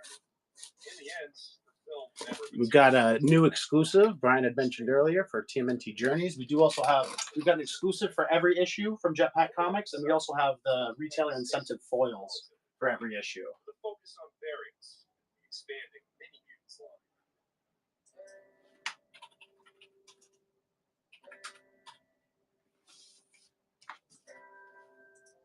The comic book industry was still reeling from the crash, distribution shakeup, the drama was far from over. After the failed Heroes World experiment, Marvel filed for bankruptcy, abandoned self-distribution, and signed an exclusive deal with Diamond. This cemented Diamond's near monopoly over comics distribution, a dominance it would hold for decades, until the pandemic opened the door for competitors. For Mirage, the changes had little immediate impact. The studio wasn't publishing anything at the time. By 1997, Mirage was reduced to Peter Laird and a handful of artists in Northampton. Peter and Jim Lawson released a new graphic novel, Planet Racers, under a separate imprint called Zeramaya Studios, which was located in a separate office. I actually didn't know. So Zeramaya Studios, they did a Paleo, which Jim Lawson did the art for. I didn't know they were a separate office. I actually thought they were in the same office. They worked right out of the Mirage office. That's funny. Things weren't going well for the words and pictures. The Journal Mania. All right, guys, we'll start this giveaway here. We'll give it another 2 or 3 minutes. Original art to keep the museum running. A plea was sent to the comics industry asking for their support for comics as an art form. But the museum didn't get the responses they were hoping for. At the same time, And of course, if there's anything you guys want me to run, just let me know. All the Turtle stuff is in the auction tab, and everything else is in the buy it now. the company was ultimately acquired by Disappearing Inc., along with Kevin's shares and interests, which by then had little real value. In Italy, Il Giornalino wouldn't feature Ninja Turtles again until 1998, making 1997 a skip year for the Turtle fans. Back in Japan, the second original video animation was released in 1997, this time as a tie-in with the Metal Mutants line. In the story, the Turtles don a magical metal mutant armor and stop the Shredder from using another Mutastone. These video releases never made it outside of Japan. They weren't even popular there due to their campy tone and clear advertisement purposes. This marked the end of the Turtles' manga and anime for the remainder of the 1990s. When Saban Entertainment discovered that CBS was not renewing the Turtles cartoon, they saw the opportunity. All right, let's start this giveaway here. It'll be for a Turtles mask pin. At the time, Saban was merged with the Fox Kids Network. They're metal pins. They're really nice quality. I'll show you. They're red masks. So it could be Mirage or Raphael, whichever you choose. And despite the declining popularity of Power Rangers Turbo, the network was still. Haha, Kodiak. That's funny right there. Let me know if it sells. Oh, wait. He was having a bunch of stuff pre-bid, so it's going to sell for that, huh? Saban and Fox to discuss the direction of the show. They wanted a new spin on the franchise, so Kevin shared some of the ideas from the screenplay of the still unproduced movie, Secondary Mutations, and the addition of a fifth turtle. Fox Kids loved the idea of adding a new turtle. Okay. That's funny, dude. They demanded that it be a girl. I sold one for last night for like This put an enormous 35 or 40 bucks. Kevin knew that Peter was going to object. Gave crew a deal. Actually, JC decided I played. What do you want to? I was like, crew, let's play. What do you want to pay? And he was like, have JC do it. And I was like, okay, JC, what does he want to pay? And JC came up with the price. I was like, yeah, okay, that's fine. Peter didn't even want to have a fifth turtle in the first place, but he agreed with Kirby because its existence didn't take away from the uniqueness of the four brothers. Kirby was Donatello's. Who got the last? Another dimension. What they're turtling? Gone back to his world. There was Oh, the last pin? showrunners pitches, which only Brian Comics TMNT. Peter understood that they had people to keep employed, but Good friend of the show. They could have gone in a different direction, and Kevin and Pete called the United Front. Opting for keeping his sanity, Peter told Kevin that he didn't want anything to do with the new They are all red, yeah. So like I said, you can decide. It's either a Mirage pen or a Raphael pen, but it's up to you. Return for the franchise. Kevin and Peter's relationship had been deteriorating throughout the Turtlemania years. They had very different personalities and ways of looking at their creation to begin with. We normally run this one for 30, but we'll take a little more off the top and run it for 20. It's pretty cool. It's the 2012 annual. It's Kevin Eastman cover. It's black and white, obviously, but the green and lettering is actually foil, which is pretty cool. Trying to keep the Turtles alive, it was no coincidence that the next few years would see a sharper decline in creative output for the franchise. However, the rest of the world didn't know exactly what had happened. Therefore, hope was kept I did alive see to those. say that I did see those. I thought those were pretty cool. back to the Turtles. In any case, That's one thing I've that's kind of like always on the side of my list. Like some of those, like those turtles. So like this one's pretty cool. I'll show you this one. This is a Turtles coin from England. It's not going to focus, is it? There it is. Turtles coin from England that I guess they gave out at some promotional event, which is pretty cool. Like on the back, you got the blimp glider. You know.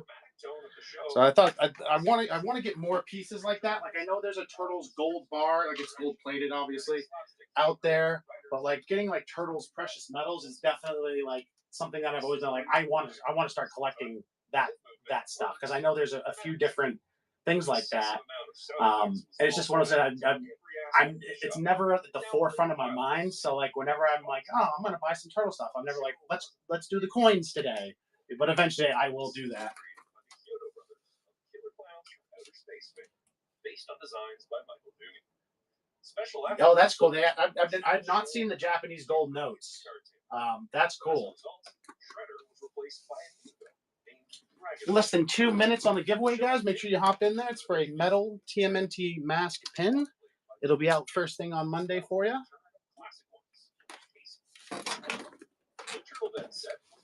Yeah, I'm gonna have to look those up.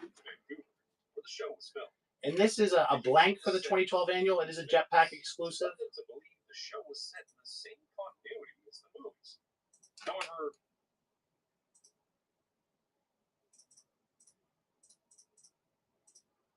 we normally run it for 55, but I'm going to knock it down to 40, a little more than 25%.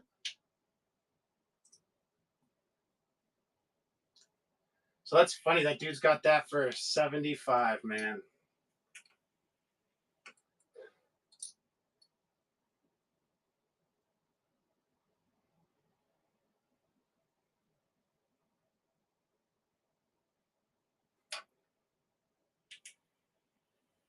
you Yeah, let me know. I'm definitely interested. Less than 20 seconds on the giveaway, guys. And if you don't win, don't worry. We got a couple more lined up. Over the next hour, we'll be running a few giveaways. Thanks for hanging out, giving us a follow. Oh, my YouTube went down. Giving us a follow.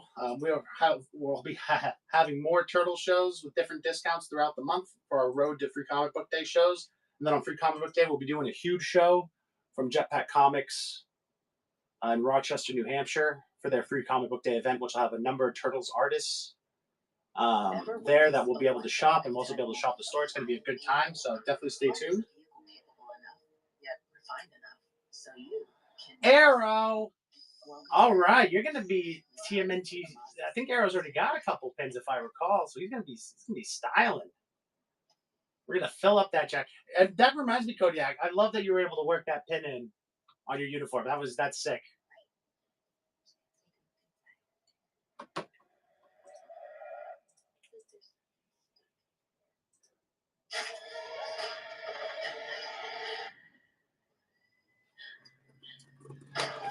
But you can see what I mean, Kodak, with the promotion.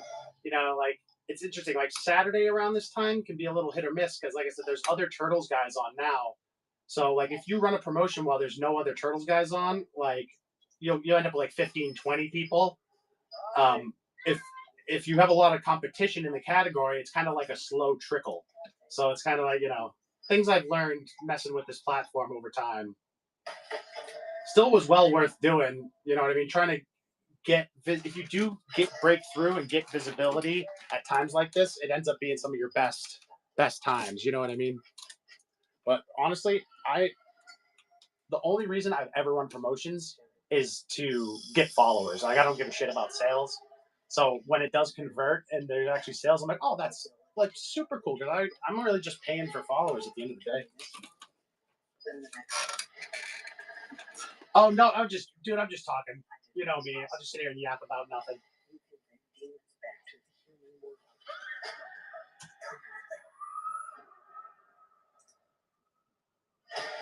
But that's why I really appreciate the promotion because, like I said, with the promotions, all I'm really ever looking for is like new followers to get new people, the visibility for a new group of people. And I never care about sales or anything like that. Like, so, like I said, it's appreciated. Puts me to work too. Oh, that's great, Arrow. I love hearing when people pay it forward like that. We're all about that here. We're all about paying it forward. Like if I order stuff and I get free stuff from sellers, 9 times out of 10 it just goes to you guys. That's how the last Ronin ash cans got sent out. Well, now you've got 2 for yourself, so. Oh yeah, Kodiak, I already canceled that order. I don't know what you're talking about. What $5 slab? I'm just kidding. Dude, that will go. That's going to go down in history as I think the best deal someone's got off of looking for TMNT. Like that is awesome. Out with the old and in with the totally awesome. It's 1987 and Radical Ninja Pizza Extremism has taken over the world. Hi, I'm Dan Larson. And yeah, dude. Teenage Mutant Ninja Turtles.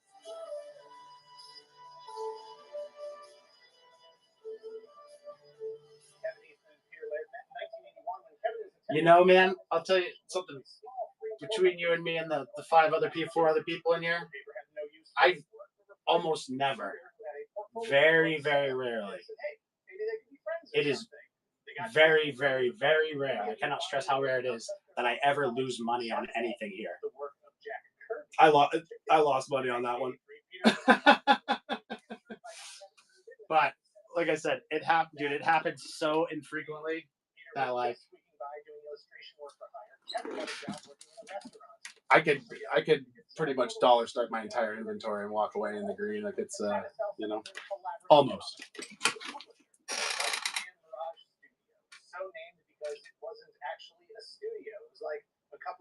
But yeah, you'll see, man. Like 9 times out of 10, if someone makes any sort of reasonable offer, like I take it, just because like I said, the way that I source things, it can be a little slower, but it ends up I can extend better deals, and I take the time to sort of, like I said, I mean, I could just buy a ton of lots and flip them, make 20% on them, and that would be fine, you know. But I try to sort of maximize that margin, so I can keep expanding the operation. Like it basically completely runs on what we sell. I haven't had to put very much money into it at all. Just at the beginning.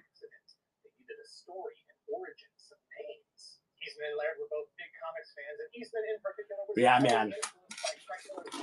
That was the deal of the year.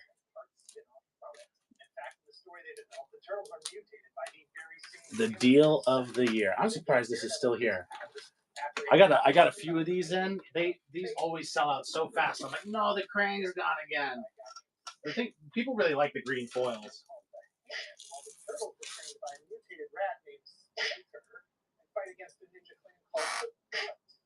Originally wanted their turtles to have Japanese names. Unfortunately, they couldn't come up with anything that sounded legitimately Japanese enough. Oh, that's funny. The Italian Renaissance they had in the studio and settled on Leonardo, Michelangelo, Donatello, and Raphael. That's good to know, Kodiak. I appreciate that.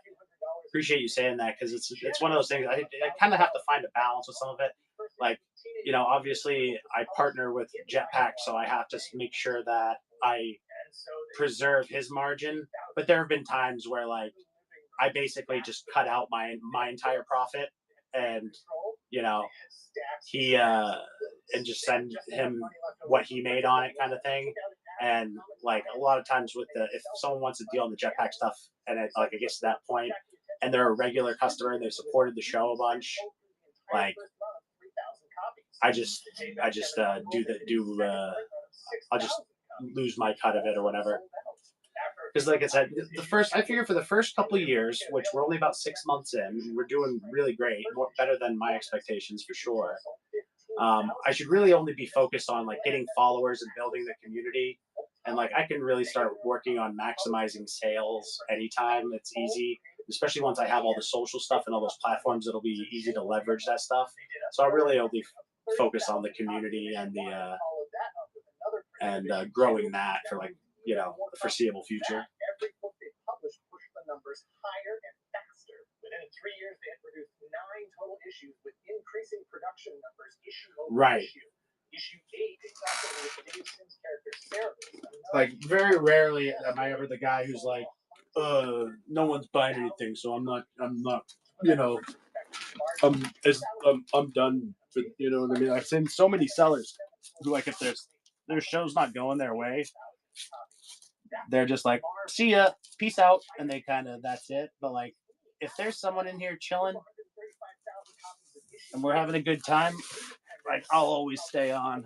I used to do 4 to 6 hours every show. I only started shortening the shows just because I kind of realized like, a lot of times after like the second or third hours, like you guys have, something's come up and you guys have something to do, and like that. And also it kind of seems to like drop off. Like we really pop off a lot in the beginning. And then, like I said, the last like of the 4 to 6 hours, the last 2 to 4 hours, I maybe get like a sale or two. And like I said, the chat kind of dies down. So I've been trying to find the sweet spot, but because things have been going, things have kind of gone the other direction, I've started, I'm going back and doing longer shows, like 4-hour shows, and I'll start doing it more frequently.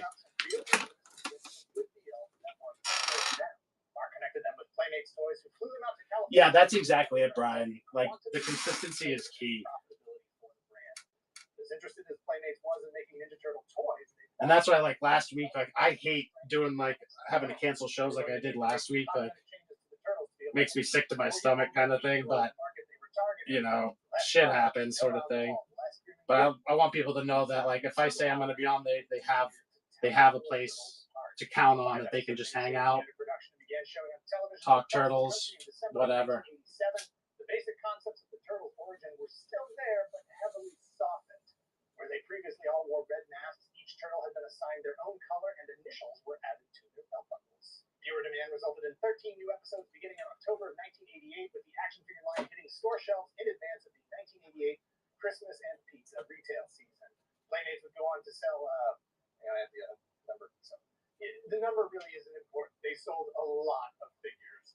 They made a lot of money. Oh, thanks a lot, Kodiak. That means a lot, man.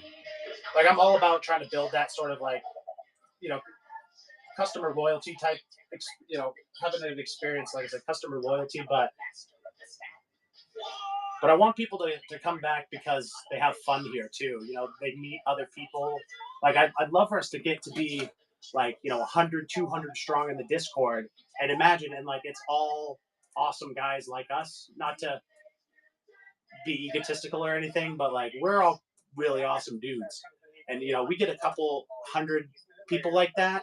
Like this is going to be a lot of fun, and there'll be people who are bringing different stuff to the table, like you with the comic stand, Brian with the sending me cool stuff like the Casey pin there, like there's just going to be more and more stuff, and I'm going to keep pushing and building like opportunities for us.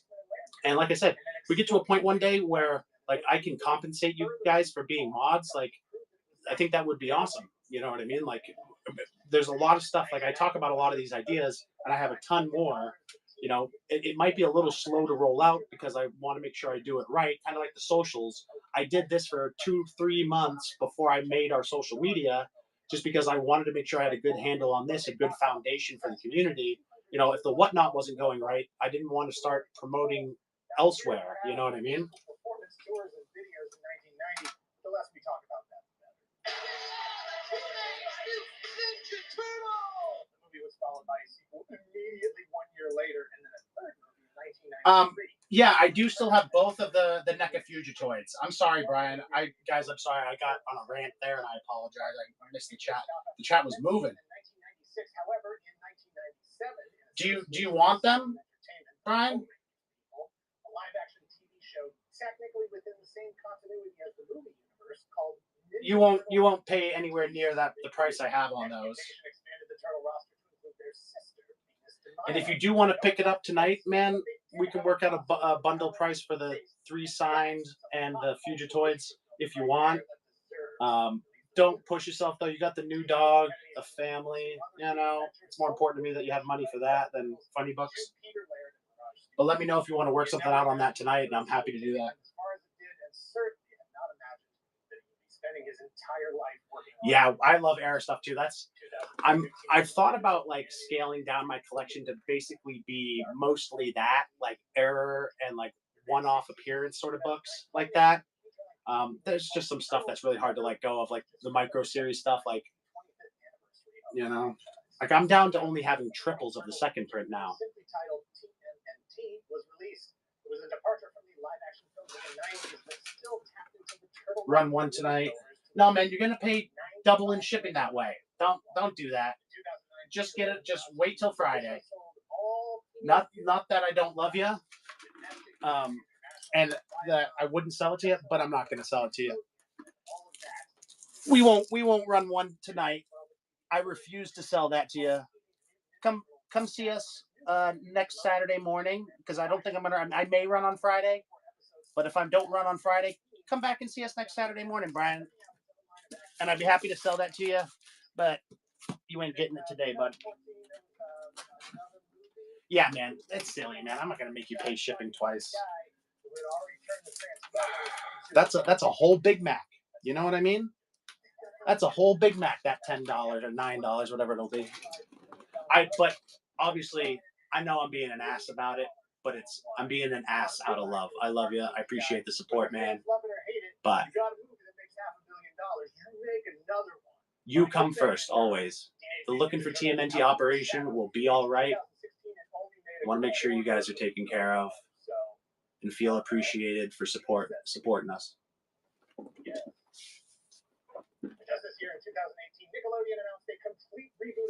So it's a signature Fugitoid, but it's in regular packaging instead of the... Oh, interesting. Interesting. How many more giveaways we got? Let's see how much time we got on this promo. About another 30 minutes. Let's drop a givey. How many do I have left, actually? Oh, sweet, I got 2. Let's go, baby. 5 minutes. Do you guys want to see? I don't know. I probably showed you guys this before. Do you guys want to see a cool error that I have here? Take it off the wall. Check this guy out. I like doing this. Here's a quiz. And if you've seen it before, you don't get to answer. What's wrong with this picture? What you had to eat for lunch that day, and how many things you ninja kicked in the lobby afterward. It is responsible for helping jumpstart a silver age of... Whoever guesses first, right, gets a high five. Oh, let's see. Yeah, Brian, buddy, you get a high five when you know what, Brian? The first time we meet, I'm gonna upgrade it to a hug. Yeah, I'm gonna upgrade it to a hug, and I'm gonna honor the high five too. So you get a high five and a hug the first time we meet for guessing that correctly. And I'm gonna tell you something, bud. I would run that, but it's priceless. My high fives and hugs, they really don't. It's hard to establish a value. So I'm sorry, everyone else. Like I would run that for you, so you guys could also get in on that action. But like I said, it's not something I can put a value to. It's truly priceless. We're having fun tonight. A high 3. Let's do a little pulse check, guys. I'm doing pulse checks with these blind bags this week. Is there anybody out there? Are they alive? Brian, thanks for coming in, dude. I'll get that stuff set aside for you. But even if you don't get it Friday, no worries, man. You can hold it as long as you want. Happy to do that for you. Oh, yeah, Kodiak, you're not allowed to bid on these anymore. By the way, you've already you've already put a dent in the operation today. We can't be I can't sell you the whole store, man. He was twitching. Oh, you're funny, man. Dude, I'm so happy you got that deal, dude. That is sick. That is sick. Like I said, I don't get how sellers can do stuff like that and then get mad about it. Like, I wouldn't do that. If it sold for $1, I would be just as happy as if it sold for the price that I had on it. Just because, like, listen, doing stuff like that to people, you know, it means a lot to people. And, like, people remember things like that. And totally worth more than what I would have got for it to have for that to be the case, you know? Like I said, Kodiak, like, you spend a lot of time liking our stuff and engaging on social media. Not everyone does that. And it means a lot to me, so couldn't be happier the way that worked out.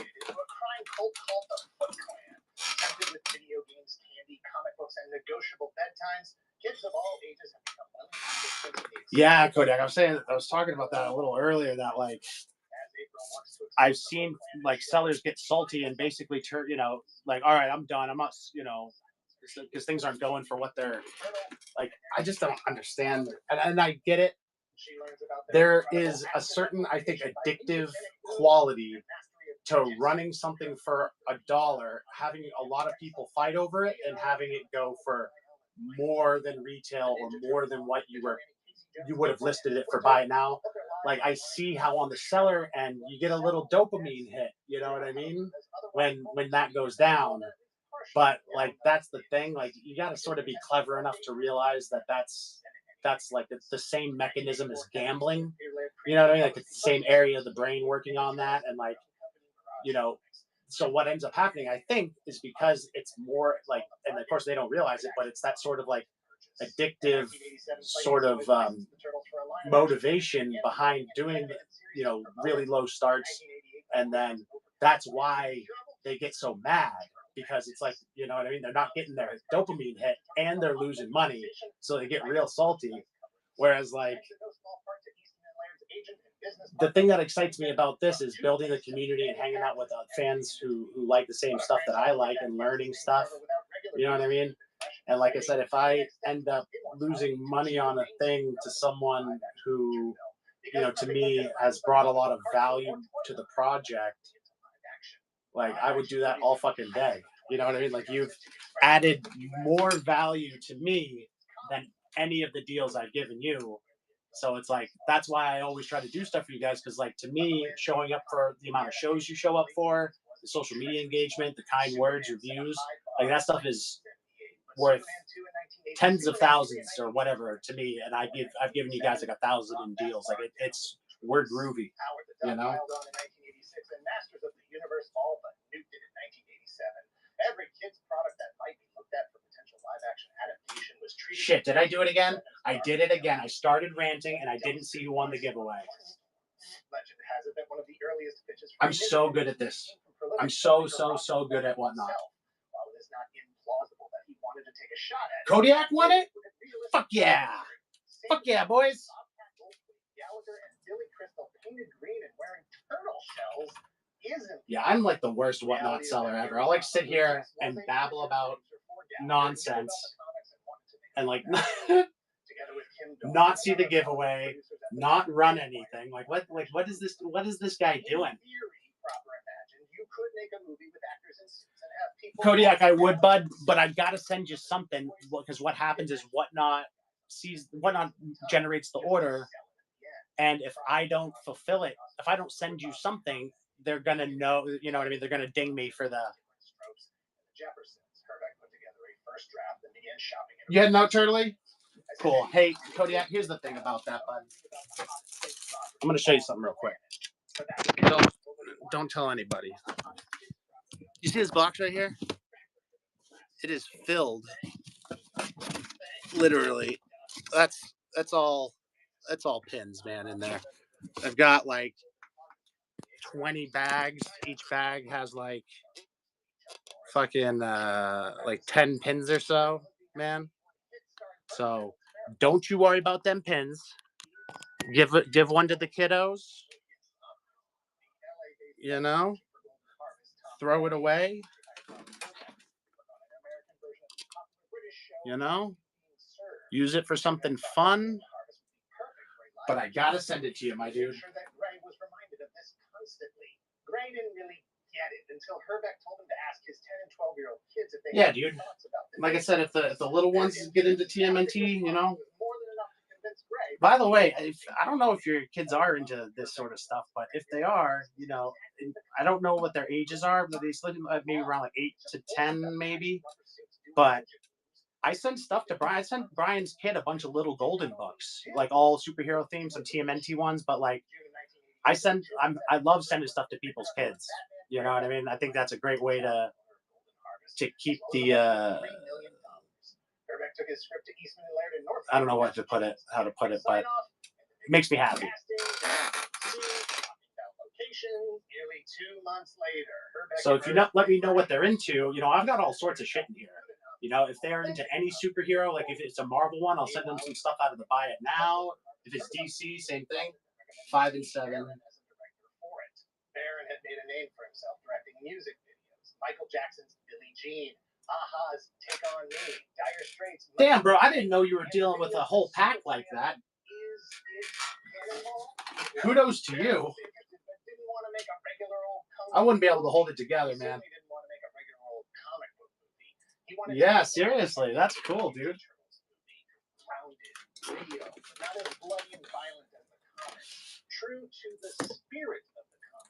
And that's another thing. That's why, like, you guys with families, you know, like, you got kids, Brian's got kids, you know, you guys got, like, real lives. Like, bro, I got a girlfriend and my Ninja Turtle stuff over here. Like, the stakes are not that high. So, like, when I can save you guys money, you know what I mean? I'm like, it makes me feel good because I'm like, all right, cool. Like, that's going to be, you know, a night out.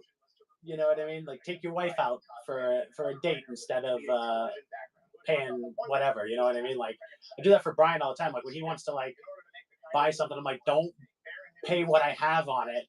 You know what I mean? Because, like, I'm not trying to feel like I'm taking food out of people's kids' mouths. You know what I mean? I know that's a weird thing, but it's the way I am. The Ninja Turtles needed to be relatable to be real. They needed to have believable. Okay, cool, yeah. I probably shouldn't assume that that's the case, that people are choosing between comics and food or anything like that. Not that that's what I necessarily think, but it's like one of those things that, like, whenever, like, someone's got a family, like, bro, make sure you got the money to spend, because you never have to spend over here. Like I said, I'm the best seller on here. Despite what was in the original comics, the movie wasn't going to be all about violence and bloodshed. It's a great thing my partner totally understands what I'm about with this thing, man. Like, literally, all the owner of Jetpack Comics cares about with me with this is that I'm having fun. He's the coolest dude ever. Like, there have been times where I'm like, hey, man, I'm sorry, sales are a little low this week. He's like, are you having fun? I'm like, yeah, don't fucking worry about that then. And that's kind of why I'm able to approach this. You know, I have my partner in this is one of, if not the biggest Ninja Turtles retailer in the country, and historically, and, like, you know, we're both fully committed to the cause. So, like, it's one of those things, man. You'll know if I stop having fun because I'll be down to, like, a show a week, or if you ever see me doing one show a month, old Lookin' burned himself out. You know what I mean? But I'm never going to really do that because, you know, like, the consistency and having regular shows and stuff is what moves us up. Like, I'm still trying to build this to be, like, my goal is to one day not necessarily be the biggest turtle seller, because we got a long way to go for that, but to have, like, the biggest turtle community. Like, most people, you know, that show up for shows and actually engage in the chat. Like, I don't want these shows where there's like 100 people in the show and no one's talking, or only a few people are talking. You know what I mean? I'd rather have 30 fully engaged people. Yeah, dude, I agree. We've got the coolest turtle dudes online. And basically, you know, going forward, my goal is to sort of advertise that. And I say it all the time. Like, we got the coolest dudes in the turtle community on here.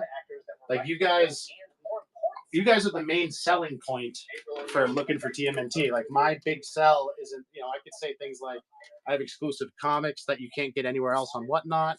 I have a wide selection of comics, reasonable prices, fast ship times. I don't say any of that shit. I just say we have an amazing community of Ninja Turtle fans. Pretty much that's my big sell.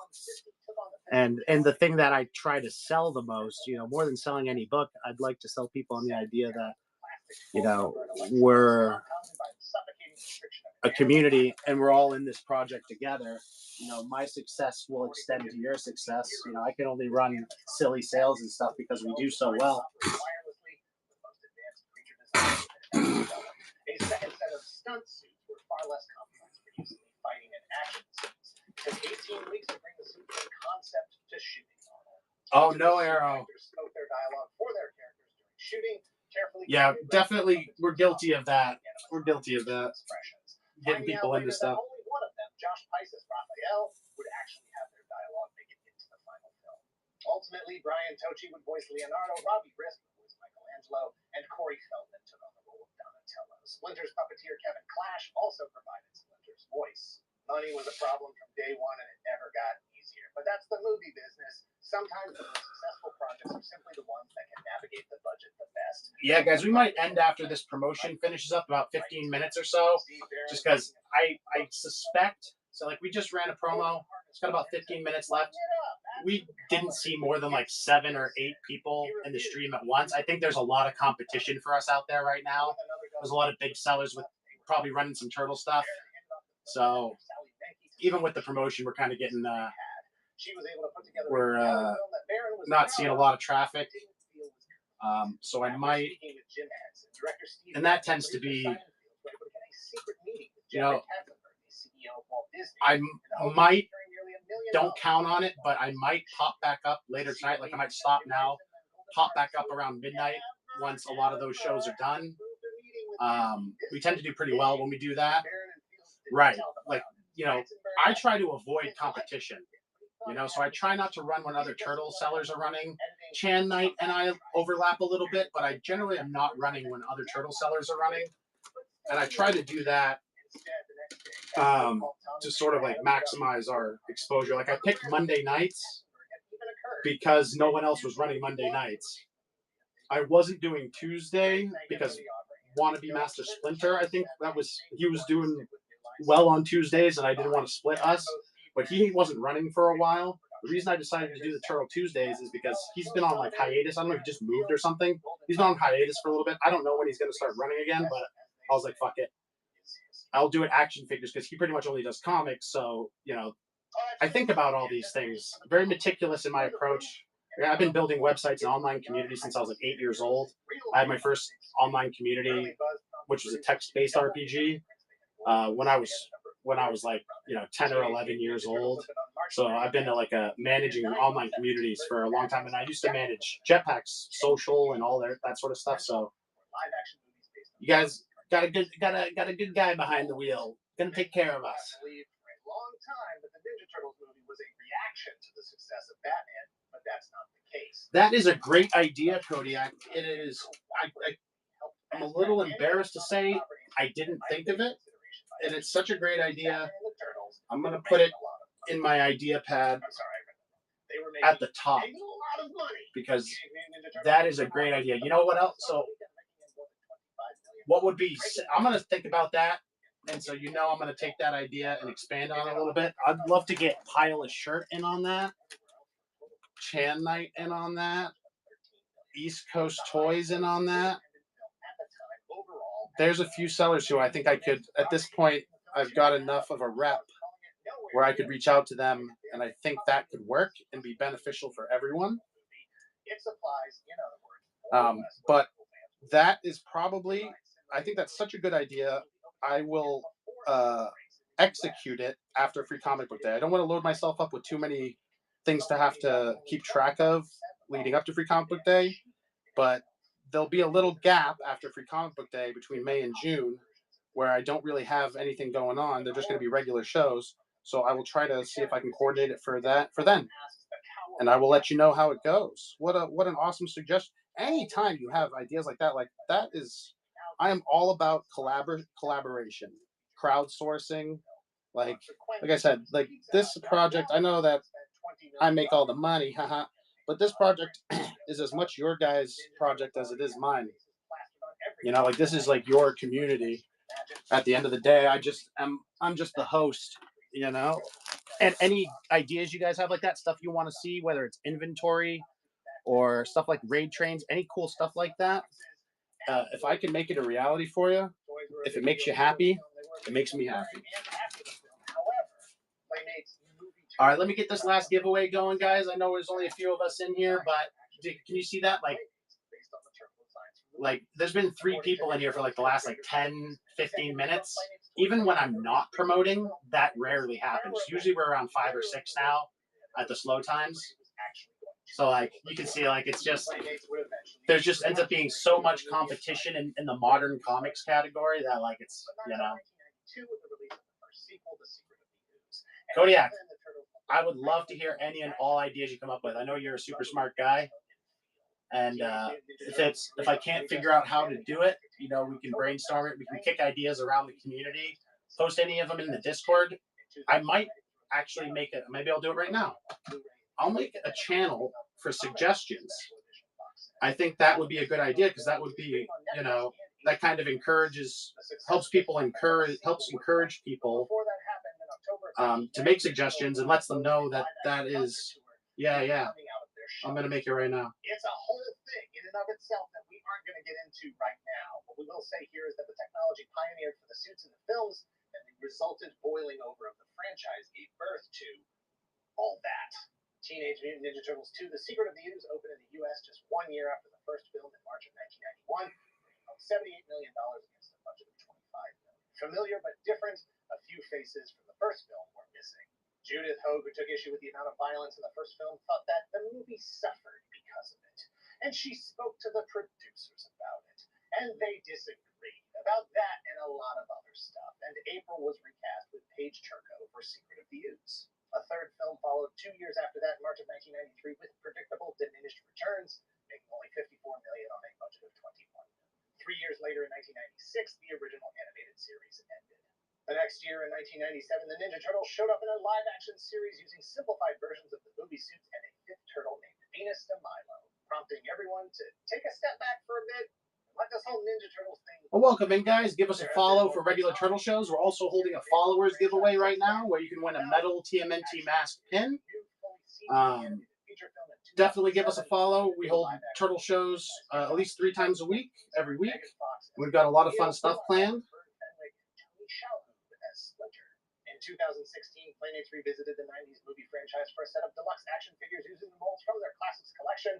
While certainly more screen accurate than their previous releases in 1992, they fell short of fans' expectations. Those dreams finally came true in 2017 when NECA Toys released 18-inch quarter-scale versions of the Turtles as they appeared in the 1990 movie, highly detailed, incredibly accurate representations with articulation and their weapons.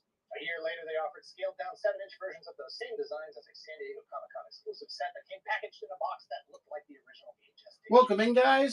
They would later be We're running a followers giveaway right now, so check that out. It's for a metal TMNT mask pin right here. I'll show you guys. It's red, so it's either Mirage Turtles or Raphael, whatever you decide. Athena, good to see you, my friend.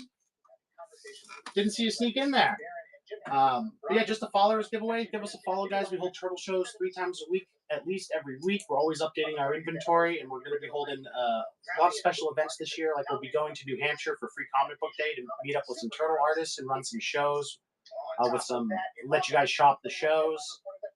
We're doing some Road to Free Comic Book Day shows leading up to Free Comic Book Day. We're running special sales and just doing some cool stuff. While it's not impossible that the original live-action universe could continue, it is highly. Oh, cool! Yeah, well, that hopefully you win that red pin there. Cartoon adaptations: Captain America and Dick Tracy in 1990, The Rocketeer in 91, Super Mario Bros. In 93, The Shadow. Oh, they be here, they be around, Kodiak. 6, some more successful than others, none as successful as Batman or the Ninja Turtles. Teenage Mutant Ninja Turtles was the last film Jim Henson worked on before his death. But yeah, Brett, I hope you win. Under a minute to go, guys. Followers giveaway. win a metal TMNT mask pin. Like I said, definitely give us a follow for regular turtle shows. Always updating our inventory, and check the show notes for info on our show today. We're running 25% off all slabs and IDW comics. We're almost at 30 seconds on the giveaway, guys. Best of luck to everyone, and thanks for hanging out with us. And like I said, the show notes will give you a rundown of our shows. If you go to lookingfortmnt.com, spelled just like my username, you can stay connected with the community. We also have some coupon codes on there and some other fun stuff, so definitely check that out. Chris, welcome back, my dude. Good luck on the giving, my friend. Here we go, less than 10 seconds. And best of luck, guys. Chris! Them fire emojis came through for you, my friend. Congratulations. That'll be out for you first thing Monday. We do less than a day ship time. So if it wasn't, if the post office was open tomorrow, we'd have it out for you tomorrow. But congratulations. I hope you enjoy the pin. Thanks for hanging out and giving us a follow. We really appreciate it. And like I said, we've got a lot of fun turtle stuff planned this year, especially over the next month or so. So definitely keep an eye on our shows. So we specialize in Ninja Turtles, but if you look in our Buy It Now, we have over 2,000 Marvel, DC, and indie books as well. If there's anything I can help you guys with, don't hesitate to let me know. We'll be on for about the next 10 minutes or so, and then we'll be back Monday night for our regularly scheduled Monday night TMNT and Chill show. But our shows are basically TMNT and Chill shows. We just chill, watch TMNT, talk TMNT. Hey, you're very welcome, Chris. Oh, you see how quickly the room died down real quick there. Giveaways are so funny. Because I'm pretty sure they move you up in the algorithm too. So like if you're running a giveaway, you're more visible. There's several different things that push you up the algorithm. So like if people are buying stuff, it pushes you up the algorithm. You know, if you're running a giveaway, I think it pushes you up the algorithm. And then if there's people chatting, like engaged in the chat, that works too. That's why I'm always like, I don't care if you guys buy something or not. You know, if you're watching and chatting and hanging out, like that helps the show. And like, I don't say that very often. I don't think a lot of people realize that, like, obviously I want to build a community. I love doing this. I love you guys. But the engagement through the chat has the side effect of increasing our visibility. So like I said, there's so many ways that this doesn't work without you guys. And that's why I appreciate you so much. I know I've been gushing today, but I do appreciate you guys that much. While his 1987 original production strides didn't reinvent Broadway, all right. It did connect him with Nelson. So that's it for the givvies. We got about 10 minutes left on the promotion. Let me check and see how much we got left on the promotion.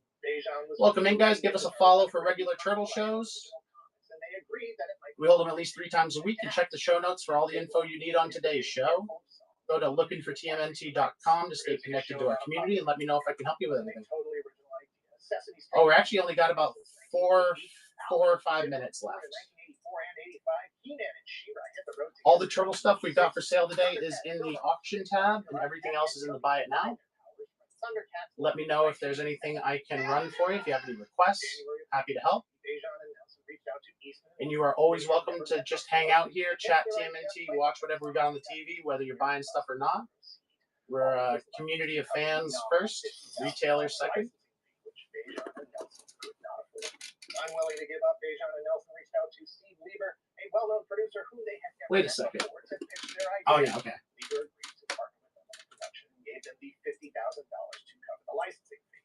As Dejan said in that same GameSpot interview, quote, "We signed the licensing rights and got the rights to all live touring, music, video exploitation, merchandising. It was unbelievable." In March of 1990, the Ninja Turtles live-action movie opened to great success and ratcheted Turtle Mania up. And then, like I said, about another 2 minutes or so, and then we'll see if there's anyone fun to raid. We'll definitely stick around for that. We'll see if we got anyone fun. I think for these last couple minutes, we'll just run through the slabs one more time.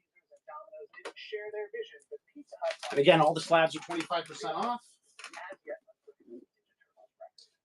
that before all the songs were even written. Before But we'll do a last call here, guys. If there's anything you want me to run, don't hesitate to let me know. We'll be ending in a few minutes here.